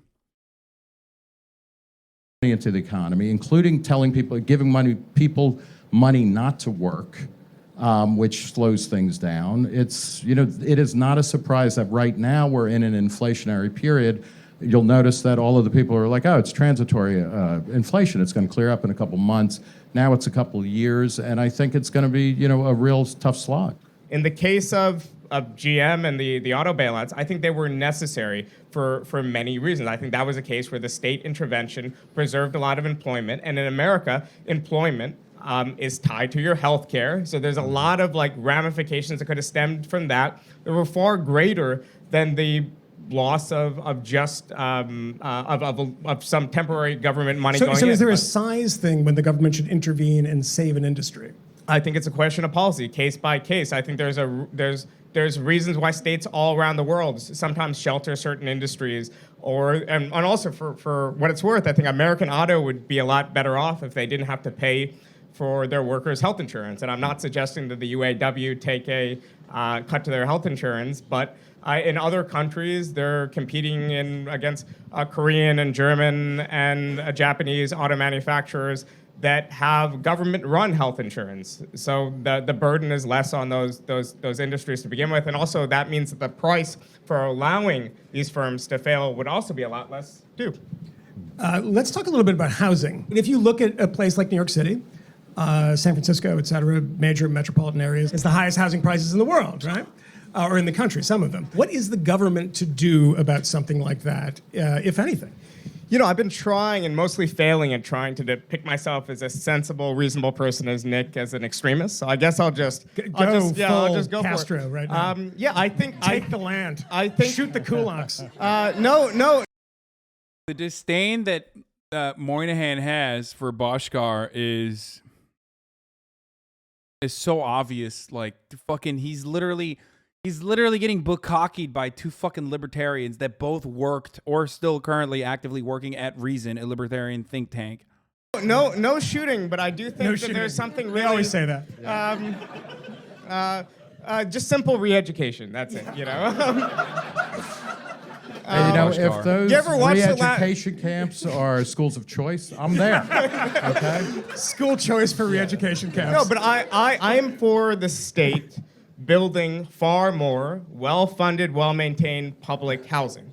Yeah. In yes. My favorite example, in Sweden from the 1960s and 70s, 1 million homes were built in a country at the time of 8 million people. Now, what that would do is essentially create a greater public option for housing. It would ease the rental markets. It would not have the same sort of distortion effects that sometimes libertarians correctly point out, that sometimes badly constructed policies around rent controls could have. Housing costs in Stockholm are out of control.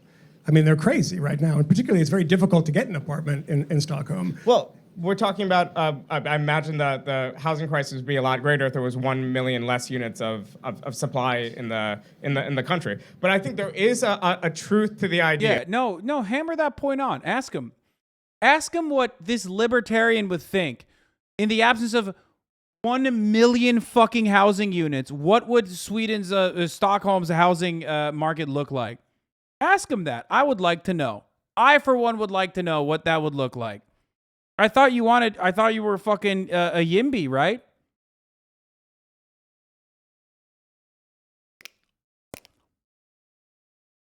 Why is it, dude, Bhaskar getting fucking, every time he opens his mouth, homie has to, come in. I'm gonna DM him right now. Every time he opens his mouth, homie has to come in and fucking, shit on him. This is crazy. What a moderator, dude.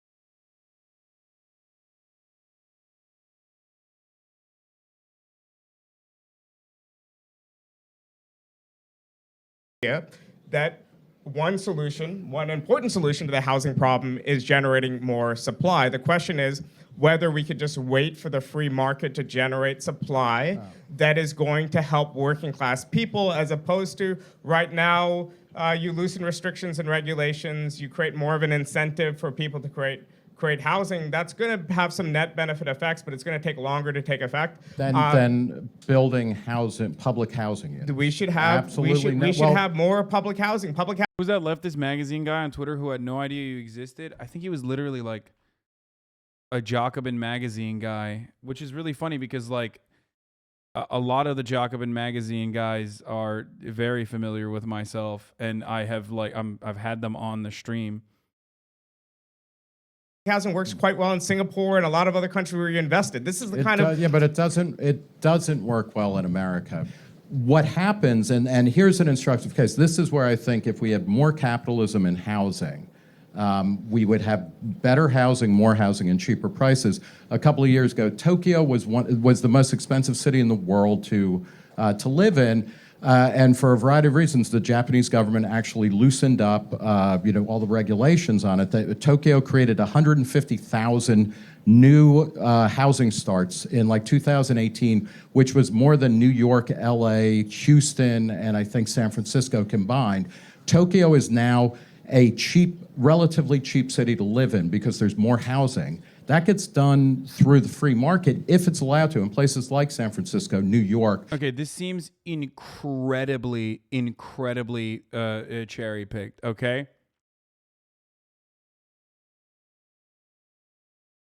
I'm going to be honest with you. I don't believe that even for a moment, okay? I'm going to look it up right now, but I don't believe anything he's saying currently. Also, additional housing for a country like Japan is a little bit different, considering the fact that it has a notoriously aging population and horribly restrictive immigration policies. So, don't know how he's saying that. Ask him the quality of those closet-sized apartments with thin walls. Yeah.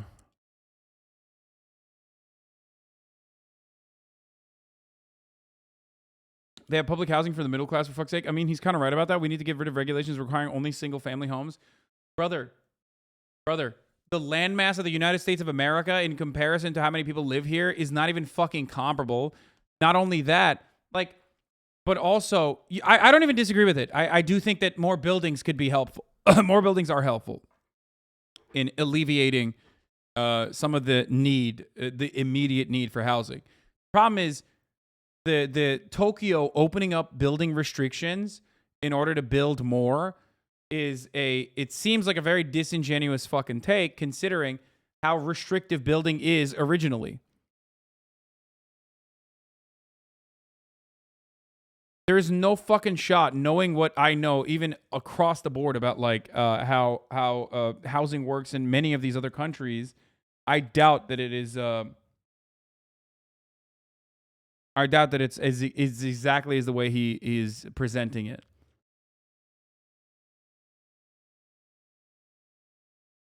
So no need for additional housing. Okay, dude. No, we do have a need for additional housing. I've never said we don't need additional housing. It's always better. But the difference between what Bashkar is saying and what everyone else is saying on the fucking panel is that we need additional housing. Let the government build it. Make the government build social housing. Okay?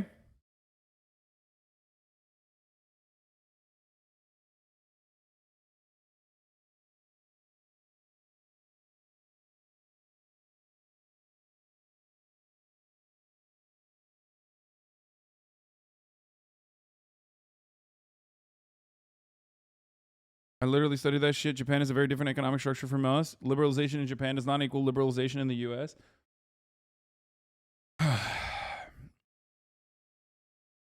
One of the main reasons why Japan also can build buildings non-fucking stop and have cities in the way that they do, or even urban sprawl or suburban sprawl in fucking in edge villages and whatnot, is because it has a robust public transit system across the entire fucking island. And walkable cities.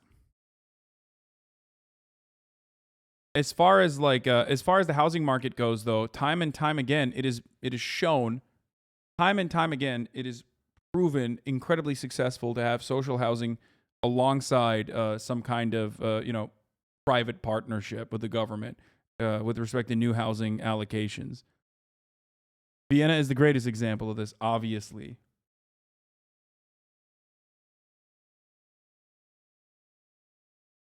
LA, nobody can build housing at scale anymore. The best way to do it is to relax land use regulations and allow developers to build bigger, taller, and more stuff. That's the solution. I'm not in favor of brownstone preservation and existing zoning requirements. What I am in favor, though, of is having the state play a role constructing housing for people near to where they work, well-maintained, affordable housing. Nick, I know what you think the government shouldn't do, right? What should the government actually do proactively for poor people when it comes to housing? Also, stripping regulation in Japan seems like a fucking death sentence when I know, at least the one thing I know about Japan and Japanese housing, a couple things, but number one is Japan has some really fucking tight restrictions on how you can build housing in Japan.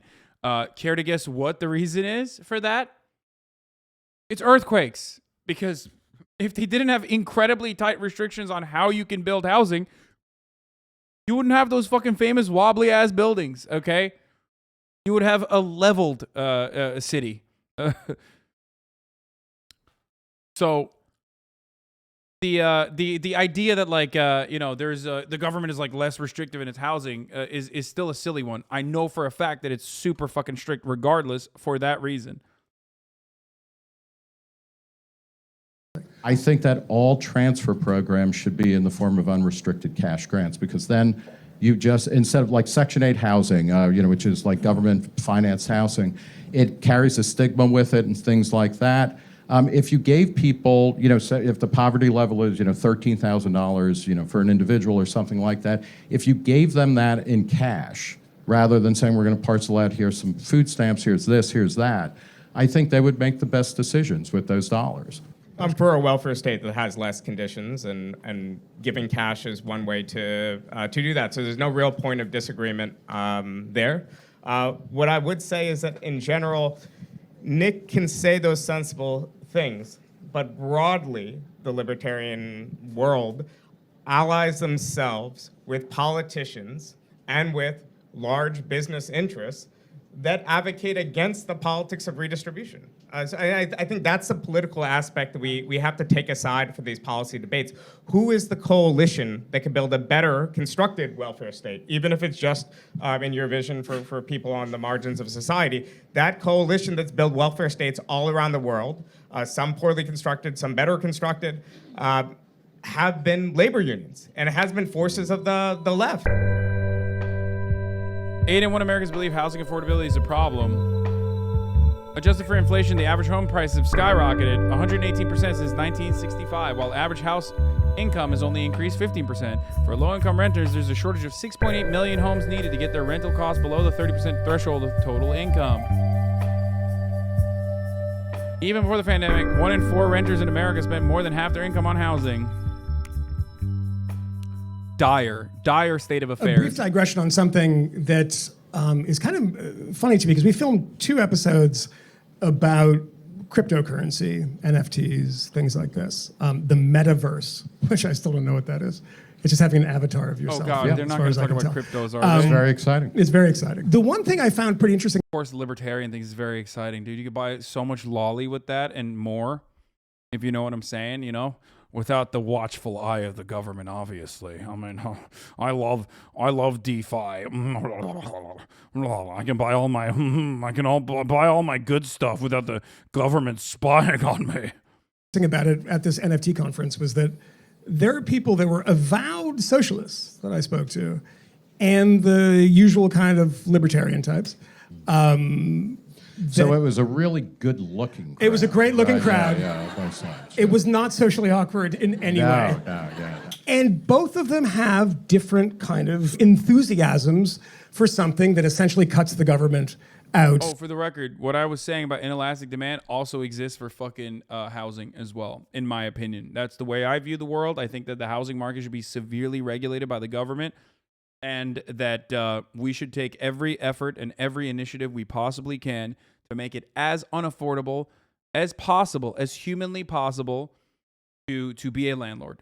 Like, you should not be able to make money being a fucking landlord, straight up. If you want to do real estate that badly, go into commercial real estate. Don't give a fuck. Do that all day, every day. That's other businesses, okay? No fucking regular real estate for normal human beings that need houses to survive. Housing is a human right, just like healthcare is. Okay? Of monetary policy. What do you, Bhaskar, make of this, and how what is this lib-ass take? Don't make it unaffordable, make it a capital crime. No, dude, I mean, okay, Mao. does that kind of slot into your worldview? Because I've seen people on your side say this is great, but for different reasons than what the kind of libertarian side says. Well, the good thing about being a socialist in America in 2021 is that it's a lot less lonely than being a socialist in America in like 2006, 2007. The bad thing is obviously you have people saying all sorts of stuff who identify as socialists. So I would say that the utility of cryptocurrency is primarily to either have more private. Found it. The difference mentioned in the paragraph next to the graph, they can build taller. What housing crisis in Japan? Home prices stay flat. Supply keeps up with demand in Tokyo thanks to a few restrictions on development. See if I can get this. Oh, God. Wall Street Journal has the worst fucking paywall. We'd have to... I can't read it like this. You're going to have to fucking hit me with the... You're going to have to hit me with the Wayback Machine link. They're so fucking aggro with their paywall, unsurprisingly. Privacy for legal transactions or for black market activities. Also, it's a tool of speculation. So if you see, you could buy dips and you could set your phone to alert Elon Musk whenever he boosts up something, and then immediately go and buy it and then sell it. I think a lot of the talk about the utility of cryptocurrency is just a way to maintain the bubble, maintain the bubble for a little bit longer. Hey, no, this thing actually has intrinsic value. It has this value, that value. There are more stable forms of currency that people can use that have a far lower transaction cost. Like the Iraqi dinar. Yeah, that's right, brother. Get in there. Like the British pound or the American dollar. Nick, you're a bit more bullish on this. I like Bitcoin in particular, but crypto more generally, and I see it less as it's not a speculative thing. In the short term, a lot of people are making bets and trying to make money and things like that, but I went to the big Bitcoin conference in Miami in June, and what was fascinating is that the people there were not talking about it like, okay, here's, we're going to pump up Dogecoin and become Dogecoin billionaires and then sell it and all of that kind of stuff. It was primarily about creating this alternative system that allows people to conduct their business the way that they want to.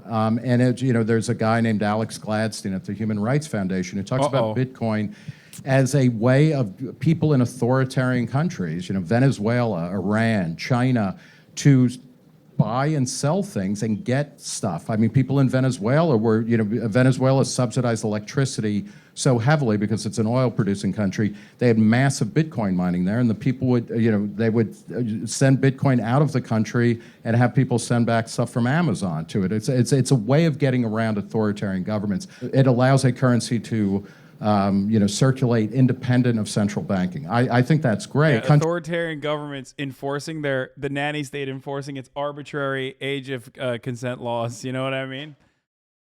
It's really fucked up the way that these governments do things like that. I hate it. Absolutely. So you just use Bitcoin to get around the nanny state. You know what I'm saying? But you can't get around the top of the hour ad break, especially when it comes 21 minutes after the top of the hour. Now, there is one way, however, I lied. You can get around the top of the hour ad break when it comes down to it. The 60-second one, you can just eat it. You can watch it. Or you can avoid the ad break by subscribing. You can subscribe for $5. You can subscribe for free with a Twitch Prime. By connecting your Amazon Prime account to your Twitch account, you get one free Prime subscription a month. That is one way to bypass the fucking ad. You can also get gifted a sub if you're lucky. Here's the 1 minute ad break now. Thank you, Dynamic Jab 13, for the 5 gifted subs. Countries can't fool around with their currency as much, and Bitcoin is a great way of talking about that. You said something was interesting about how it's less lonely to be a socialist in 2021 than it was in 2012. For a lot of people, particularly in the media class, it looks as if the world is going your way, that people are on your side, that the Democratic Party, Joe Biden has lurched to the left in a lot of ways. What? AOC and the squad get a lot of... Bro, you have to be on crack cocaine that you probably purchased in the dark web through your cryptocurrency to think that Joe Biden has in any meaningful capacity become a left. I guess it's like 2021 when they're talking about this, when like everyone was cutting articles saying Joe Brandon is the next FDR. Do you guys remember that, by the way? Remember when Brandon was the next FDR, according to like every fucking media outlet? God, liberals are so fucking brain diseased. I hate them. The squad. Of attention. You know, the Republican Party is certainly talking about populism. Is the world going your way? I mean, is America becoming more friendly towards socialists, which it wasn't certainly in the past? Well, no, is a short answer. But I think the longer answer is that it's the norm in advanced capitalist democracies to have a strong socialist current and to have strong socialist and civil society. It's a norm to have Marx taught in academia, even in econ departments. Actually, a lot of econ departments are in other countries still called the old name, departments of political economy. Why in this moment are people talking about socialism rather than a form of left populism like with Podemos and other countries? I think a lot has to do with the randomness of Bernie Sanders being an old lefty who got politicized in the Socialist Party of America's youth wing. Yeah. But it's not, I mean, the Bernie thing is not a sort of, one-off, is it? I mean, he's an amazingly popular figure amongst people in the Democratic Party. I mean, he obviously almost won the nomination a couple of times. What happened? Do you think that's just a fluke? There's something, I think, true and simplistic about the Bernie Sanders appeal. Are you ready for a radical idea? All right, together we are going to create an economy that works for all of us, not just the 1%. Very proud that our Go ahead, describe it, Bhaskar. Explain how under a capitalist organization of the economy, the entire political system is working in favor of capital owners. You can see that with the evisceration of the labor unions in this country. The most immediate and tangible impact of said propagandizing and said political machinery working against working class Americans is best expressed in that devastating consequence. But of course, that said same system is going to treat Bernie Sanders as a devil himself, despite the fact that he's just like a fucking kind old man who has been on the right side of history since the beginning of fucking time. I have met Bernie, yes. Go ahead, explain that though. It's such a complex issue. How are you going to explain it to people? You can't. People want simple answers, and the simple answer in a situation like this is always going to be, yeah, Bernie lost, get over it. Bernie lost because he got fucking owned. campaign does not have a super PAC.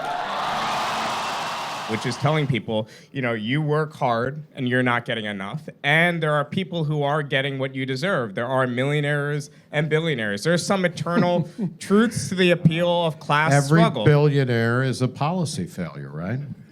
I mean, that was AOC's chief of staff said that. And it's like when I hear... I agree. Every billionaire is a policy failure, just like every homeless person is. That is exactly right. It is incredible amounts of wealth hoarding that occur only in a system like the one that we are existing under currently. Okay? It is in a world where billionaires exist, where people are fucking dying in the streets, literally in the same goddamn zip code. That is a problem. That is an issue. That is a glaringly obvious policy failure. That's it. That, I'm thinking what would the pandemic have been like if Jeff Bezos, that billionaire policy failure, had not created Amazon? We would have had as bad as it has been. Dude, distribution networks were invented by Jeffrey Jebediah Bezos. That's so funny. I didn't realize Jeffrey Bezos invented delivery, dog. That's so fucking sick. Dude, libertarians are such fucking cucks. I unlocked the door, Chelsea.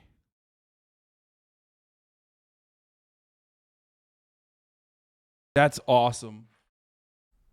What an incredibly cucked position to have, dude. Wait, hold on. Hold on. I'm unlocking the other door, too. Trying to get in right now. I can hear her.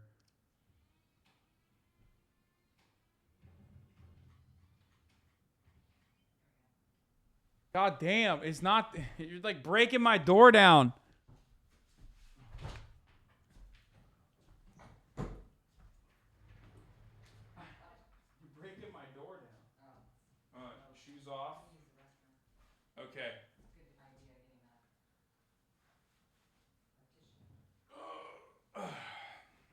It's just you, right? Yeah. All right.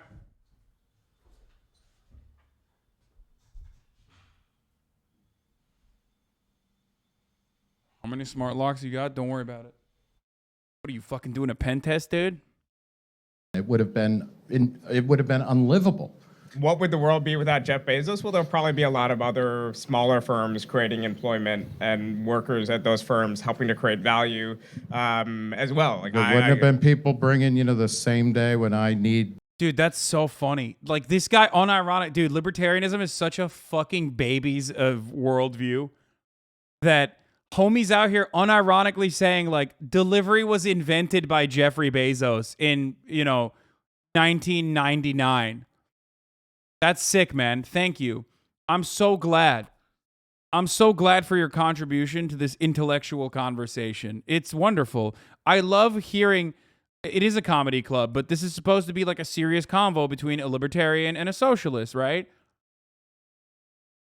Like, a chatter brought something funny up just now. You said pizzas took weeks to deliver before Jeff Bezos.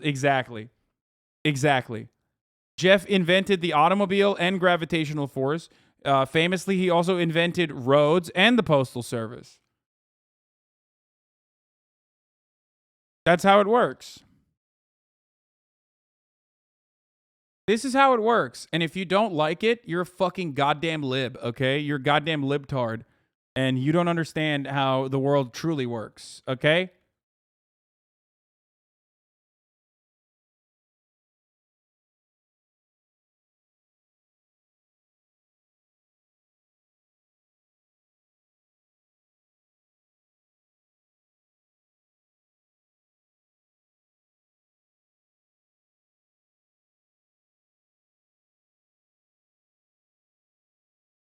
All right, hold on. I'm going to tweet out that Chelsea is here.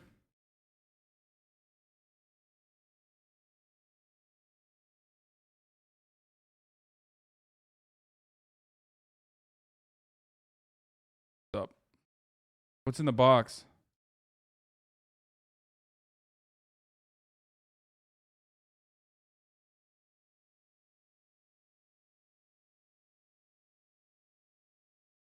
Here, hold on.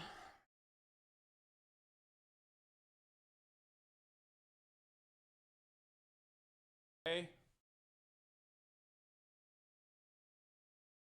Oh, no, hold on. There you go. Test. Should be good. I'm going to fix the... hold on. I'm going to fix this real quick. What's going on?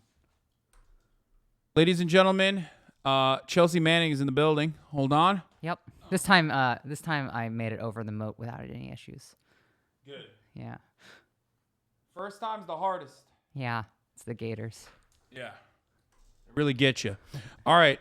Last time you were here, we're talking about Ukraine right now. Before I do want to, talk about updates on what's going on in Ukraine as well. I'm a little out of the last 8 hours. I've been a little busy, so I don't know what's going on in the world. No. Nothing new or relevant or recent has happened. I just want to talk about, in general. No more mass shootings or terrorist attacks or. Well, yeah, no.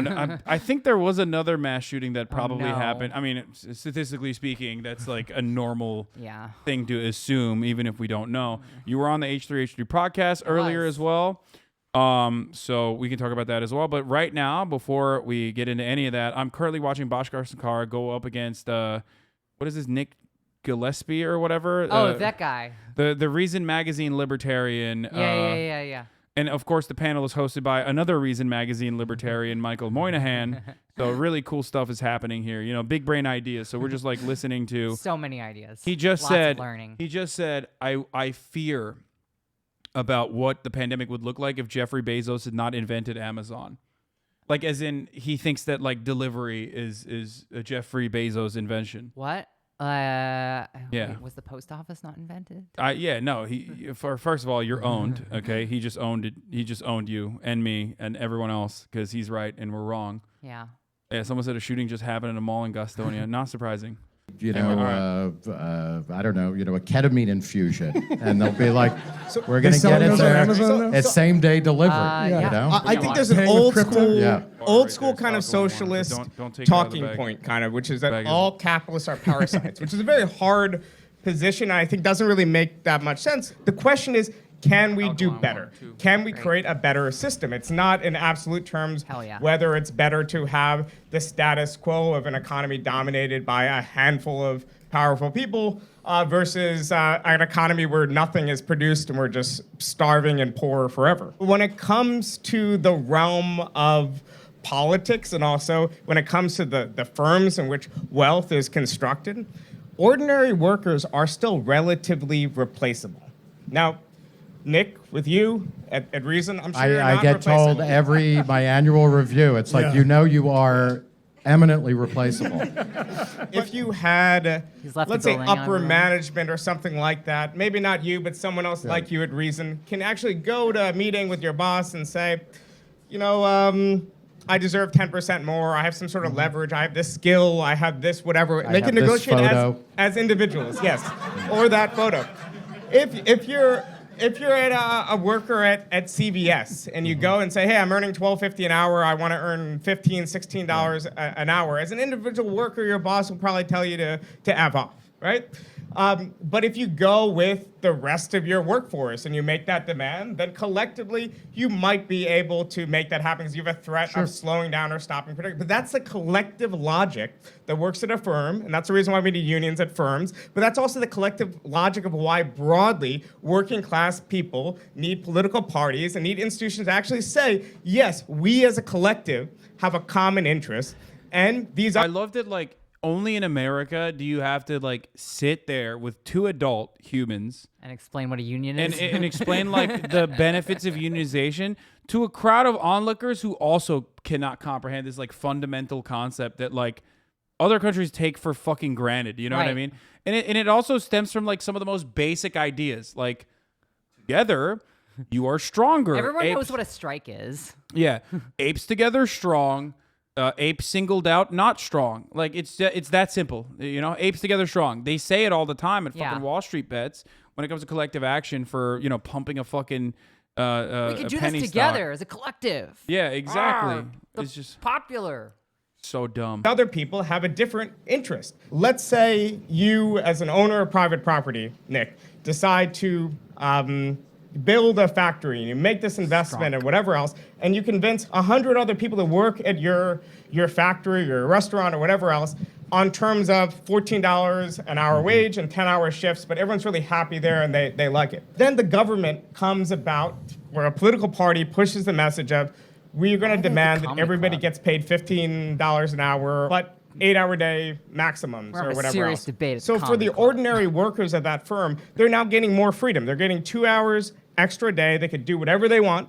They could speculate in cryptocurrency. They could bet on the Knicks. They could, I don't know, like what normal people do, like watch TV, read I don't know what normal people do, They read poetry, yes. Read poetry, right. Yeah. And they as a representative of the worker, you shouldn't say, I don't know what ordinary people do. Well, I would say I don't know what ordinary people do, because there is no real people are incredibly weird and eclectic or whatever, which is why the state should stay out of civil society. It's gonna win people over. The percentage of unionized American wage salary workers has declined about 10%. Close to half of the non-union Reagan years. Yeah. Air traffic controllers. 48% or close to half of the non-union workforce would join a union.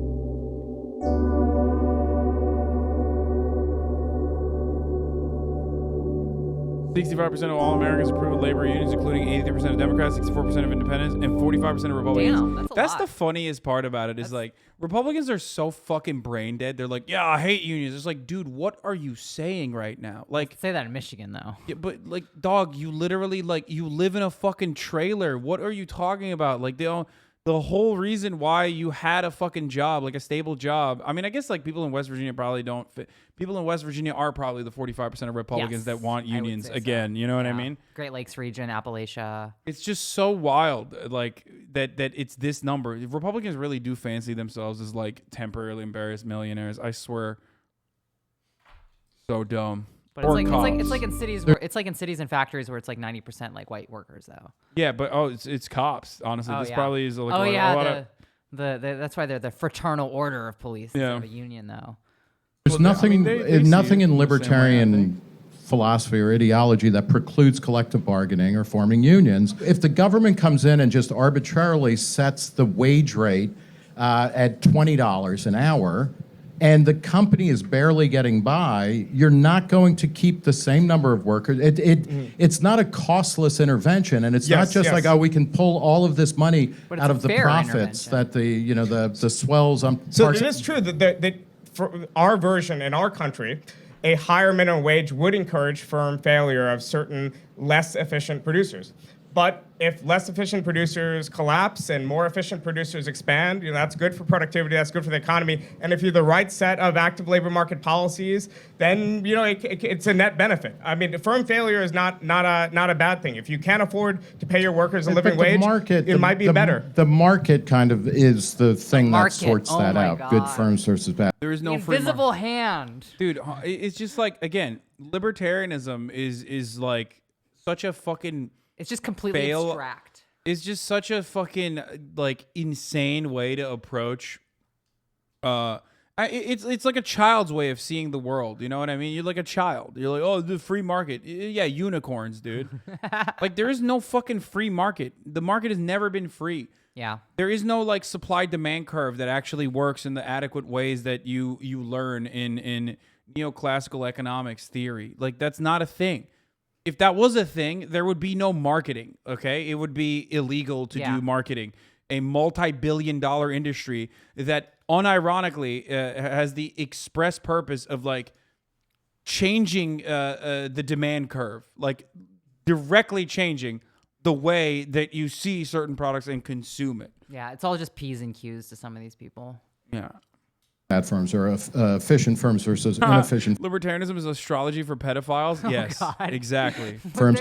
And I will point out the companies that push for minimum wage now, it's places like Walmart, it's places like Amazon, because they are using the power. This is my favorite. This is my favorite argument.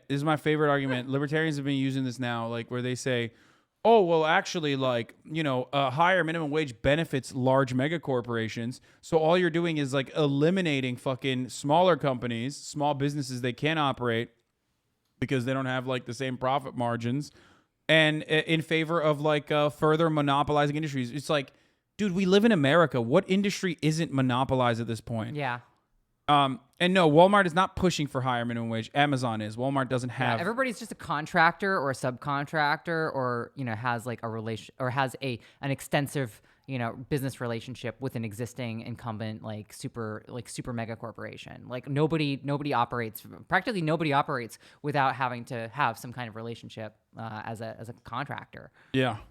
That's how it is. Like a Lyft driver is. Everything's a gig economy. Everything's a gig economy. I mean, technically, I'm a fucking gig worker. You're a glorified gig economy worker. Yeah, exactly. I'm the top of the food chain, certainly, but like that's how it is. It's literally how it is for everyone. Yeah. Power of the government to kind of price out their competition. Firms, businesses, one of the first things they do after they get big and successful is they buy government regulation that helps them maintain their market position and screw over competitors.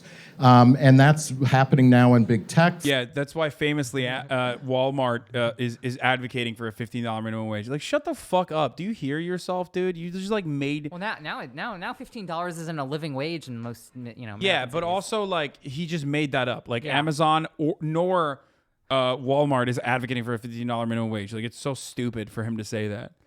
Facebook is running Just has to ads sound saying like, convincing. we want to be regulated. We need to be regulated. It's time to be regulated because they know they're going to write the regulations in a way that there will not be any more competitors to Facebook. If you had the sort of famously, the tech companies love regulation. They're such big fans of being regulated. Where is this guy getting his fucking news from? Like, what the fuck's he talking about? dictatorial power. Actually, I don't know what to say. The socialists, the dictatorial power sometimes ends poorly. But if you had dictatorial power, right, and you say, I need to correct where this economy is going, where this culture is going, and you have this sort of lay of the land, I can say, I'm going to First of all, there is already dictatorial power in this country. It's just a dictatorship of the bourgeoisie. But I don't know what he's trying to say. Is he trying to say, like, if you were God King, what would you do to fix the world? Like the classic, the classic fucking stupid take. Is that what it is? Wait, what the fuck is this? The evolution of Hasan the Hun over the years, the king of politics on Twitch. What the fuck? Why is Dixerto doing shit like this? Who's that? Oh God. No. Dixerto just like cut a fucking video saying the evolution of politics on. Let's see. It's gonna bum me out, most likely. Let's go. ADHD moment. This is what Dixerto said. They said the evolution of politics. You had a beard that long? Yeah. Damn. Didn't see that. This is so sad, bro. You can see my forehead decline in real time. Yeah. I wasn't gonna say anything. It's just so sad. God, I was so hot. What the fuck happened? What the fuck happened? I mean, COVID happened. Wrecked everybody's bodies. But this is. That was like you were like a 15K Andy or like a 100 Andy back then. 2021. I don't understand the video. I don't know. I thought there was gonna be more. Yeah, chat happened. If you cut your hair, you'd look the same probably, but I don't want to. 2018 was your peak. This was my peak. It's just I had a fatter beard. Yeah. It's a glow up, I guess. Not sure where the glow is, though. See, this is what happens. Like, even when my fucking moderators are saying shit like this, of course I'm going to lose my mind. God, that logo, though, doesn't look... It looks sus. The Dexerto logo? Yeah. This is weird. It's giving me flashbacks of, like, neo-Nazis. I'm telling you. Yeah. Like runes. Anyway. They did this earlier. Yeah, I don't know why Dixerto's been like simping for me today. It's weird. Giving him nail polish remover and any set of clothes not from a thrift store. At least he's right. I do wear clothes from the thrift store.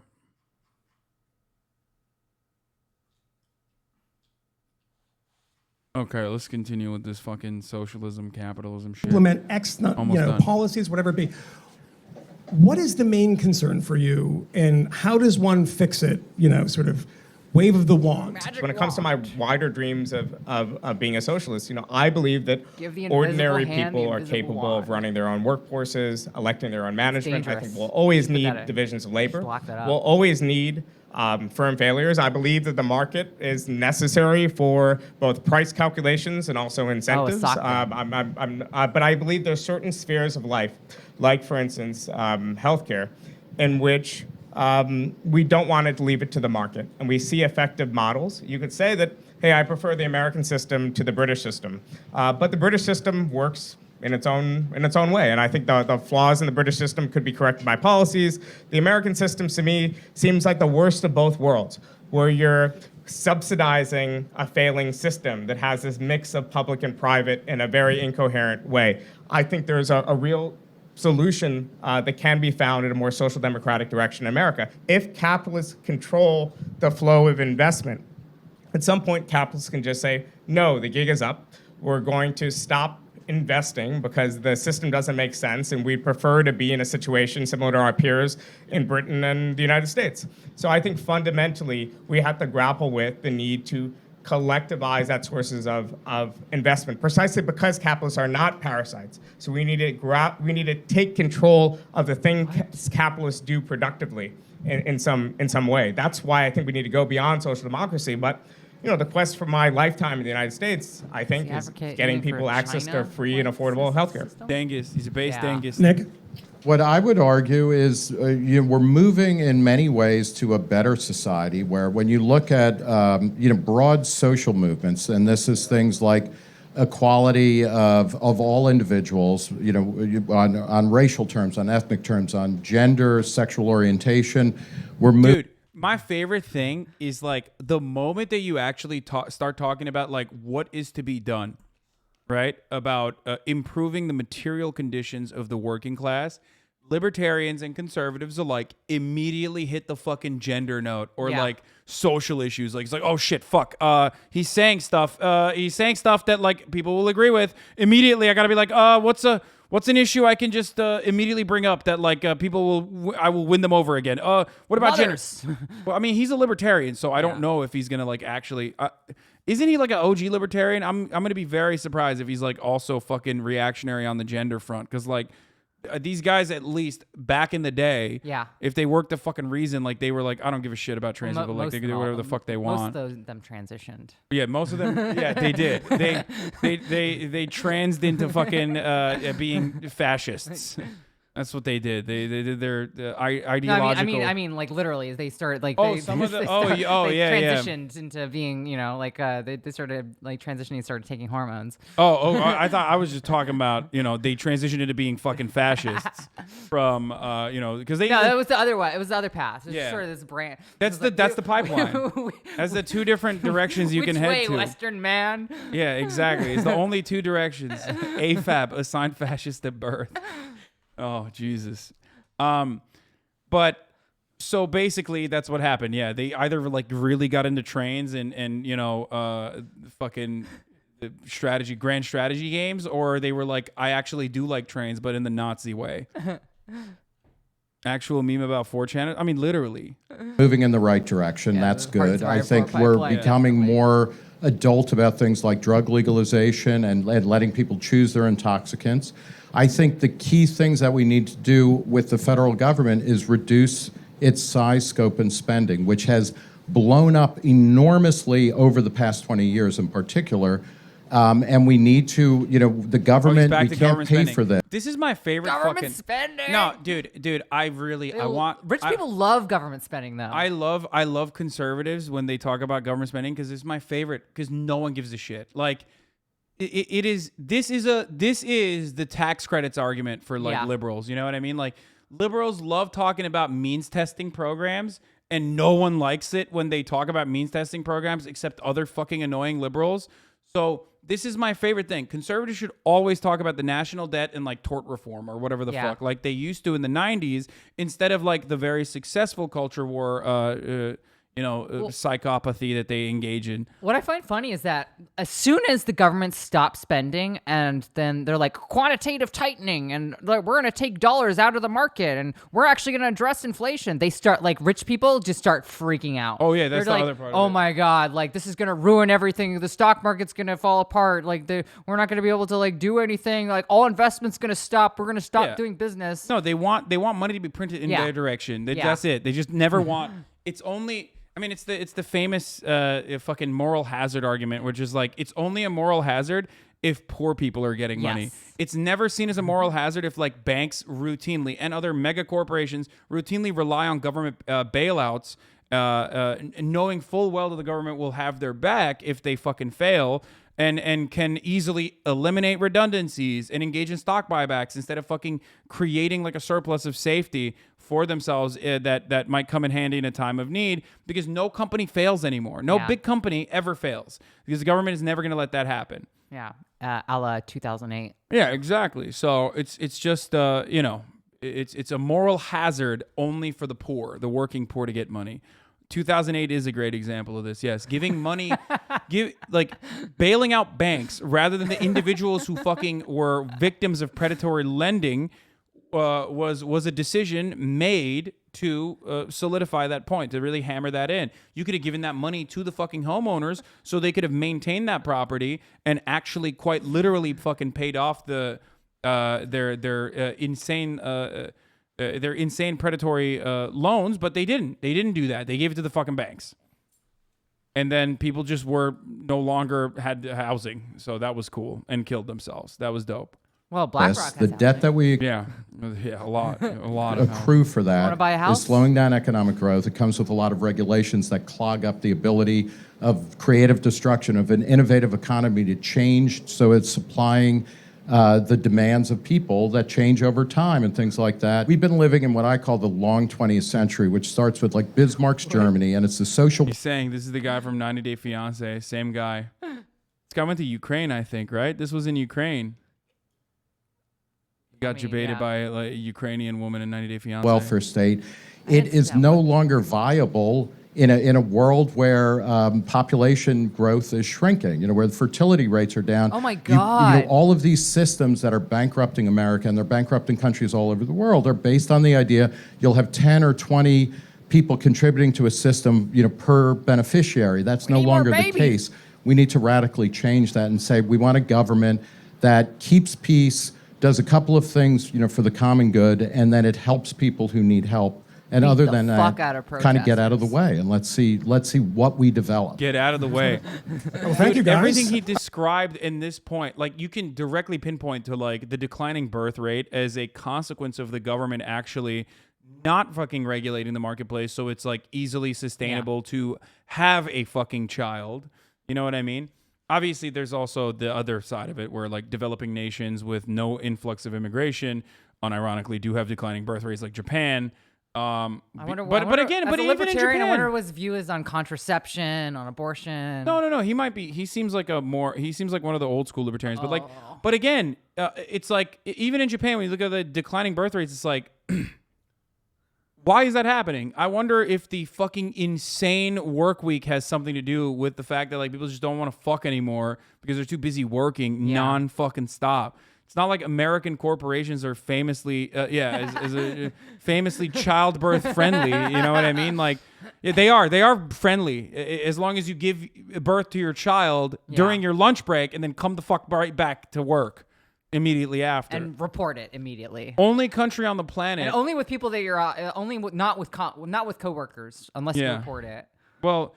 The only country, America's the only country where there's no federal mandate for parental leave. That's insane. I wonder if that has something to do with how hard it is to have a child.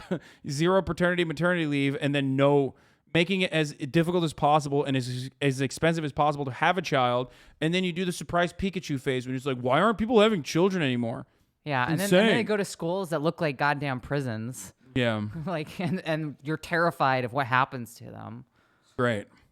Oh my God. That was the hardest hour of my life to not jump in and say things. So what we're going to do now is if anybody he has really did a good job not jumping in. Any questions, if you can come up here. I just like to jump in real fast. And there you go.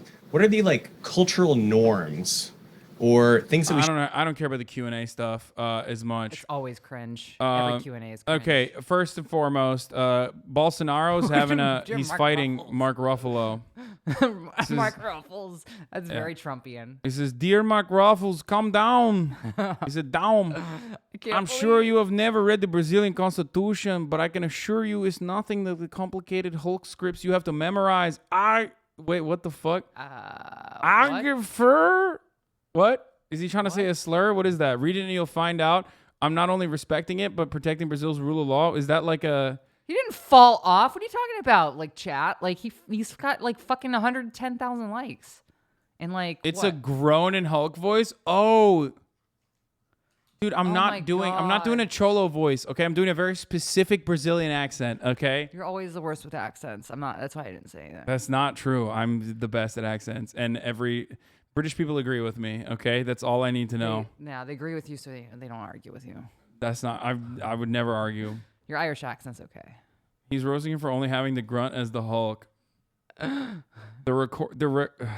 this is so fucking stupid. Okay.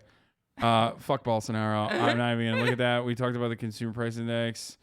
Have you seen Ben Shapiro fucking lose his mind? Like, I got texted about it. I have not seen it. he's been fucking crying on the timeline about Fox News showing this this trans trans kid. teenager. Yeah. Okay, and then so is Matt Walsh. What is a woman? Anybody that refuses to fuck Matt Walsh, obviously. That's an easy answer. Show her the video. Should we look through the video again? I mean, we watched it already. I haven't seen it. Okay, here, watch it again. This is actually pretty good. Like, surprising. It is kind of wild to see. It is kind of wild to see this on Fox News. Like, I was shocked. It's a really, really good video. Yeah. All right, I'm gonna go pee while you watch. All right. You wouldn't think anything different. 14-year-old Ryland Whittington is a typical Southern California teenager. Typical. And the Whittingtons, along with one big secret. Oh, this is looking very 90s. He's trans. Even that haircut. No, it's actually really good. It's like straight up really, really good. Not as good as the top of the hour ad break, coming exactly at the top of the hour. As soon as you leave it to me. Yeah, but it is still pretty good. It's not as delicious and as exciting as like delivering you that sweet top of the hour ad break, which you can avoid if you subscribe for $5 or for free with the Twitch Prime. That's right. Here's the woman ad break now. Mom Hillary, Dad Jeff, and Sister Brinley are a typical family. The only difference, though, in Ryland's eyes, is what this family can mean to the tens of thousands of kids under 18 who identify as transgender. We put our story out there so people could see that like there's another family out there that is going through what we're going through, or there's another family who's proud of who they are. Before Ryland could even speak, he managed to tell his parents that he is a boy. Awesome. I could just see it. It wasn't him trying to be a brat. It was like painful. It was truly painful for him to have to wear feminine clothing and for us constantly telling him that you're a girl. And unlike some trans kids, when Ryland came out at age 5, a few years later, he had the full support of his parents. Initially, there was some pushback from us in trying to understand this. We were confused like most people are. We thought that gender and sexuality were the same thing. It took us a while to figure out that those two things are different and that children actually do recognize their gender identity very young. Some of them, not all. But they listened to Ryland and to Hillary's conservative faith. For me, it's just a deep spiritual belief that you believe in God and He, created us the way He wanted us. Well, then yes, He created Ryland just the way he is. And they listened to families. They met in support groups. There was a father who was sitting across the table. He says, "You have no idea how lucky you are to be here," which kind of took me back. I didn't at that point consider myself lucky to be there. Hasan, and he said, audio. our child had displayed this gender dysphoria or this gender misalignment at the same age that Ryland has. And we didn't listen, and we pushed back. That pushback led that child to turn to self-harm as a teenager, which 60% of trans and non-binary kids engage in, according to the Trevor Project. More than 50% consider suicide. That for me was the turning point. I didn't want to see Ryland go through that. I'd rather have a living son than a dead daughter. And I guarantee that if we had pushed back, I was just saying, it was just done what a lot of parents 2014. do. Like, I don't think that we would have. I think but it's like cut so perfectly to basically get like a conservative family to maybe reconsider their position, especially if they have like a trans child. You know what I mean?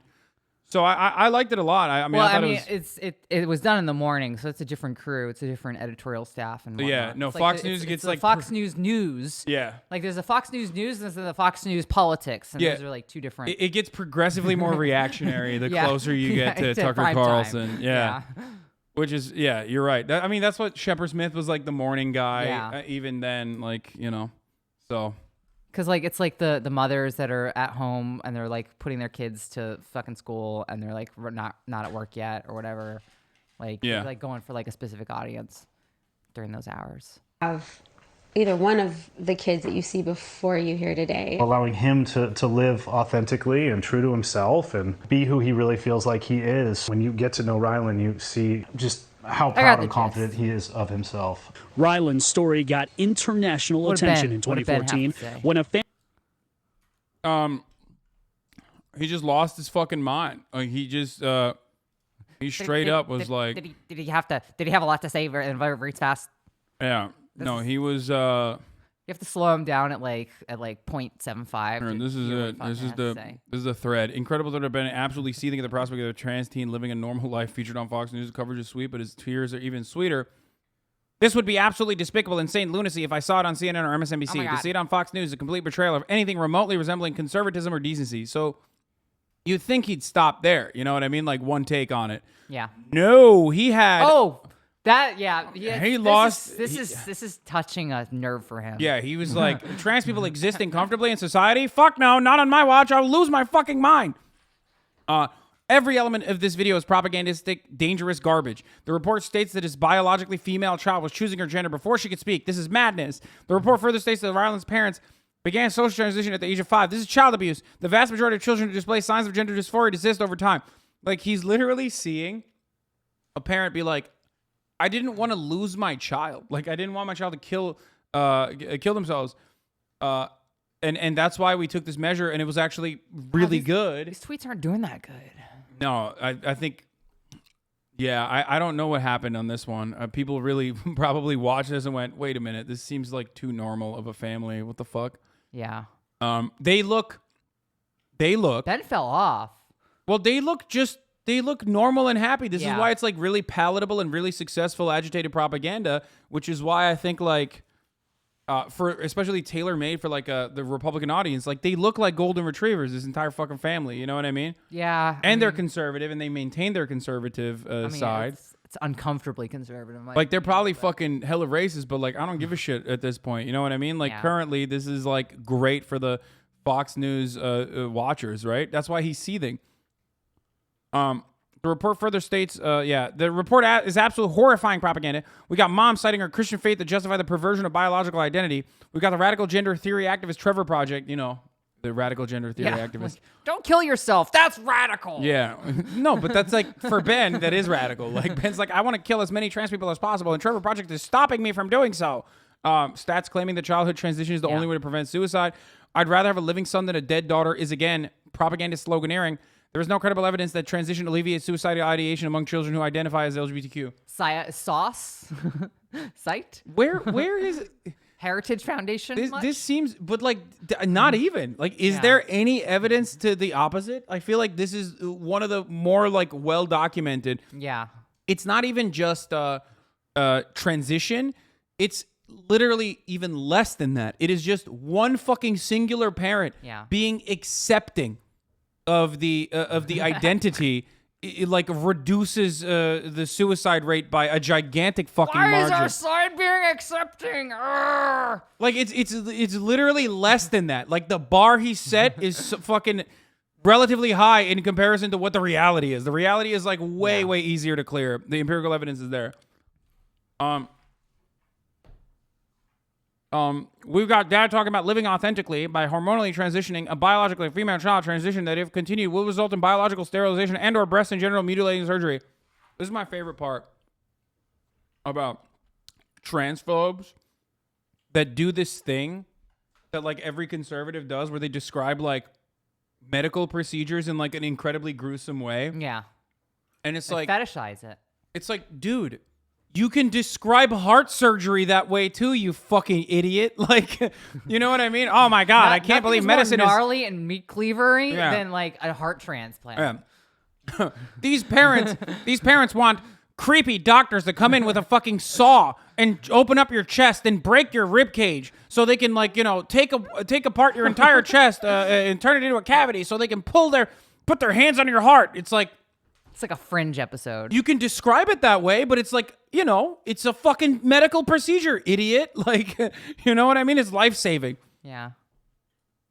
It's just how it is. Laparoscopy is wild too. They inflate your chest and stick a robot arm in there. That's what I'm saying. Like, it's just so dumb. You can do that for every medical procedure.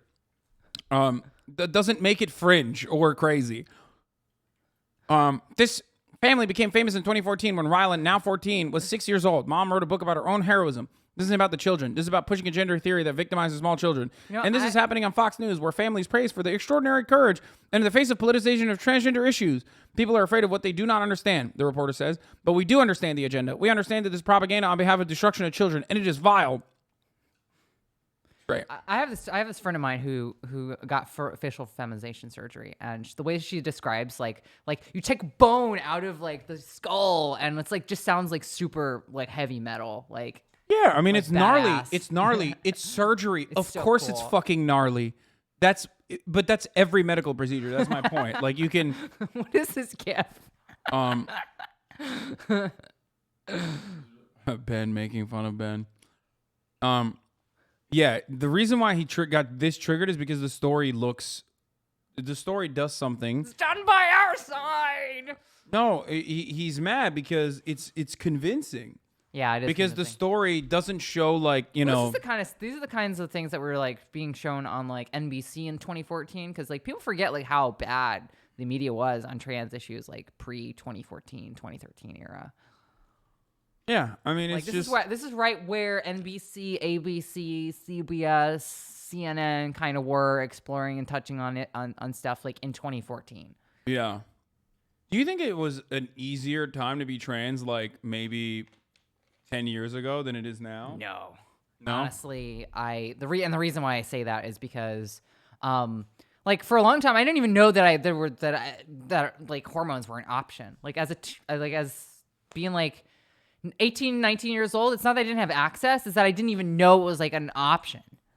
Like I had literally like that awareness wasn't available to me, that like these things were possible. They seemed like I was under the impression like, oh, this is something that must be expensive and won't be covered by anything, and you know, and there's like no information about it. I don't know who to go to. I don't know where to go. All this information is pretty widespread now. Like I think that's one of the reasons why reactionaries are so focused on trying to suppress this information, is because like, I had no idea. Because they're transing our children. Yeah, it's like an option now. It's like people now teenagers know that they can go to their parents and they can be like, you know what, I think I'm trans, and say like, well, you know, and then they can go to a doctor and like the doctor will tell them, and they'll have this fact sheet, they'll have the standards of care, and they'll be able to like go and like get help.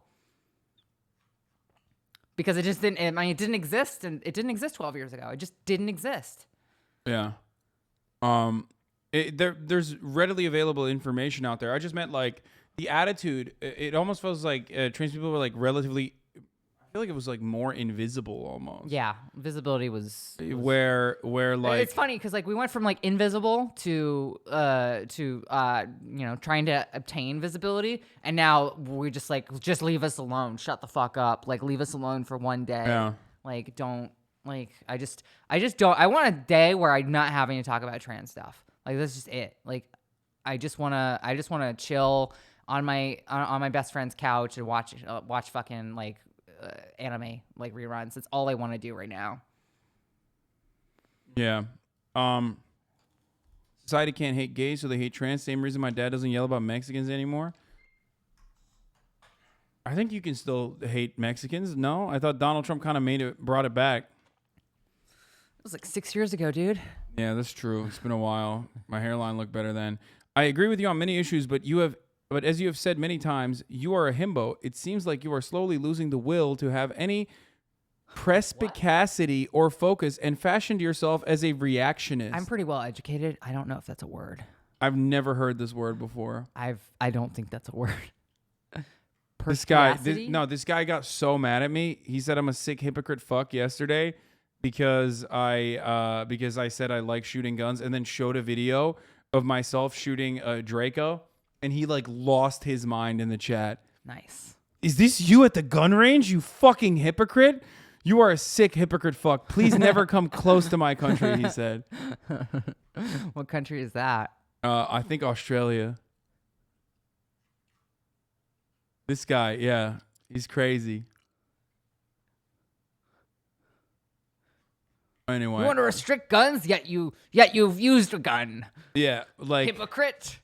He doesn't understand that like you can shoot You can shoot guns and still believe in, gun control. Yeah. Okay. Oh, all right. Let's talk about Ukraine. Last time you and I were on this broadcast. Yeah, it went trench warfare on us.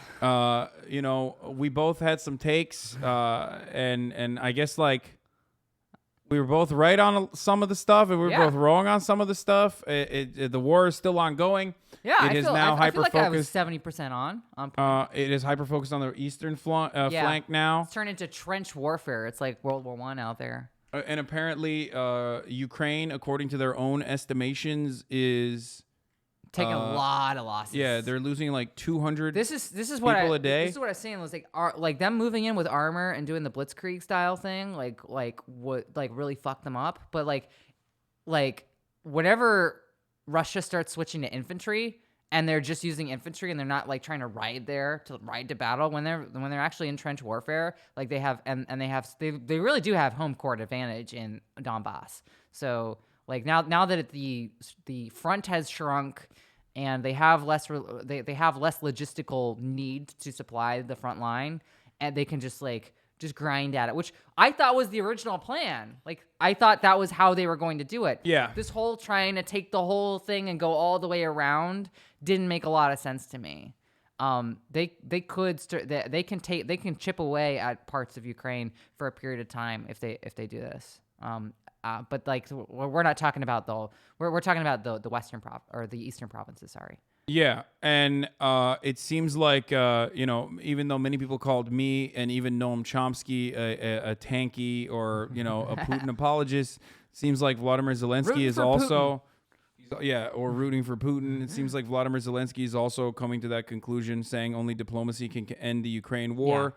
It just depends on what the conditions are. Yeah, but the scale of the consequences of the war in Ukraine have changed significantly since then. Like Ukraine is not about to lose its entire national sovereignty. It's still just losing it's losing more of losing more of its territorial sovereignty, like towards the south, towards the where Mariupol is. And the Donbass region, but like the core central bit, like it's not like Ukraine is about to.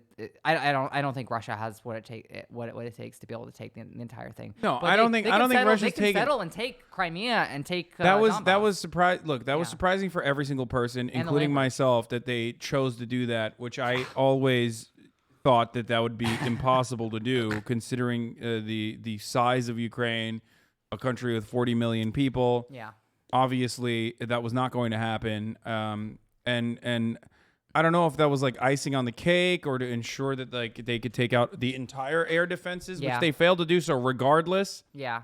But now they're now it seems like the tide is turning, but more so. It's not that it's turning so much as it is that it has turned into the meat grinder that we were expecting it to be. Like if it was like this is the kind of invasion that people were anticipating this to be, and not the entire throw every single Russian tank and then have it be obliterated. Yeah. So, what's your takeaway on everything that's going on currently, especially considering that we started the Lend-Lease program, which is nearly identical, if I'm not mistaken. The risk of nukes has dropped. So it's dropped significantly. Increased amount of the likelihood of diplomacy.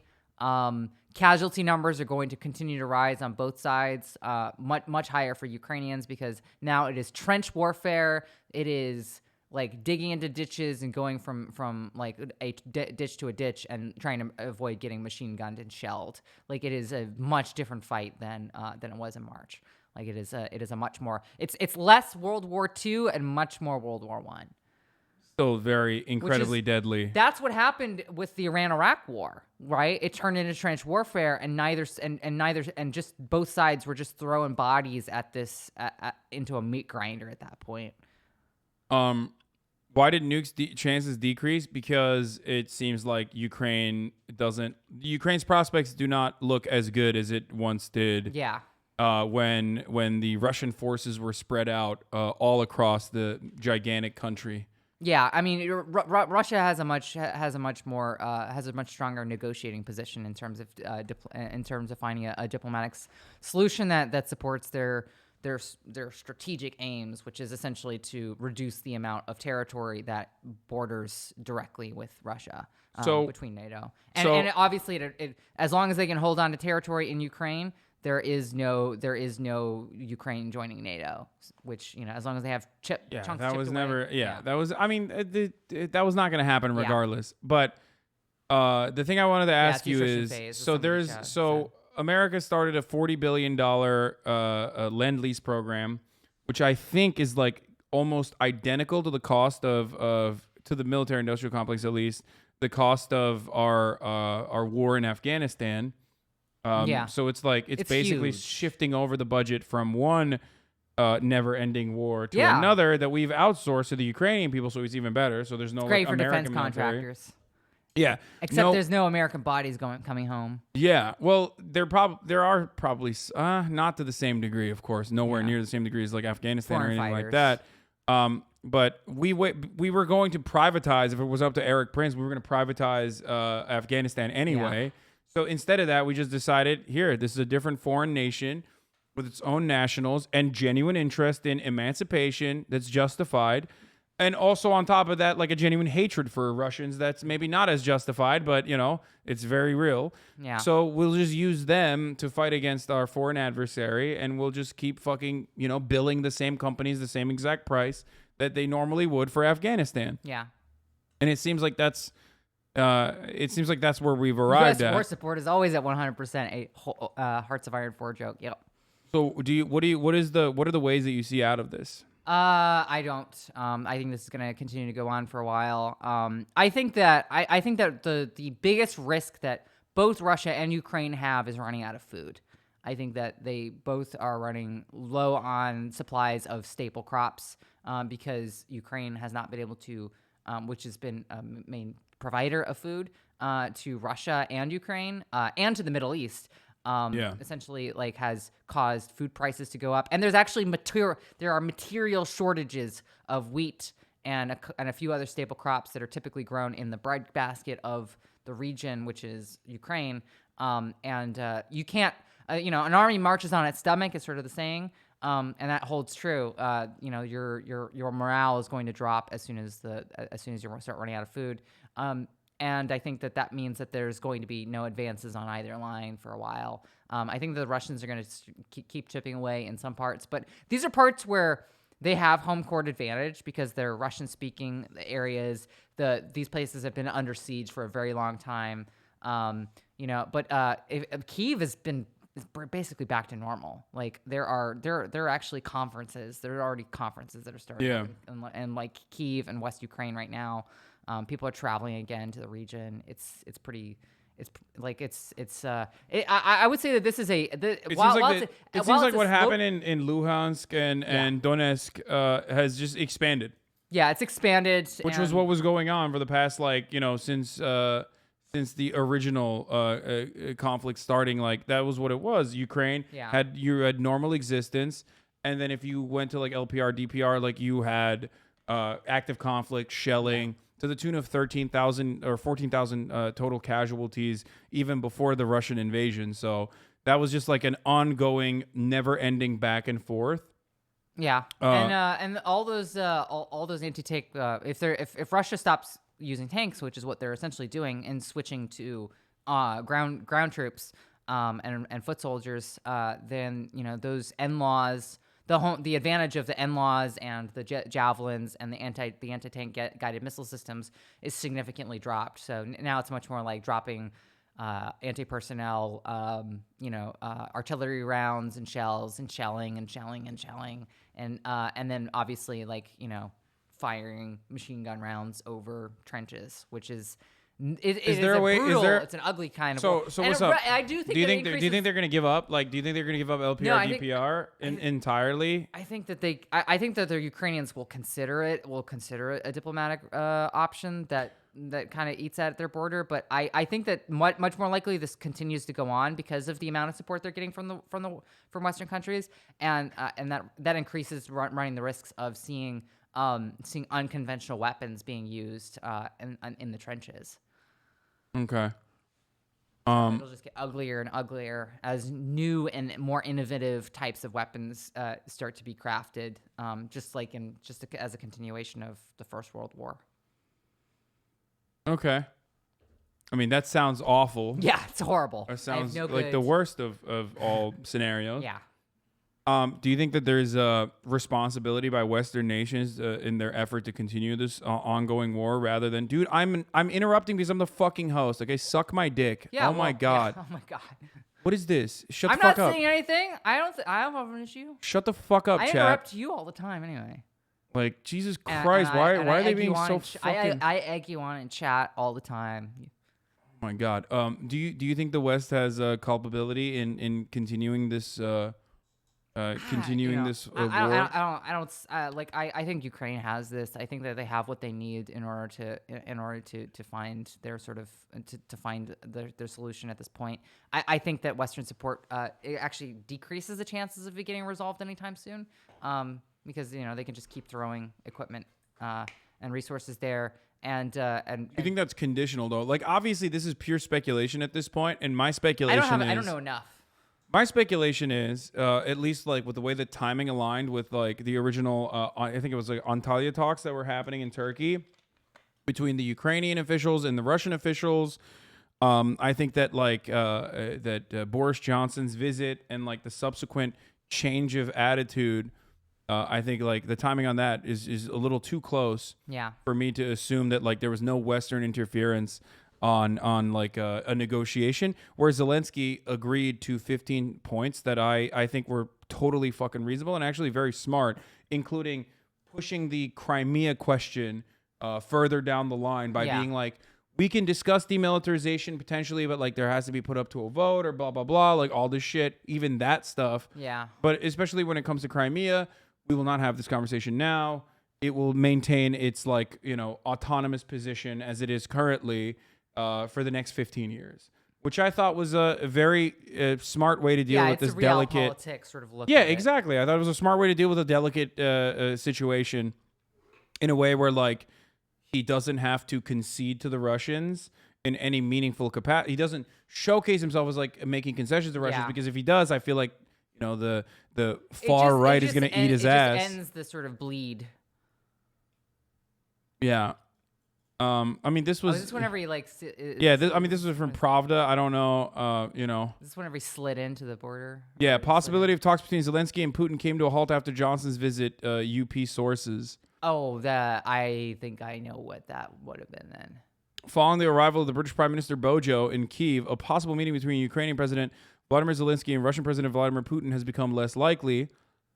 Quote from the article, the Russian side was actually ready for the Zelensky-Putin meeting, but two things happened after which a member of the Ukrainian delegation, Mikhailo Podolyak, had openly admit that it was not the time for the meeting of the presidents. First thing was the revelation of the atrocities, rapes, murders, and massacres, looting, and indiscriminate bombings.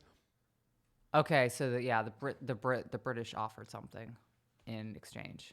That's what I'm saying. Yeah, I think I didn't see the context of this, but I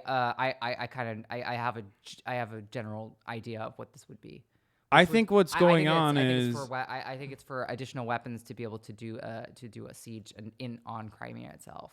U.S. plans to sell armed drones to Ukraine in coming days. Sources. I think that they basically were like, we'll just keep giving you weapons. You just can't concede to the Russians at all. Like you can't do any sort of like deal. Because it's going to be better than the Bayraktar. I don't know. Like, but I can't tell. Because like what's important in military standards is reliability and the inability of that system to be overtaken by your hostile actor. And we've already seen that American drones have very easily been able to be taken over. Really? Yeah. I didn't know that. I thought my brother always says that American drones are like the fucking Bugattis of drones. Like that's the one thing that imagine Bugatti without a good security system or that gets a flat tire that has like bad tires. Yeah, that would be very American. It requires a lot of there's a reason why you don't drive a Bugatti in a war zone, right? There's a reason why the Toyota Hilux is the most popular truck in the world. He also does say that the Bayraktar is like the Toyota, like very reliable, very affordable. Exactly. Take a beating. And if you're like not the United States, then you don't have the continuous chain of supply. You don't have the supply chain and the continuous like support network that. Well, they have a second Bayraktar that they were going to work on in collaboration with the Turkish government already, where they were like, so they have a working knowledge of the drone, which is like, it doesn't seem super complex to make. Yeah, I want a Hilux so badly too, but you can't get them in the States. I think they're great. I want one so bad, but I'm gonna have to like I'm gonna have to like work my Get the Tesla Cybertruck. No, I'm not getting a fucking Tesla. If I get an EV, it's gonna be like a BMW. Taycan. Oh, the new Beamers they're dope. Yeah, I drove one. Yeah, they're pretty sick. But I live in New York, so I kind of don't want an EV. Yeah, you don't need that. Yeah, you don't need a car at all in New York. Well, I mean, they're convenient to have like as a driver, but I mean, I like to drive. I love driving. Well, yeah, I mean, then New York is a terrible place to. It's terrible. A terrible place to be. Okay, what else was I gonna ask? And also, 1 second. Because I have other guests coming in a little bit, and I just got to make sure when they're coming. Okay. I'm gonna kick Kicking me out. Yeah, I was gonna kick you out. Okay. What else was I gonna talk about? Oh, we can watch. We were gonna talk about this. Okay. You're familiar with what's going on in Los Angeles? Brandon's here. Yeah. Are you attending any of the America's Conference things? No, I'm not doing anything like that. I was here to just see Ethan Klein this morning, and I needed to get back to New York. Yeah, well, I've got work to do like starting tomorrow, so I got to fly in tomorrow morning. Well, Cornel West has some words to say about Brandon. I'm already losing my voice from being on air for like 4 or 5 hours. Yeah, How do you gotta get used to it. I got pipes. I'm used to it. Yeah. You've been some vanguard for human rights when you look at the history of Latin America as the playground of the American empire, treating Latin American brothers and sisters as if they're cockroaches to be crushed rather than human beings with great dignity who organize and fight back. Yeah. Even though he's like, don't come to. I love him. And I think he's great, but he like attends some of the cringest fucking shit sometimes. You know what? He sat behind me like 3 or 4 times during my court martial, like right behind me. Really? Yeah, it was so awesome. He's cool. dope. He's wonderful. I love him obviously, but I do hate when he's like he'll like attend like a random like debate conference or some shit, and there's like actual fucking Nazis. That's where the money is. Yeah, it's just like, what are you doing, bro? Politicon. I've done Politicon. I know. Politicon is a little bit more. You know, the Politicon tried to get me to do one with Joy Reid. Yeah. Really? Yeah. That you should do it. It didn't happen. I guess. I think Politicon went. It fell apart. They also wanted me to do. They wanted me to do Milo, which we said fuck no. Oh, with Milo? Yeah, we were just like no. This is like 2017. We're just like fuck no. He can be lib. Okay, guy sitting at his computer. That's not what I was saying. I'm not saying he's not a liberal at all. What the fuck? Los Angeles, acting as if you don't have crimes in the Middle East, with Saudi Arabia committing crimes right now against the Yemenis, with the Israelis committing crimes right now against the Palestinians, with crimes being committed in Asia. Don't come thinking that we're gonna take your lives. And don't think that simply because we hate the injustice that we hating other folk. No. Franz Fanon is right.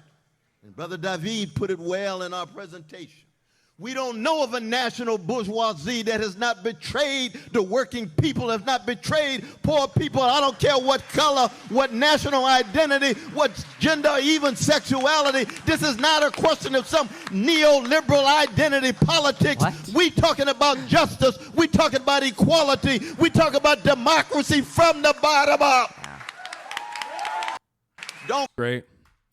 Yeah, but yeah, I'm in town. I flew in on Air Force One, of course, and came here. Yeah, you flew on an Air Force One. You flew on one of the Ospreys. Like you parked right outside on my helipad. Yeah. Luckily I have one. That's why I didn't have to go through the moat. Yeah. And you know. But yeah, you're doing regime change in Latin America. Very exciting. Very exciting business. I mean, are you familiar with what's going on with the American conference at all, or have you paid attention to that at all? A little bit. I know that's going on. They did not invite Cuba or Venezuela or Nicaragua, Nope. which is course fucking not. ridiculous. Yeah, except for these parts, like asterisks. But yeah, when it comes to like LA, Claimed that it was because it was undemocratic. These countries were undemocratic, unlike the United States. unlike the United States or Brazil. That's very famously we were making like concessions Biden's to so-called Brazil.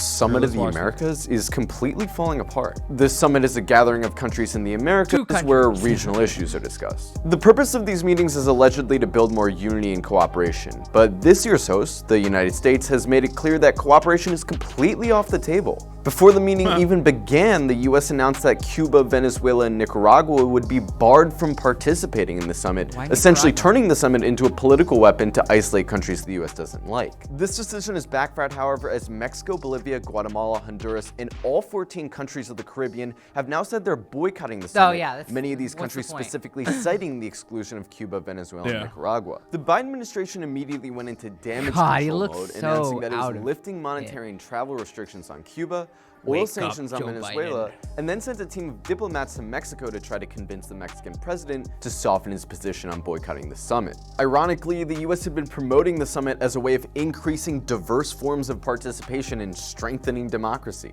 While the hypocrisy here is mind-boggling, this isn't exactly out of character for the US either. BT is literally straight up doing fucking breakdown videos that I used to do with the Young Turks like fucking 6 years ago. Yeah. Wearing that exact same fit with the exact same copyright-free trap music background. Anyway, that's just besides the point. It's more or less been US policy to overthrow democratically elected governments in Latin America since the late 19th century. Here's a list of all the US-backed coups and military interventions in Latin America. Let's go! We gotta get those numbers up. Shit's been looking... Stonks! Some of these I haven't even known about. In other words, the legacy of the United States in Latin America isn't a legacy of democracy. It's a legacy of tyranny. It's a legacy of bloodshed. It's a legacy of democratic governments being overthrown, dictators being installed, and millions of people being massacred just so a few CEOs could grind out a little extra profit. On top of that, what's the state of the US's own democracy? While we have a democracy in name, regardless of who's in power, the rich and powerful always seem to come out on top. As most Americans get pushed closer and closer to total financial ruin, the politicians shovel more and more money into the military-industrial complex, all while telling us there's not enough money for universal healthcare or education. Well, it lectures the rest of the world on free. It switched from billionaires trying to buy politicians to now they're actually trying to be politicians themselves. In the last 10, 15 years. Billionaires trying to become politicians. Yeah. Well, Bill Gates went from. I mean, I guess Bill Gates didn't he famously say that why would I become a politician when I can easily do more? Yeah. Bro, this is Bloomberg tried to jump in. Andrew Yang. We just have all these extremely wealthy people jumping into politics in the last decade. Donald Trump, obviously not being an actual billionaire, but claiming to be one. Caruso. Yeah, exactly. Great. It's a further degradation of the line between the capital and the liberal democratic. They decided to cut out the middleman. I think. Free speech. The United States unleashes riot cops on its own people for protesting for basic human rights. This is why a group of activists is organizing a counter summit called the People's Summit, a summit dedicated to assessing the state of the Americas from the perspective of ordinary working people. The People's Summit is going to take place on June 8th, 9th, and 10th in Los Angeles, and they've got a pretty impressive lineup of speakers and musicians, all kinds of organizations ranging from labor unions to tenant associations to anti-war groups are going, and admission is free. So if you and your friends are trying to meet new activists and collaborate with different social movements, this is your chance. These two summits present a pretty clear choice for everyone in this hemisphere. Either we continue to live under an empire that considers all of Latin America its backyard, or we tell that empire it has no right to dictate the way we live, and the best thing it can do for Latin America is to go back home. Good take, good video. Well, Jesus Christ. That's fucking insane. Here we were gonna do okay. One last thing. Two last things, okay, before I let you leave the compound. Two things. One, Jordan Peterson, JP, new JP just dropped. When I think about like, you know, dating advice, I like to look at Jordan Peterson. Like I feel like he has great dating advice. So let's hear what he has to say. Talking to his daughter Michaela. That's so. I think this is pretty common for women in university to hook up with people. Right, it's called hookup culture. There's Tinder, like for any. The thing about the thing about my family Michaela, about this. yeah, that it's weird as fuck. Yeah, like I can't imagine having this conversation with my parents like that. I would never want to do that. But also, I can't masturbate at Sports Illustrated anymore. Yeah, that's incredibly weird and cringe that he like talks about what he can't lathe ropes to with his daughter. But also like. She's like a bit of a freak. Like she dated fucking some random like Serbian Marxist guy. She like dated and I think did she have a kid with like Cobra Tate, who was like a sex trafficker? You know what I mean? Like, you know what? I honestly don't care. Yeah, I kind of don't care. Like, okay, fair. That's fair. But I'm just saying I like don't follow the family of Jordan Peterson. I just know that she put out the tweets whenever he was ill. Yeah. Anybody out there who's thinking maybe I don't want to do that. It's not fun. It doesn't make you feel good. It's really makes you really lonely. It's not a good idea. Why do you think it makes you lonely? I think because what you're looking for is connection with somebody. And you're getting this physical connection and you're not getting any emotional connection. Well, here's an interesting thing I used to tell my clients is don't do anything with anyone sexually that you wouldn't talk to them about. Seems like, well, I wouldn't talk to anybody about that, but you'll act it out, yeah. So that's worth. This is so creepy. Tell my clients is don't do anything with anyone sexually that you wouldn't talk to them about. What does that even mean? Is he saying don't rape like your partner? What the fuck? What? Isn't that like the autumn? Am I misunderstanding what he's saying? Is he just like basically describing like, you know, super basic consent? Like that's, I thought that was like implied. What kind of fucking clients do you have that like you have to be like, you know, consent is important? Like what? Oh God, I don't even want to know what his clients are like. That's like the fucking first step. Like very strange. Seems like, well, I wouldn't talk to anybody about that, but you'll act it out, Yeah. So that's worth thinking about. So you're not intimate enough with them to have a conscious discussion, but you're perfectly willing to blunder stupidly into it and then risk the aftermath. Oh, he's like talking about kinks? Like he's saying, oh, he's doing kink at Pride discourse. Oh no! No, I mean not at Pride, but he's just doing kink discourse maybe. He's saying like, you know, if you like butt stuff, and you want to do that, that's fine. I'm not going to kink shame, but you need to make sure that, you know, your partner is willing and able and up to it. Obviously, it takes a lot of time for bottoms to get ready. Many people don't know this. He said unionize. He said bottoms need to unionize. All right, you're recycling jokes now. Okay, I am. Okay, well, whatever. Okay, not everybody here heard it for the first time. There you go. That was a weird take. I thought there was going to be more to that. Chatters that sent me like over and over again. Were like making it seem. Yes, Jubilee. No, this is so cringe. No, it's gonna I speak in Finland. 6 Mormons versus one fake one. When you watch this shit, I'm like, really? I love Jubilee. I'm like, nope. Like yeah, because you like, you know why? Actually, Chelsea hates it because she's like, oh no, it's not the Platinum Jubilee. Every time I click on it, every time I click on it, she probably thinks like, oh no, I think it's going to be the Platinum Jubilee. Yeah, it's true. Yeah, that's why she's a big fan of the Queen. No, loves the Queen. I'm a big fan of the royals. Yeah. Yeah, just the monarchy in general. Yeah, I bet they taste good. I'm kidding. That sounded weirdly sexual. I know what you meant, but like it just sound the way you said it. It almost. I should have said that. I'm gonna get canceled. Yeah. Sounds like you want to fuck the Queen. Oh God. Oh, CIA pride. CIA fosters an open and inclusive work environment to ensure all officers can serve the nation confident that they will be judged by their integrity of their work ethic and not by their sexuality, gender identity, or gender expression. Whoa! We join our LGBTQ allies, or LGBTQ officers, I don't know, I read it like that, in the greater community in celebrating Pride Month and are committed to maintaining a safe environment for all. CIA is a proud LGBTQ plus ally. I love that. That's great. Wonderful. Gotta love it. Trans folks hate Jubilee because Jubilee hates us. Wait, really? Does Jubilee hate? Don't they have like some trans videos? Absolutely. They aren't great though. They're never good. It's always like trans people versus people who want to murder them. Yeah. Let's find the middle ground. Yeah, exactly. It's like, all right, come on. Turn that shit off. Yeah, it's like, all right. 3 of you trans people are gonna die by the end of this, but like the other 3 will survive because middle ground. Also, like the right side is always like it's always like right wing grifters, like who already have an established like far right like grift going on. Like they're like, they come in with like talking points. Like they're like a Heritage they're Foundation like mouthpiece. They're like this normal person that we grabbed off the street, and it's like they have like a YouTube channel. Yeah. Yeah, I mean that's mainstream media too, though. Like they always do that where they're like Pinochet's son. Yeah, or like this concerned parent. There's always a concerned parent, and then you like Google their name, and it's like literally chairman of the Heritage Foundation, North Virginia chapter or whatever the fuck. It's like okay, like analyst for Raytheon. Yeah. Just a concerned parent about a foreign policy. Just that's what it is. All right, well let's see.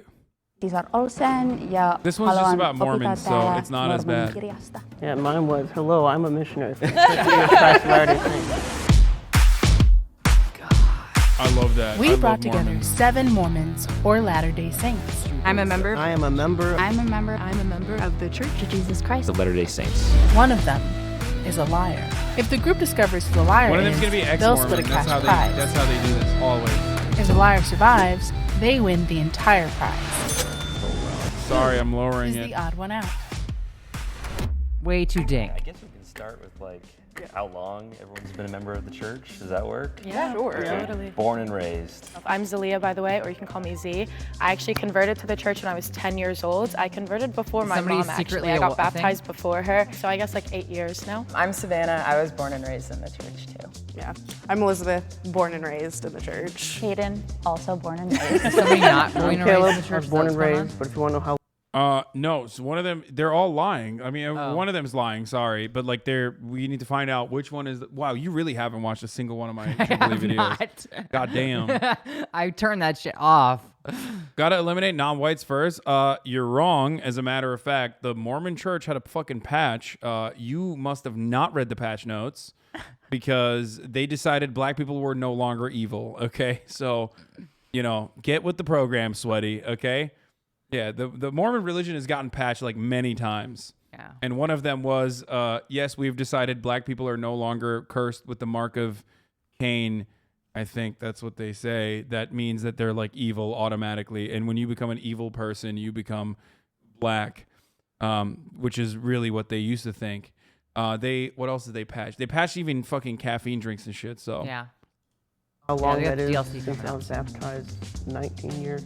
And I'm Natalie, and I was also born and raised in the church. Bad start already. Oh no. I think the main thing I was looking for was someone who just had knowledge about the church. Well, I think something we could do quick is like just say a scripture we like and why we like it. Okay. So I could start. I mean, I like Moroni 7:37. That was my missionary plaque. I don't have it memorized, but it basically says that it's by faith that miracles are wrought. And if miracles have ceased, it's because of unbelief. So I like that. Okay, this dude is way too into it. Yeah. Like, now this could go both ways. When someone is like that into religion, they're either like actually a missionary, or they're a fucking r/atheism guy. Yeah, like who's Christopher like, Hitchens. yeah. Christopher Hitchens could like recite the Bible. Yeah, it's like, bro, you're so into it. Like, you're too into it, brother. Yeah. Like, chill. Okay, calm down. It's not that serious. because it's helped reassure me that miracles do happen. Original debate, bro. What exact verse it is. That already makes me look really bad. I think it's like Nephi chapter 12 or somewhere around there, just because I had an amazing experience when I read it, but it was like the last verse of the chapter, and he basically is saying, oh, what does he say? It's just like, know that when you read these things, these are true. There are quite a few books in the Book of Mormon, and she didn't mention one specifically. She mentioned like a grouping of books. That's a lot of people in churches, because though. mine is like a scripture mastery one, but I don't remember where it's from. Yeah. It's like, thou shalt not let your light shine under a bushel. No. Oh, that's like Matthew. It's Yeah. Matthew. Yeah. Yes.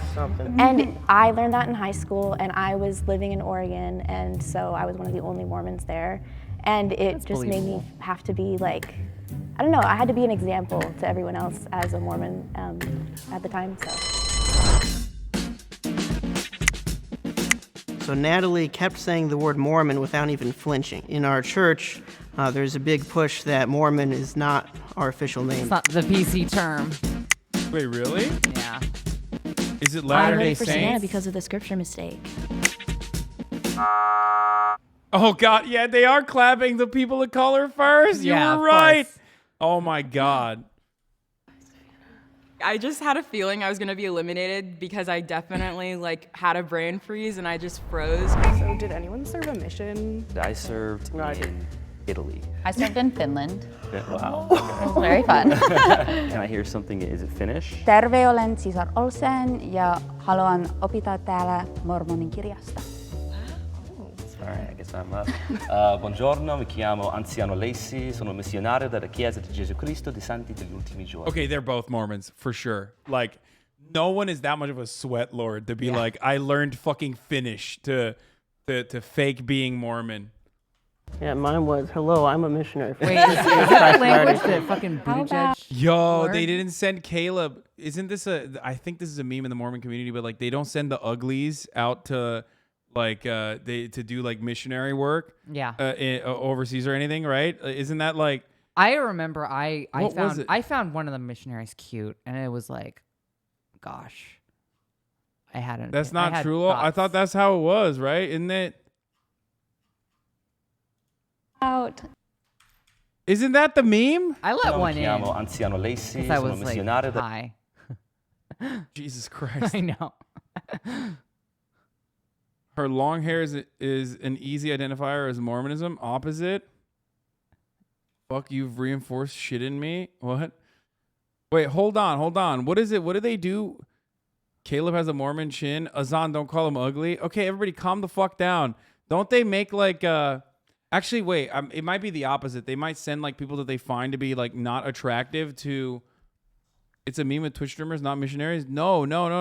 There's like I thought that they Cutie Cinderella said that exactly, where they I thought that they like send less attractive missionaries to like either Latin American countries or they send them in domestically.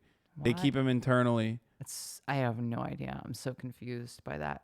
Ugly Mormons get the Idaho mission. Oh God. dalla Chiesa di Gesù Cristo dei Santi degli Ultimi Giorni. Yeah, mine was, hello, I'm a missionary from 50 years Christ Latter-day Saints. How about what was everyone's favorite conference talk from last week? I did watch some of the Oh my God! There's a conference talk that they fucking follow. prophets' Jesus messages for Christ. seminary, but I didn't watch the whole Yeah, thing. it's like a work.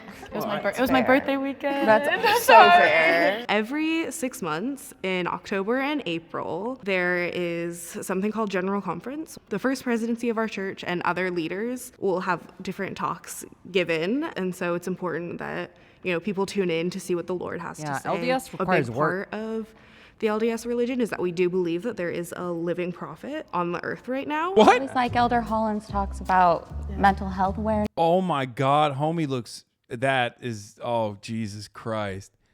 I mean, it's hard not to look at that guy and be like, that. He looks villainous. He looks mischievous. That's God. Why are religious leaders always looking? Looks like ran through like Dolly 2, the AI, and just was like super villain. Yeah. Output.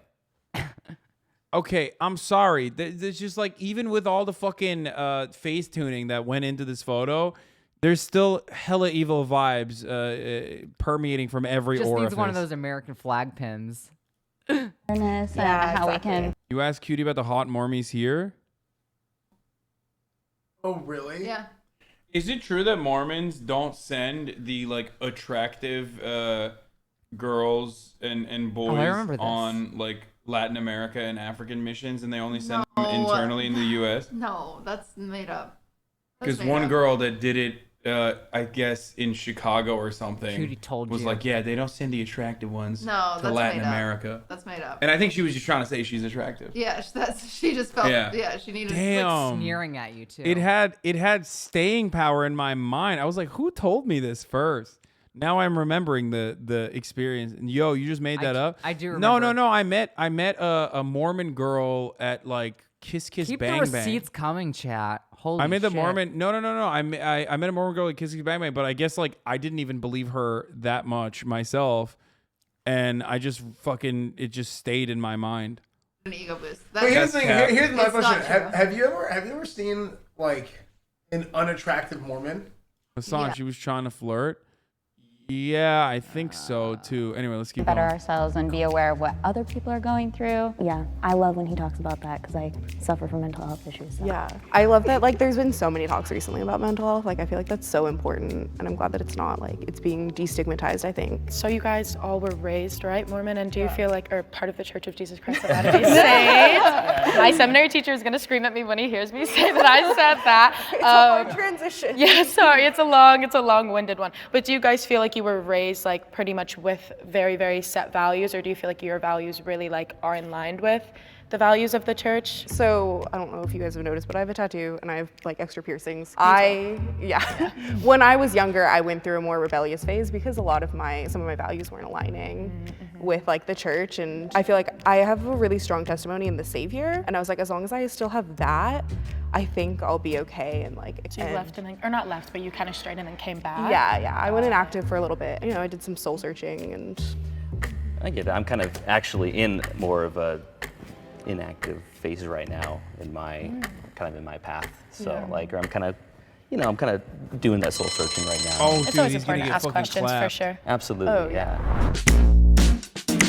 Okay, so who is it? She was inactive for a little bit previously. That was a little suspicious. We actually have a three-way tie.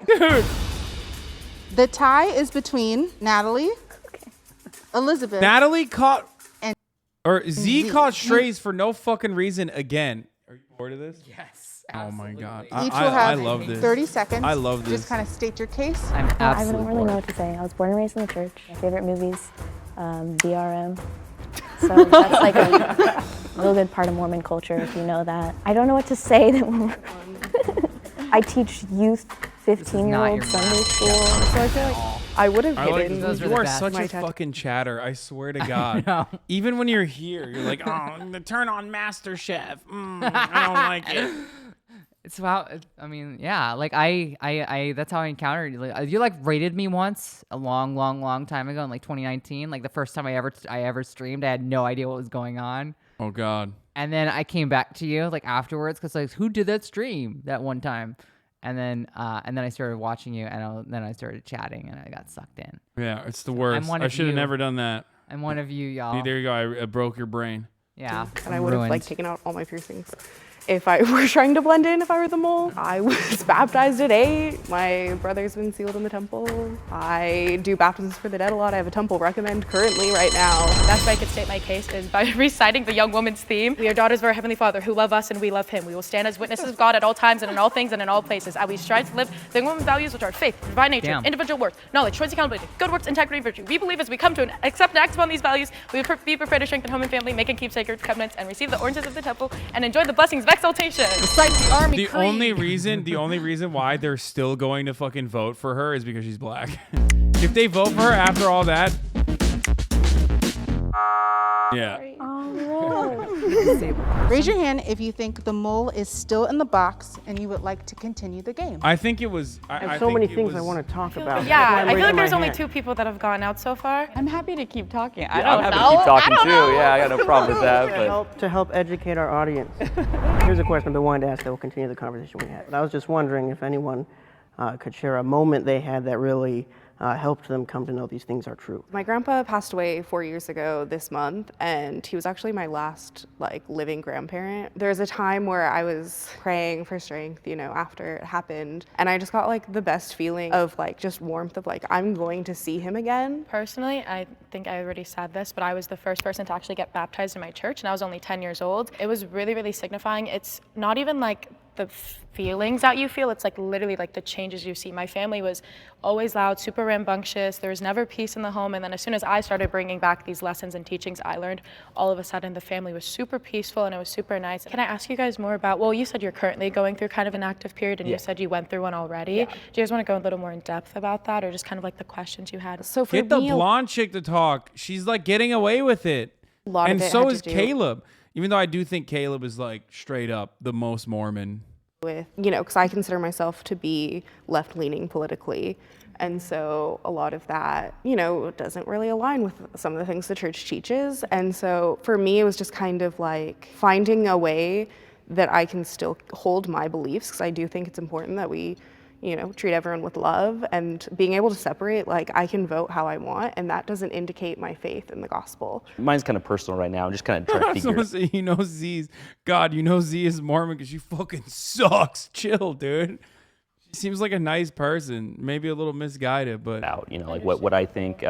My focus has just kind of changed. I think if you go through a period of inactivity, you can really see the difference between when you're living the gospel and when you're not. And I found my life to be better when I was living it. And so I think that was a very important experience to me to get my own testimony. Still a little bit suspicious of Clay, his period of inactivity, which I know sounds kind of hypocritical of me.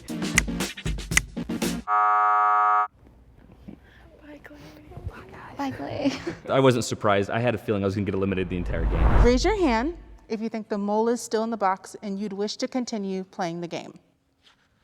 If the lights turn green, that means you have voted the mole out. If it's fucking Clay, I'm going to lose my mind. That means if it's Clay, he was an ex-Mormon turned debate lord, by the way. That one. And you lose. That one. Oh, thank you. Okay. Everybody's suspicion's Oh, that's gone. Will the Caleb? mole reveal themselves in 3, 2, 1. It was her! I knew it too. And I bet she was ex-Mormon too. Voted for you every round. I had my suspicions from the start. Oh my god, dude. Caleb is like the Omega Mormon. He is the most Mormon. Oh my God. You kept saying Mormon over and over again without flinching. And so I was one of the only Mormons there. A real good part of Mormon culture. I started to have doubts about the church before I went to college. And I eventually was. There you go. Exactly. Ex-Mormon. Something's not adding up between what I'm saying and what I'm actually feeling. I'm very left-leaning politically. And then once I was out of the church, I realized, oh, I'm gay. I couldn't even think about it when I was a member of the church because it was just I didn't even think about that. Her haircut, that's not very Mormon. Isn't it? Out of the possibility in my head. But now I'm happy. I live in California. If you are LGBT and in the church, you are loved. There is a place for you, no matter if it's in the church or out of the church. Not in LA. You can do whatever you want to do and whatever you need to do that is best for you. I'm really glad to have this opportunity Brooklyn, baby. And to talk about my experiences with the church. And Deadass. I really am glad that people can watch this and listen to our stories. I think that we all had some really, really good thoughts shared. Members of our church really do try to live in the Savior's way, and I think as we do that, hopefully we can become more like him. And I think as we grow as people, hopefully we'll be able to show other people that we really do love them for who they are.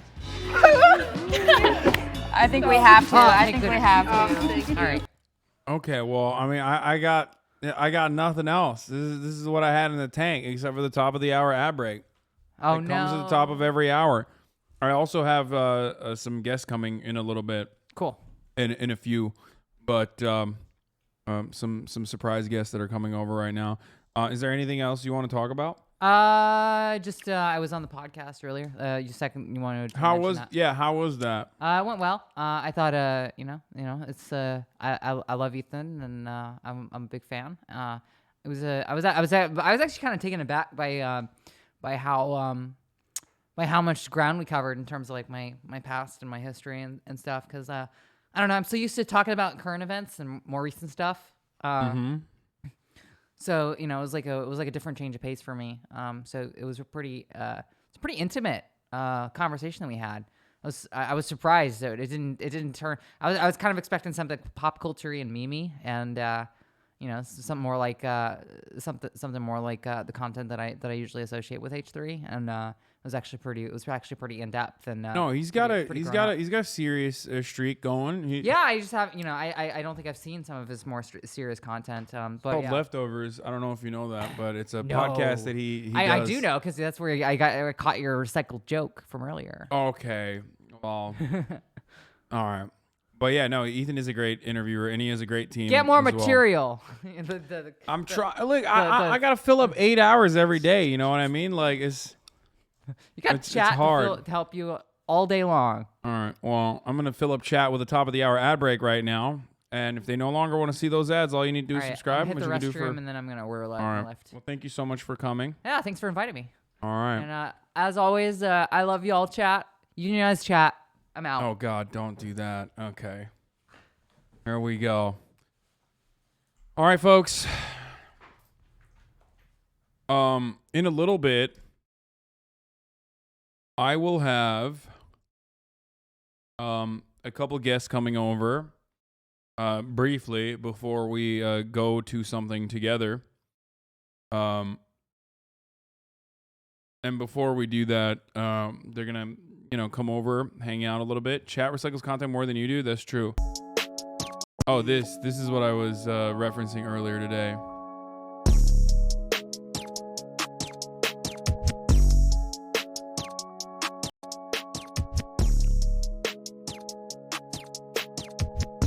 I love videos like this, even though it's not real. I want it to be. Look up blackmenaces BYU on YouTube. That sounds fucking awful, dude. I don't know what that is, but I'm scared to click that.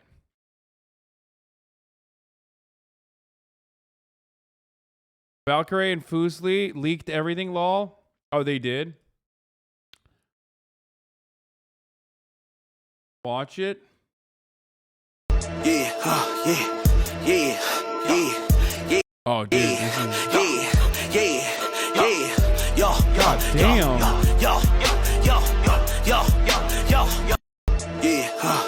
Someone made a fan cam of Cindy from Jubilee. Oh my God, are you serious? Wait, I can't even. Am I blocked by this fucking person, dude? Really? In a minute, I'ma need a sentimental man or woman to pump. If I see walking in my Balenciennes, trying to bring out a one, you're a man. I give a fuck way too much. It's left-leaning black interviewers highlighting racism and problematic views at BYU. Oh, is it actually?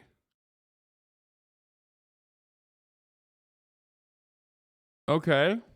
No, they are good. Just ask Mormons questions on campus. Okay, hit me with the fucking the group of lefty black BYU students interviewing random BYU students. Okay, give it to me. Give it to me.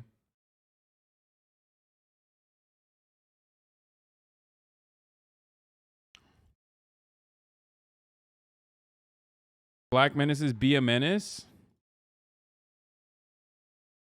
All right, so are you pro-choice or pro-life? Pro-choice. Okay, cool. Yeah, thank you. Wait, this is SFSU though.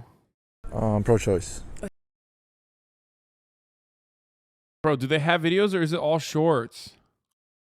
They pop off on TikTok?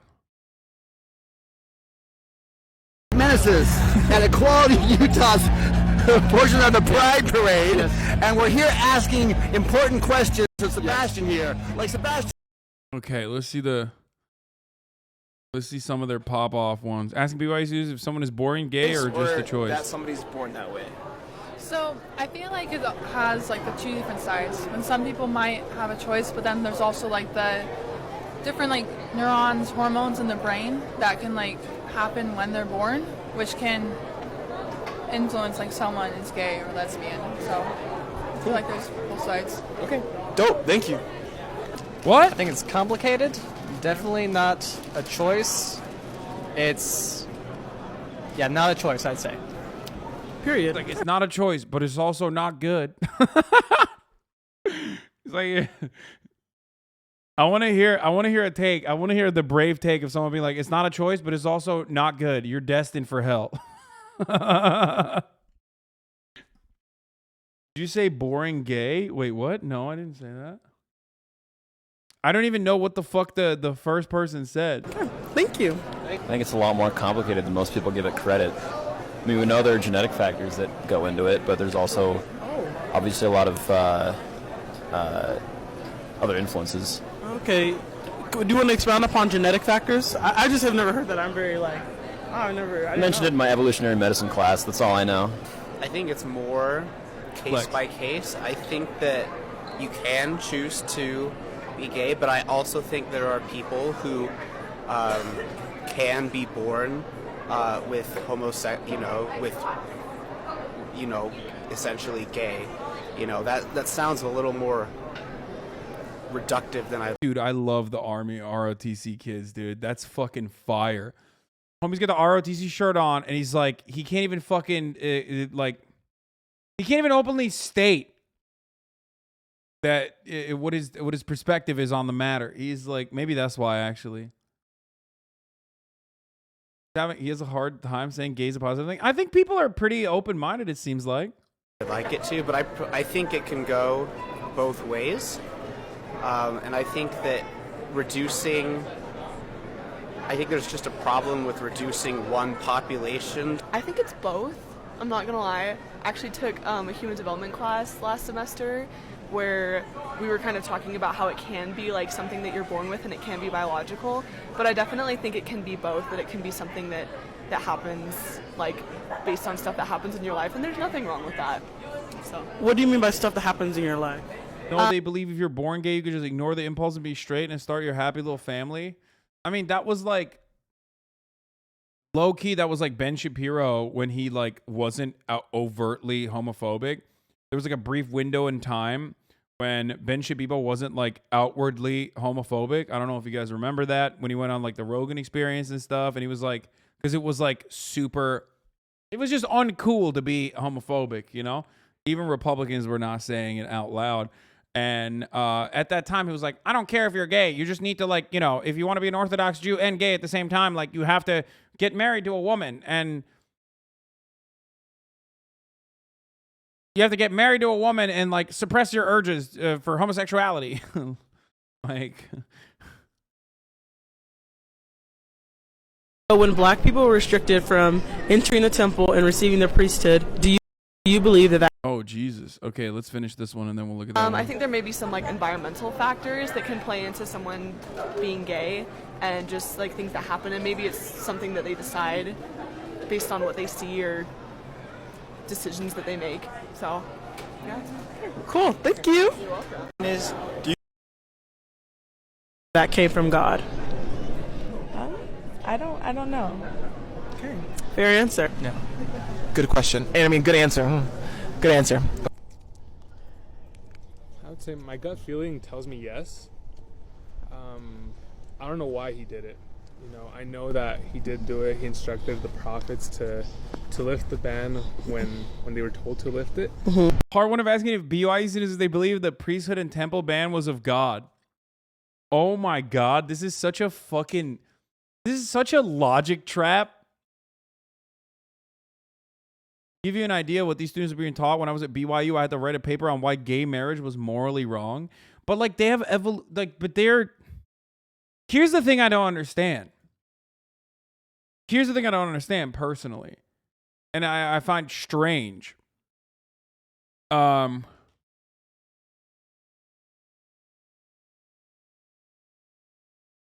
on one second.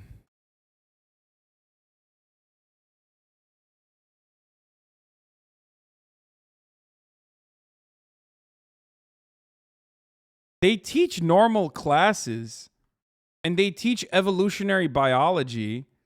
So how the fuck do you do evolutionary biology on the one hand, and then simultaneously, it's like a thing that I didn't understand with like the creationists, right? There was that creationist who like was a Harvard grad anthropologist or some shit who just straight up was like, yeah, no, the world is 6,000 years old, but like I learned all this other fake information just so I could like graduate from school.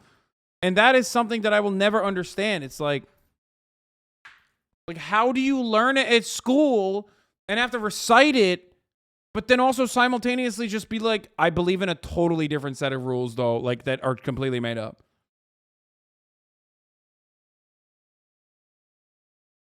The church taught us that basically there are only people going to outer darkness or hell was fornicators, homosexuals, and people who joined the church and then left it.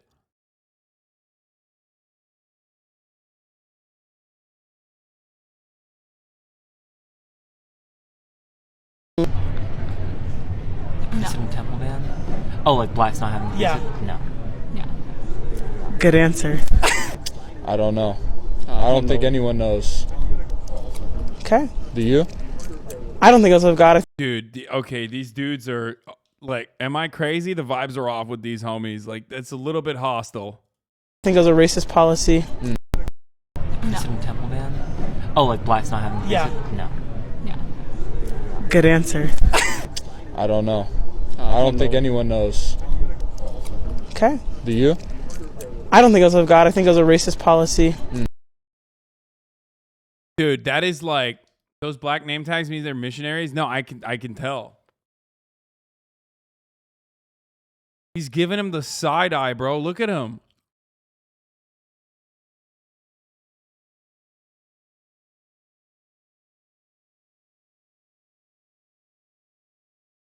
If you ever went to BYU, that'd be fucking Mormon content. Anyone using blacks? Yeah. Okay. So when black people were restricted from... Why do you say blacks?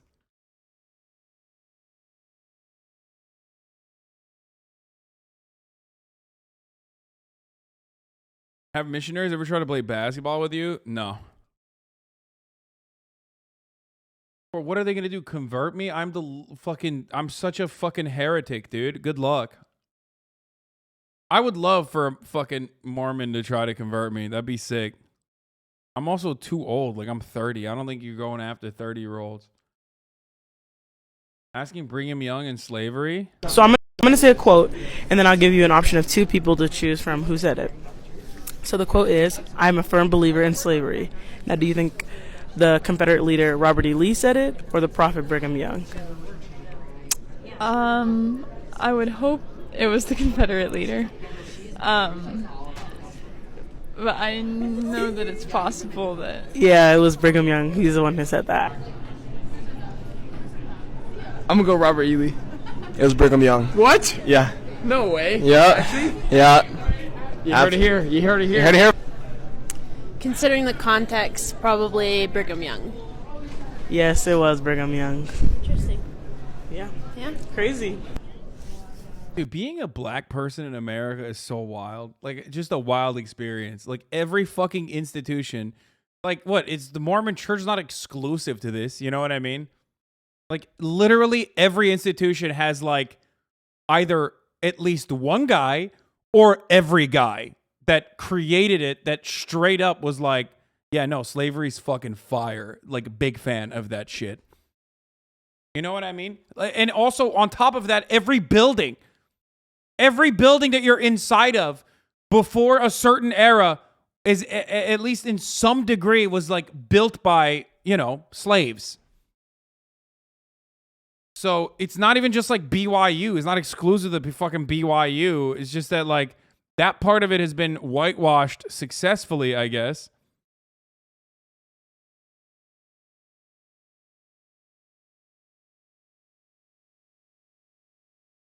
Brainwash you university?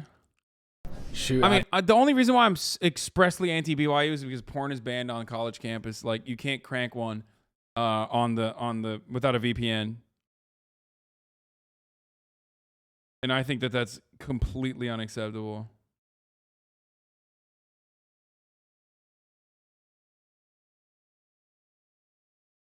UGA colleges have buildings named after slave owners built on slave graves. Yeah.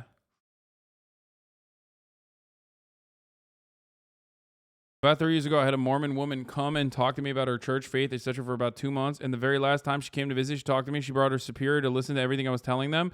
I went to a private Catholic uni and had to take 3 theology courses and 4 philosophy courses.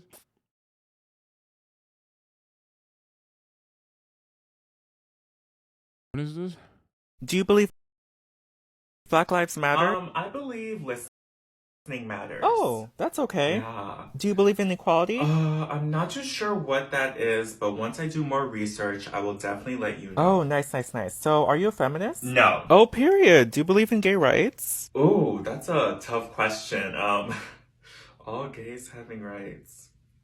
I can say I really enjoy Ellen. Yeah.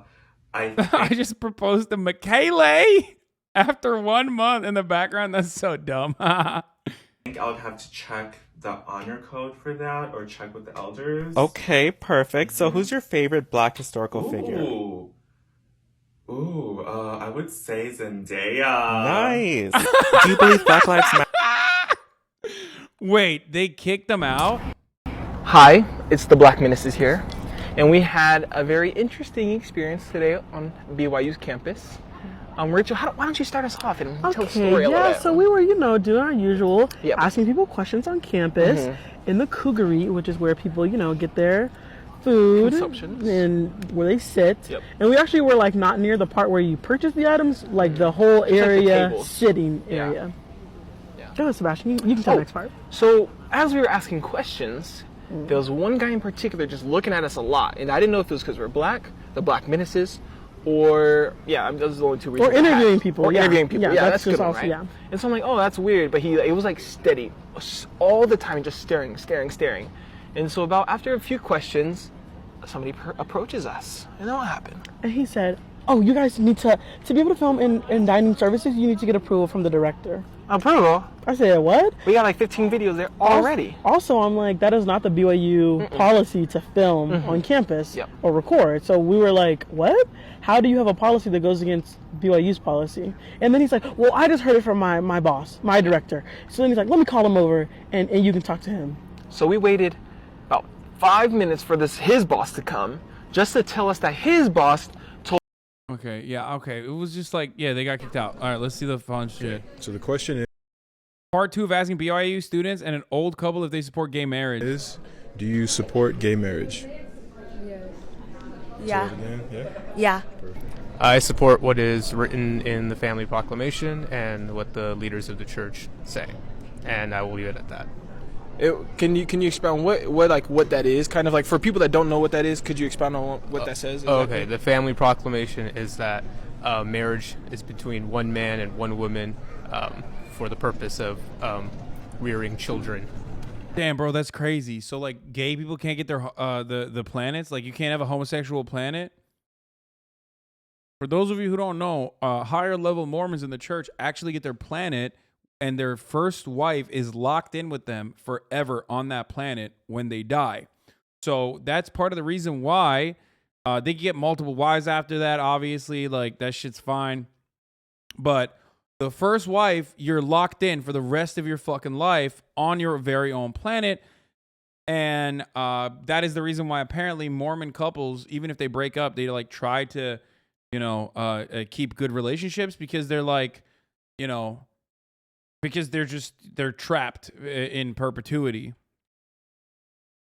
with the husband. And of course it is completely connected to the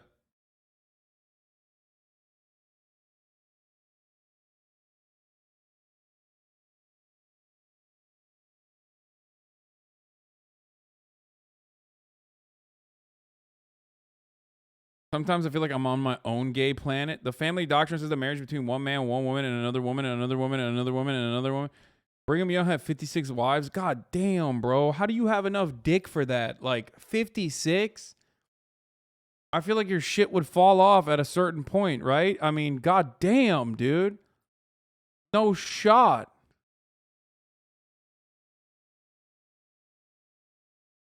Can you elaborate on the planet part? Yes, bro. You get a fucking planet. When you're dead, You get your own planet. Like, that's heaven. Heaven is your own planet where you're like kind of playing God.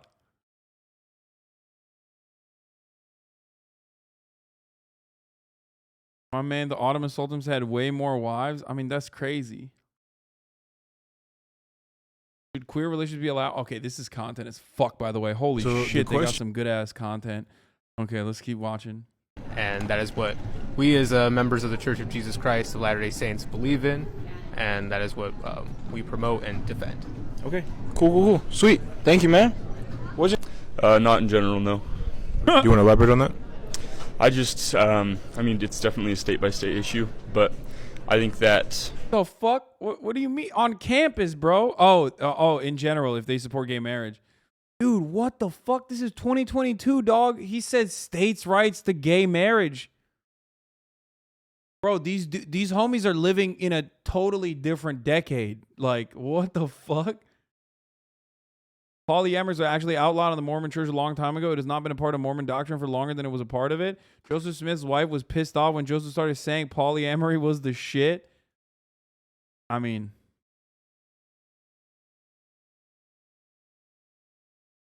If you are gay on campus, you are expelled? Wait, what? I mean, I guess that makes sense.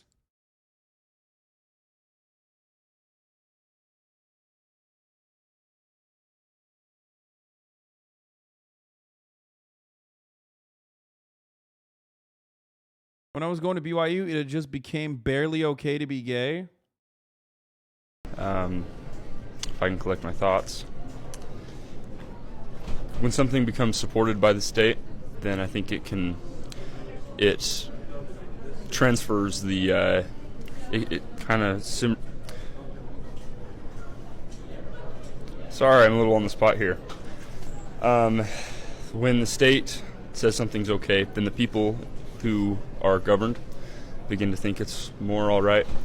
Okay, that's a self-report, dude. I mean, obviously you think that because it seems like it happened to you by way of like being fully indoctrinated into the fucking Mormon church without questioning it whatsoever.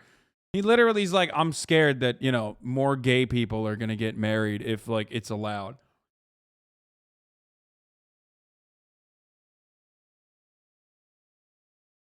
Just say you're homophobic. Yeah, it's like, look at his face. He's like,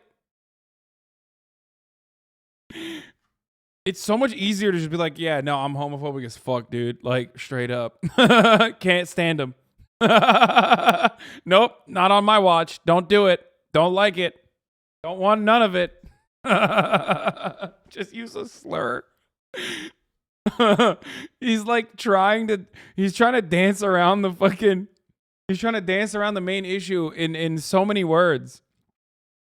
Wouldn't condemn any gay people for anything at all, but I just don't think that if I was voting, I wouldn't vote in favor of gay marriage. Perfect, thank you. Oh, he said if I had the opportunity to fucking outlaw it, I would. If a policy position presented itself to make it illegal, I'm on board. Okay, well that's just say you're fucking homophobic. It's confusing. His face. Thank you. Yep. I'd vote against it. Vote against it? Yeah, same with me. Can I ask y'all what? Bro, they are literally queer coded, okay? Sorry, straight up. The most queer coded, like if they weren't like presented as a couple, I'd be like, oh, they're friends. Like, look at these best friends. You know what I mean? Like, that's so cool that like they're both bi-sitting too. Oh, but he's not cuffed. She's cuffed. He's not. What do you say? Yeah, same with me. Can I ask y'all why? I believe in a marriage between a man and a woman. Gotcha. What about you? Same. Okay, cool. Sweet. Thank you. He was so nice. Dude. They were so pleasant within their homophobia. I love that. How incredibly homophobic. But in such a pleasant way. Was Mormon my whole life for 27 years until 2 years ago, and I was legit taught that being gay was a choice, evil, and you go straight to hell unless you suck it up and remain celibate or marry a woman. From 2015 to 2019, the so-called church classified people in the same-sex marriages as apostates. The church also barred the children of such marriages from blessing or baptism until age 18, and they would have to disavow the parents' marriage to be baptized. New Leftovers animation just dropped. What? Herman Cain went to this event, got COVID, and straight up fucking died. Like, I will make fun of you. If you die, I'm going to make fun of you. I will laugh. And worst of all, you're going to tap dance on their grave. Yeah, exactly. I will own you. Like, you will be owned. Look, if you want to watch a streamer that wants to pee in the potty, go watch someone else. That's awesome. Brilliant. Two evil libs, two vile libs laugh at the dead. Editing by quartering, age 32. Vile, smelly, stinky libs laugh at the dead. Herman Cain went to this event, got COVID, and straight up fucking died. Like, I will make fun of you. If you die, I'm going to make fun of you. I will laugh. And worst of all, you're going to tap dance on their grave. Yeah, exactly. I will own you. Like, you will be owned. I love this art style. It's so wonderful. It's so good. By the definition of marriage, it doesn't say it's only between a man and a woman. Did he use head capture to... Yes, he did. That's why my head's so tiny. You fucking got me, dude. Okay, shut the fuck up, bitch. I have no idea. I'm so bad with quotes. It's okay, but if you had to pick, who do you think said that? My guess is Robert E. Lee. Actually, Brigham Young said that. Oh, really? Yeah. Dang. Yeah. I know. Like, that's awkward. Probably Brigham Young. You would be correct. We love it. We love to stand on his campus. Question is asking BYU students if queer students should be allowed to openly be in relationships. Queer students, gay and lesbian students, be allowed to date openly on campus? I think they should. Yes, I think that they should. Amen to that. Perfect. Thank you. I don't know, really. I haven't really thought about it. Okay. Do you have any opinion? Any former Mormon here? My dad is gay and was married to my mother for 16 years with 3 kids. What the fuck?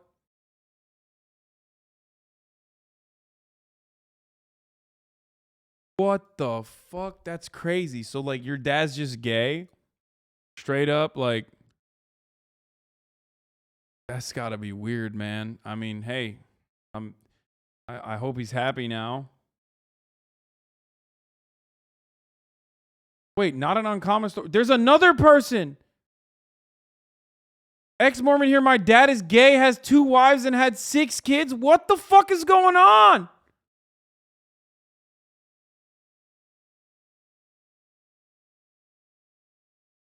That kind of story is unfortunately very common. The Mormon Church says fake it. What? Dog, they sing about it in the Book of Mormon musical? I don't know. I've never fucking seen.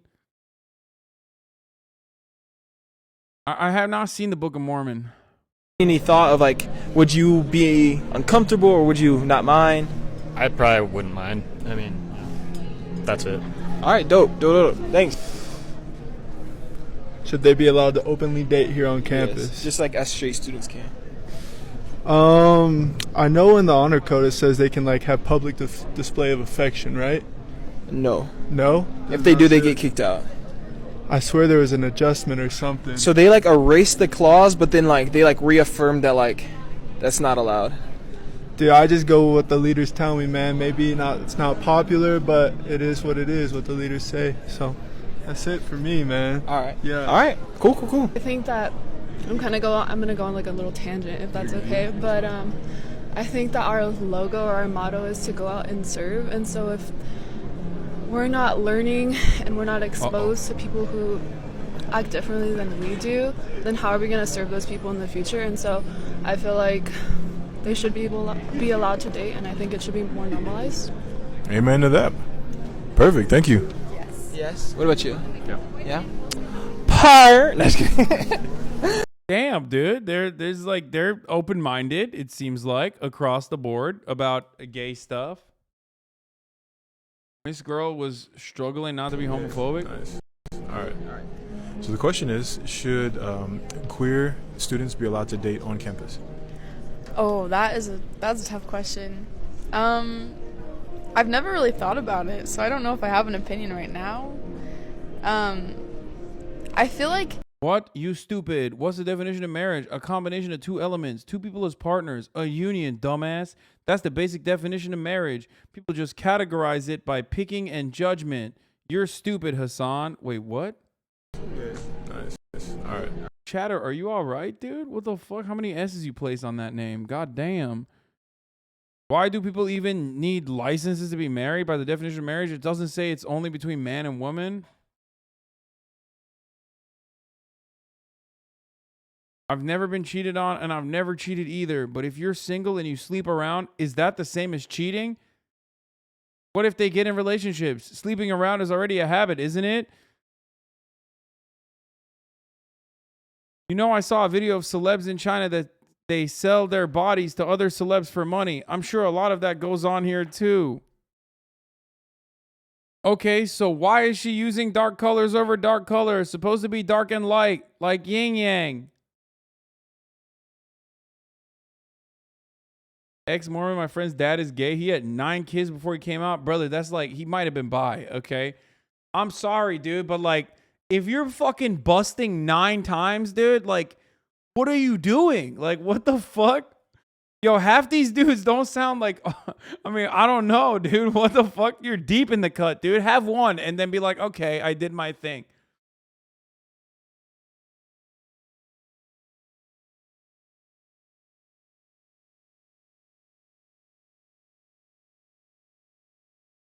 Ex-Mormon here, fuck the church and fuck BYU. They kicked me out after they found out I had sex with my girlfriend, now wife, 2 semesters from graduating, Lamau. Wait, hold up. First of all, congratulations on the sex, chatter, okay? Secondly, I'm can't you just say like, I don't know, that you guys were soaking? Is soaking also not allowed? Like, you could have just been like, I was jump humping, actually.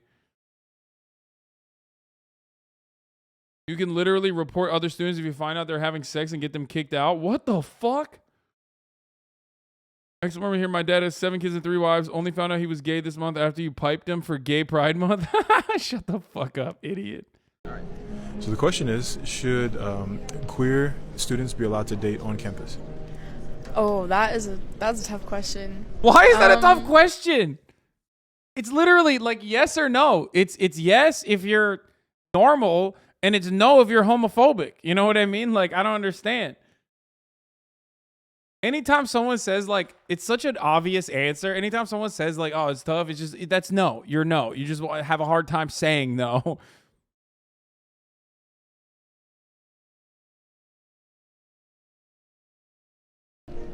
I've never really thought about it, so I don't know if I have an opinion right now. What? I feel like if you sign the honor code, you signed your own name to follow the standards of BYU.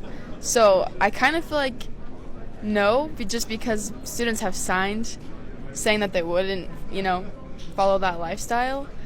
But I also understand that it's hard for queer students, so I don't feel like I have any authority to say like what should or shouldn't happen. That's but crazy. I do feel like because they signed the honor code, I don't know. That's really tough. Because I want to say yes because I want to empathize and I want to love, but I also feel like it's BYU is so unique, So I don't know. Yeah, that's a tough one, dude. This is kind of cool. Like, I didn't know people operated like this. You know what I mean? I do find this like kind of cool in a strange way where like it's weird seeing people on a college campus where you would otherwise assume they are like a little bit more progressive leaning unless they're like just outwardly fucking racist or homophobic. You know what I mean? Like, it's weird seeing well-intentioned people openly just straight up be like, I don't know. I don't know about this. Seems kind of strange. Seems odd. BYU is unique, uniquely homophobic. Yeah, why haven't they done one on soaking?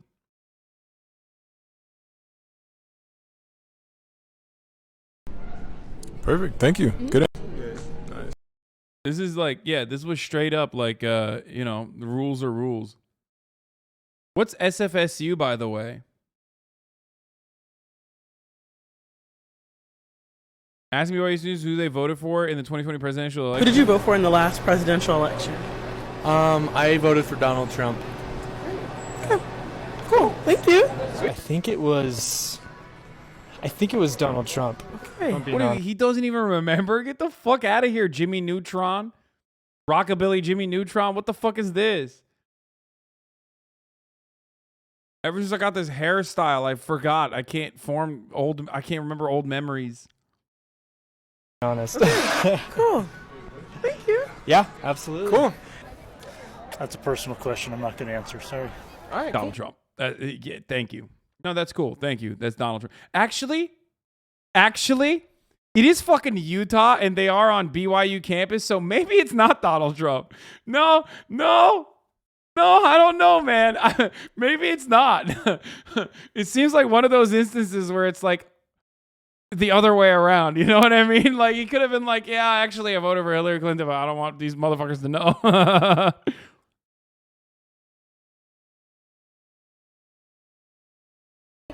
Okay. Oh, yeah, never mind. That smile and nod, yeah, it clocked. Fucking nice bathroom, clocked it, dude. Look at that. He said he gave him the fucking straight smile and nod. He's racist. 100%. No, that's a Trump voter. Look, the fuck away from me. Oh yeah, look at that. Look. Cool. Okay. Oh God.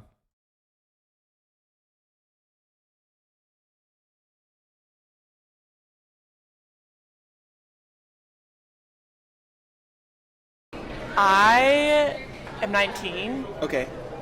So I didn't vote. Okay. Yeah, that's fair. But I probably would have. Can I say who I would have voted for? Sure. President Joe Biden. So I think it was Trump, okay. but Oh, they're doing 2020. Oh my God, I'm so old. I was thinking Hillary Clinton for some fucking weird reason. Ay, ay, ay. I'm so old, man. I'm so freaking old, bro. Car insurance is responsible now for STDs gotten with insured vehicles. Yeah, I saw. Yeah. kind of lesser two evils. I felt like wasn't really my favorite. Yeah. Period. Based. Cool. Thank you. I honestly What's up didn't with vote. my voice today? What's going on? Based. Oh, okay. Can I ask you why? I didn't like either of the candidates. I thought, yeah, it just wasn't about either candidate. Biden. Period. Cool. I voted for Trump. Cool. So the question. That's so strange, dude. Like, bro, that's like, look, if you're a black person, like a lot of the environments that you're going into, there's like assumed hostility, right? Like, I get that. But like, I feel like if you're a black person at BYU, it's like additionally hostile. You know what I mean? Like, it feels like there's an extra layer of hostility that comes automatically. It's a PvP unlock zone. Yeah, exactly.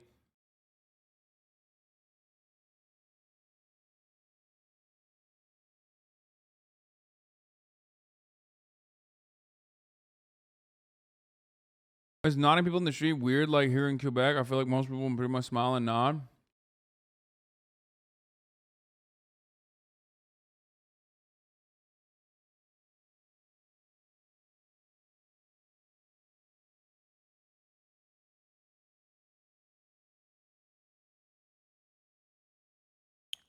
That was a different kind of nod, my friend.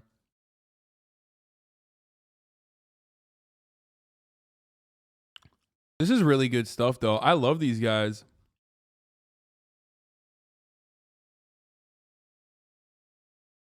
Ask Are you pro-life or pro-choice? God damn, bro. Whatever makes them happy. I don't know. To be honest, I'm more independent. So if they're happy, they're happy. If not, then no. It's up to the woman, in my opinion. Aww. Aw, dude, that's so sweet, dude. God damn. Yo, fellas, that's how low the fucking bar is for us. You know what I'm saying?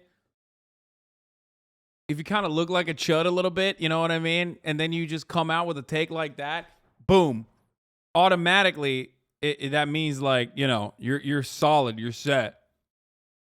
Look. Hold on.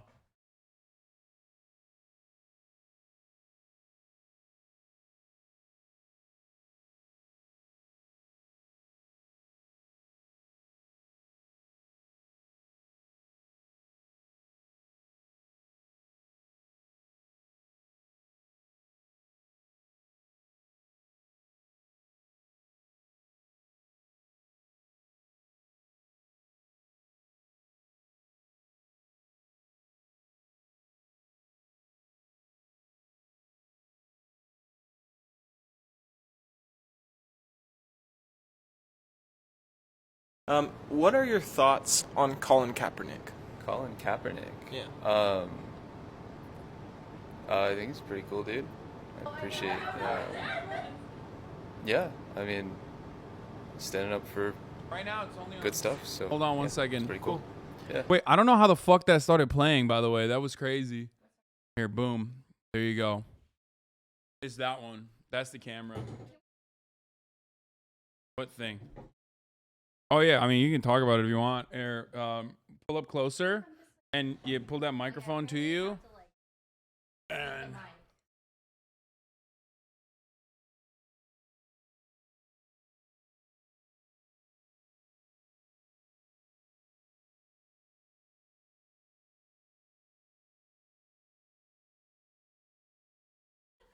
Hello. Where's chat? Where's chat? I want to go change then. Wait, what? Wait, what are you changing it to? What, you're leaving us? You're just leaving us now. I'm going to put on Gucci. I feel like that's what you're supposed to do. I'm not wearing it. Oh, you're not? Okay, never mind. Well, I didn't know there was a dress code. Wait, someone's mic is muted. Unless they're trolling. No, they're not. No, you guys were muted originally. Hello. Hello. We're currently watching students at BYU. Okay. There's this TikTok called Blackmenaces. Okay. And these are 3 black students at BYU that ask you know what BYU is, right? Brigham Young University? Yes. They're Mormon. This is in Utah. I was just there. Drove by it. What the fuck were you doing in Utah? I was like recording some stuff. And recording I did music, not know that Utah She's was talented. Like the Mormon hub of the world. You know they don't have Two bars things. there? Yeah. Two things. It's the Mormon hub, but also it's the recovering like that's where all the rehabs are in Salt Lake. Oh. Didn't know that. Yeah. So I was just here. Anyways, carry on. I'm not gonna raise their volumes. I'm gonna lower mine, chat. And you guys have to be closer into the mic. Speak closer. Like kiss the mic? Yeah, kiss it. Guys, we might be late. Yeah, we're We kind of showed up really late. Hold on, let me see. It's all good. Hello. We're supposed to be going to an event, guys. I was invited to this event randomly and found out that they're also going to the event. Yeah. But it makes more sense that you guys are going to the event than I'm going to the event. I don't know why the fuck I was invited to the event. It's a Gucci event. Gucci and Adidas because have you a bought collab. the Gucci shirt. But like, how the fuck would they know that? You know what I mean? That's like very weird. Like I bought what? Because I bought like one fucking Gucci shirt, so they were like, "Oh, you have to come to this." Did like you that's tag weird. them? Or did you? No, they probably saw the news. You were on the news wearing Gucci? I mean, not the. What, It wasn't the news, but wasn't on it the news, did was go. it? No, I don't think it. No, it didn't go It on the did news. trend, But people fucking freaked out. You had articles written about you. Wait, I did? No one wrote about the fucking Gucci shirt, did they? I'm Wait. sure they Let's did. find it. Hasan Piker Gucci shirt. What a thing to Google. I mean, it came up. I mean, it's like. Okay. No, I just wrote about. I made a video about it. Oh my god. Okay, Dick Sardo wrote about it. That doesn't count. It counts. Hasan responds to backlash over his $1,000 Coachella outfit. Wait, was it Gucci? It was. Oh. And like, no one would have fucking known any better if it wasn't for my goddamn editor Austin Ox outing me. But yeah, there's no news about it. Like I don't think anyone like actually wrote it. Yeah, no, Maybe nothing. you're just cool. And Gucci was like, yeah. I doubt it. Gucci sponsor, let's go. Yeah, no, that's not happening. Yeah, I'm gonna be Gucci down to my socks, dude. Do you have Gucci? Like, are you going to actually change into Gucci? Probably That's the not. address. Okay, I'm leaking it. Leaking it. Okay, stop. Oh my It's- god! Oh my god! I'm so sorry. I mean, she tweeted on her alt like exactly what the event. What? Yes, you did. I saw it. I was my like, main. I "Holy-" didn't know it was a secret. Is it? Do you want to just like triangulate my exact location so I get fucking, I get murdered? Is that? Please don't murder. It's like close far. Like, Stop. It's Just far. stop. It's far. Just stop. It's better if you don't say anything. Don't say anything further. else. Don't say anything. Oh my god. Remember a long time ago I said you were bad at video games? Yeah, that was. Wait, you said that to Leslie? It's worse. I was talking shit It was bad. Yeah. without thinking that she would actually hear. Yeah, like I wasn't there to defend myself. He was just like talking. Yeah, at a very public event that we were all together at Twitch Rivals, and I what did I say? What did you say? Wait, do we have the video? Chat. Someone has the video. Why would he say that? Yeah, it's messed up. You couldn't even defend yourself. Because it's the fucking truth. That's so mean. And then we were supposed to go toe to toe in combat. We still need to do that. I know. I'm down to do it. Toe to toe. Like 1v1. Who's a better gamer? Because he's actually bad at games too, so it works. Exactly. You need to get closer to the microphone, by the way. Where was it? Oh, here it is. Here. Yeah, you guys should do like a 1v1 Here, day. this is the. This is so dumb. This is so stupid. Oh god, I feel bad because it comes across wrong. It's like in the longer video, I'm actually talking about how like she reminds me of me playing video games like horribly, but in this 10-second snippet, in this 10-second snippet, it's just like way worse. So Tony is good. Fuslie is really bad. They don't have limbs. This is like insane. He's no, it's the fact that you see it so matter of fact. So Tony is because you were shaking your controller, and I literally right before this, I basically said, "Oh my god." She's like shaking her controller just like me, I do, and I'm bad, and I recognize. It's just like takes one to know one. Bad. Yeah, real recognize real. Yeah, it's messed up. Anyway, I'll accept your formal apology right now. Well, I'm not apologizing until you beat me. Until you fucking beat me in the marketplace of video games. That's Yeah. messed up. Challenge accepted. There you go. And we were supposed to. I'll fucking play Boomerang Fu right now, dude. I'll destroy We don't you. have time for boomerang food. Okay. We literally have We no gotta time for travel anything. ways away. Okay. Well, We we're. We have to travel really far. Okay. Well, you guys keep him company while I go change then, because I'm not. This is not. Really? Well, No, I mean, I gotta do an outfit change. You They know. said casual. Like the event is casual. Well, I mean, you look all fucking Casual. Gucci down Yeah, to she the had a whole socks like fitting you're. for this. Casual. You had a fitting. Yeah, they gave me this. I want a fucking fitting. What the I'm sure fuck? They would have done this. No shot. Yeah, they won't. It would be like there's not enough cloth at the store to fit you into any of our shit. Well, I showed up and I tried a bunch of stuff on, and everything was too small. So Someone said Hasan looks like a used car salesman. I don't think. Okay, now I definitely have to change. No, you don't. It looks like you're going on vacation. Don't wear the shirt, by the way. Yeah, no, I'm not gonna wear the Gucci shirt. I'm not gonna do that. What are you gonna wear then? I don't know. You're I'm not just gonna. Do you have? I'm gonna put on fucking pants and stuff. Like I'm in my. This is my. Kuru yemişçiye benziyor. Amına koyayım. Someone's making fun of me in swear at Turkish. us? No, at the Turkish guy in the chat. Us. They would just make you a hat. I can talk shit because I also have a big body, little head. Whoa. Don't laugh at that. Sorry. Okay. My girl will shit on me for liking you if you go. Oh, I'm sorry, dude. I guess you guys are gonna have to break up. Are you gonna go get ready? Yes, I'm gonna do that. They'd have more than enough fabric to cover your head. Okay.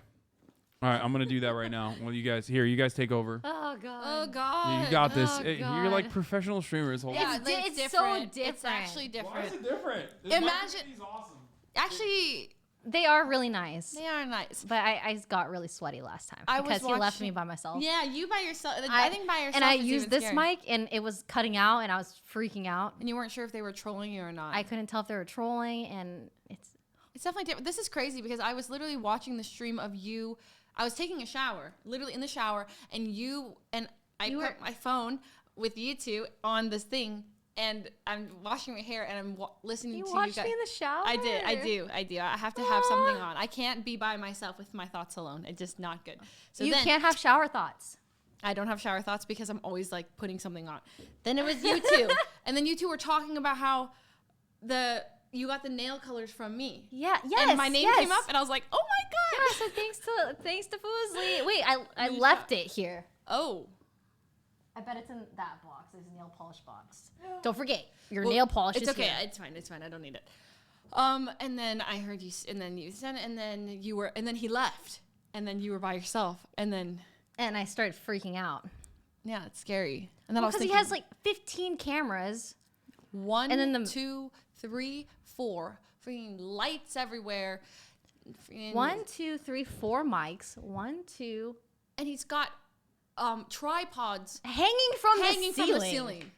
This is insane. He literally there's another one back there. Screwed to the ceiling. He has hanging tripods, and so you walk in and you don't know where you're visible from. Look, there's a camera looking at us over there. Yeah, and for what? And for what? This does is probably that even a work? I don't podcast. even think it does. There's like extra mics over there. It's kind of scary. So, anyways, how's it going, chat? Hey guys. Well, I think politics. Am I right?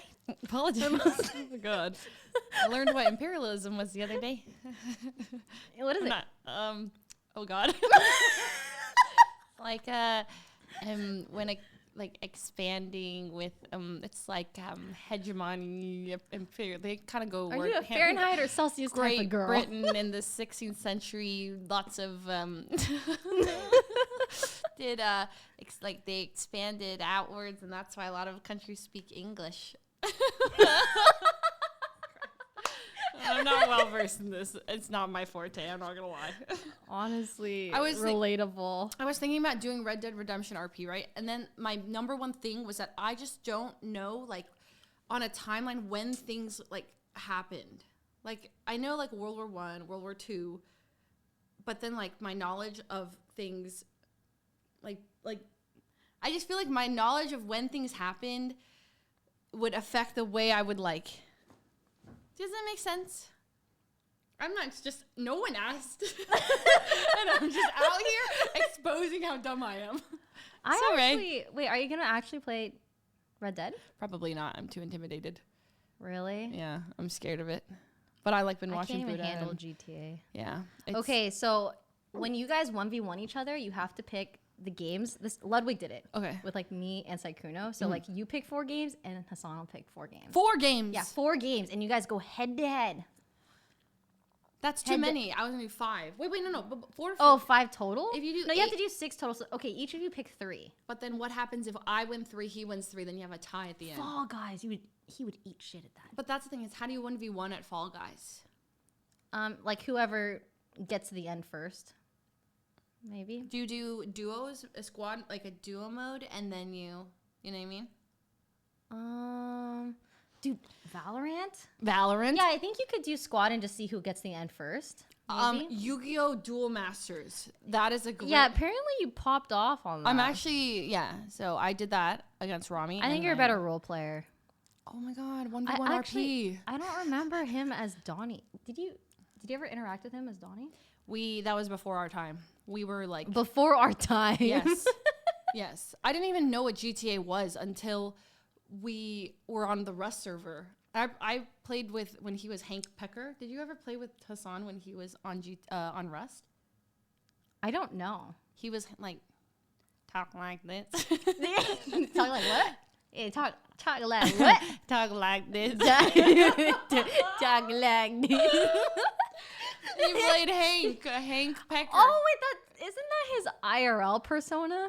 Huh? Doesn't he do that IRL? Doesn't he become like a Hank?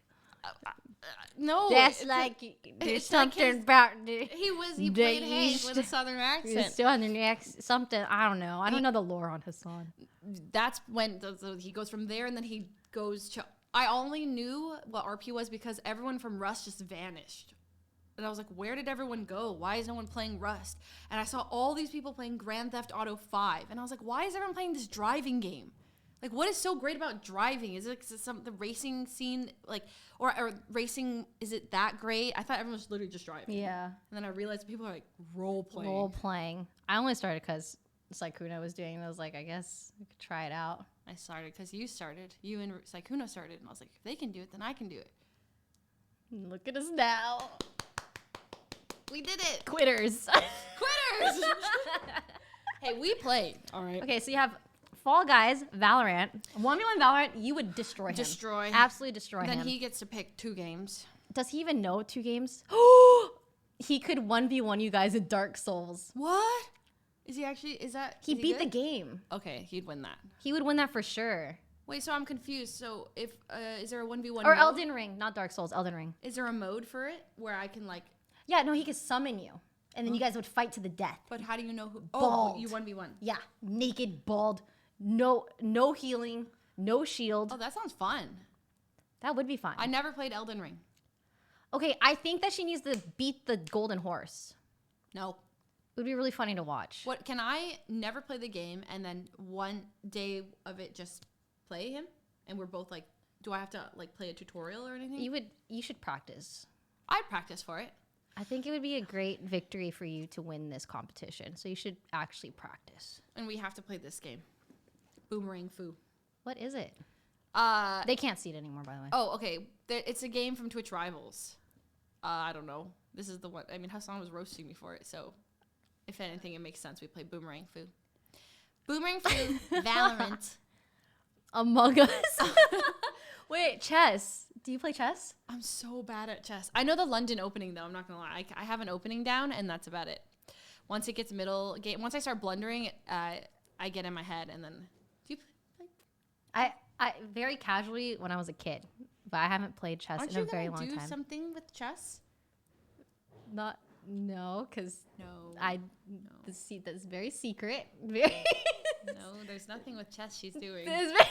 No, she's definitely not playing chess. She's oh my not god, playing anything with chess. Leslie is no chess actually, related. No chess related things are happening with. So we're with coming up with the games where you guys are gonna fight to the death. No chess. No chess. Okay, play chess. Okay, chess. Because you know an opening. He doesn't. No chess. No chess. No chess. I'm really bad. Tucked in. Yeah, that's great. That's great. It looks great. Okay. We're good. We're ready. I'm ready. All right. I didn't leak anything. She didn't leak nothing. We were talking about Hank Pecker. Yeah. Yeah. What's the lore on Hank Pecker? Yeah. Apparently talks with southern accent. Talks. I don't know. I'm really bad at accents. Sorry. It wasn't that bad. RP God. I was never seen Hasan in pants before. Yeah, I used to wear pants all the time, and then I became a Twitch streamer, so I'd never have to wear pants ever again. True. Pretty sick. And I do every now and then. It's cool though. It's nice to do it every now and then. Battleship Battlers. No, we got to do Boomerang Foo. We have to do Boomerang Foo. That's number 1. Okay. We can do. Maybe we can play like Mario Strikers. I don't even know if that's like available. Is that bowling? No, he's been practicing that. The heck? Okay, that's you not get to true. pick 2 games, and I pick 2 games. Spy Party. That's a good one. That's a good one. I don't know what that is. She's been practicing that. Spy Party is a good one. That's a good one. We're gonna do Spy Party. We're gonna do Spy Party, and we're gonna do Yu-Gi-Oh! Duel Masters. Fix his hair. What is my hair bad? What do you guys think? I think it's fine. Yeah, it looks great. Looks fine. What's wrong with it? Thank you, Taco Dan, for the 5 get the subs, and Haas on Twitch for the 5 get the subs. Or I've 10 never get the played subs. Spy Party. We gotta play. You get to kill the queen, I and would love to we can do play Elden Ring. We can 1v1 in Elden Ring. I told her already that you would probably. No, that's not true. I've never played it. She's never played it, but you beat it. Yeah. Let's go. Well, I will practice for a little bit before. Okay. Cool. We're gonna do that. Is that April? Hey vlog. Okay, this is cringe. Do the this line. is mega cringe. I actually can't do that. Someone said Jima Bean is asking, "Where's your shirt from Ray?" Girl. Huh? Where's your shirt from Ray? I don't know. I got it a long time ago. I think. Cool. I think Urban Outfitters. Very, very long time ago. Elden Ring No Armor only club? Maybe. Where's my phone? All right. I lost my phone. No, it's not in the Uber. You left it in the Uber? Did I leave it in the Uber? No, it's right there. We're fine. Everything's great. Okay, well, anyway, listen. We're going to be out right now. We got to go. We're already late. And I love you guys. This was supposed to be more fun. You know, we were going to do like more of a thing. But they came late. So. Okay. Well, no, we didn't. We were. This just means we have to do it again. Exactly. We'll do All right. it again. So I'm gonna run the 3-minute ad break here, and then you know, until next time, okay? And tomorrow I'm gonna be at the March for Our Lives rally, at the gun control rally. I'm gonna be speaking. Apparently, I'm the second speaker. The downtown LA one, and I will be live streaming that process as well. I think I'm gonna have. I'm probably going to have Andrew from Channel 5 pull up with me because everyone else is doing the fucking Cutie Cinderella ceramics We'll be there. stream. We're doing pottery. Yeah, everyone's doing pottery. No one cares about gun control. It's fine. It's not a big deal. You know, such is the way. That narrative. But yeah, and tuck in the shirt. Okay, maybe. Here's the last 3-minute ad break. And what do you guys want to say? Have a great day. Have a good day, everyone. Where can they find you guys? You know, on our channels. Around? Fuslie and Valkyrae. Okay. She said it. I said it. Oh, God. I don't know. Is it weird? There you go. Follow my cat. While we're plugging things. Goodbye. Well. Okay. Here, let me, 8 hours. That's a long stream. this is a short one. People are probably pissed. I'm ending too early. Wait. Oh, you know what? I'm gonna play something different instead of. 8 hours. Half day. What? Yeah, people are saying another half day. Wait, how long do you normally stream? No, I mean, it's like around this much. I'm just kidding. Let's see. Where is it? How dare you have a life? All the mages. Okay, your chat's cool. Yeah, they are. They're so they are very nice. They're very, very nice. I'm looking for the new Aria at Home thing that he did about Cussy, but I can't find it. About what is it? Oh, here. All right, folks. Love you all, and I will see you tomorrow, okay? Bye, everybody.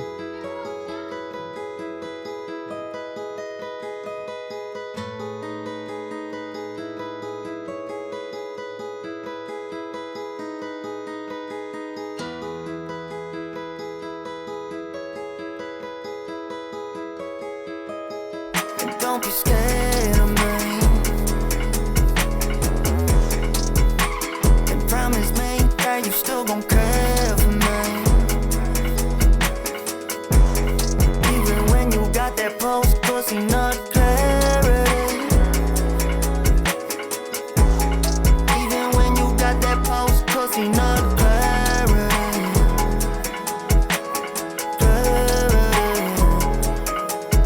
Yeah, you was watching streams that were made by Hasan. Then thought in a pussy was the place that you belong. So you went to the car dealership, said I won't be long. Yeah, that's where you pick me up. That's the reason that I sing this song. Yeah, took me back to my place. Yeah, and then you got a shy, huh? I'm feeling good. I am the 918 Spider. Yeah, big ass dumpy horsepower at the 610. Yeah, hey, yeah, hey, come and let me give you a show. Oh yeah, got that top, now the exhaust port that you put that dick in. Yeah, then you speeding up in me. Yeah, so the plot is thicken. You just wanna sit inside me. You just take a seat. Now I got you on your knees. I'm the only thing that made you complete. You been dying for that cussy I provide. You be sitting in me, high boxing me all the time. Yeah, windows got them crack open. You don't leave them wide. Yeah, you know I'm feeling good. I got that 4-wheel drive. Don't be scared.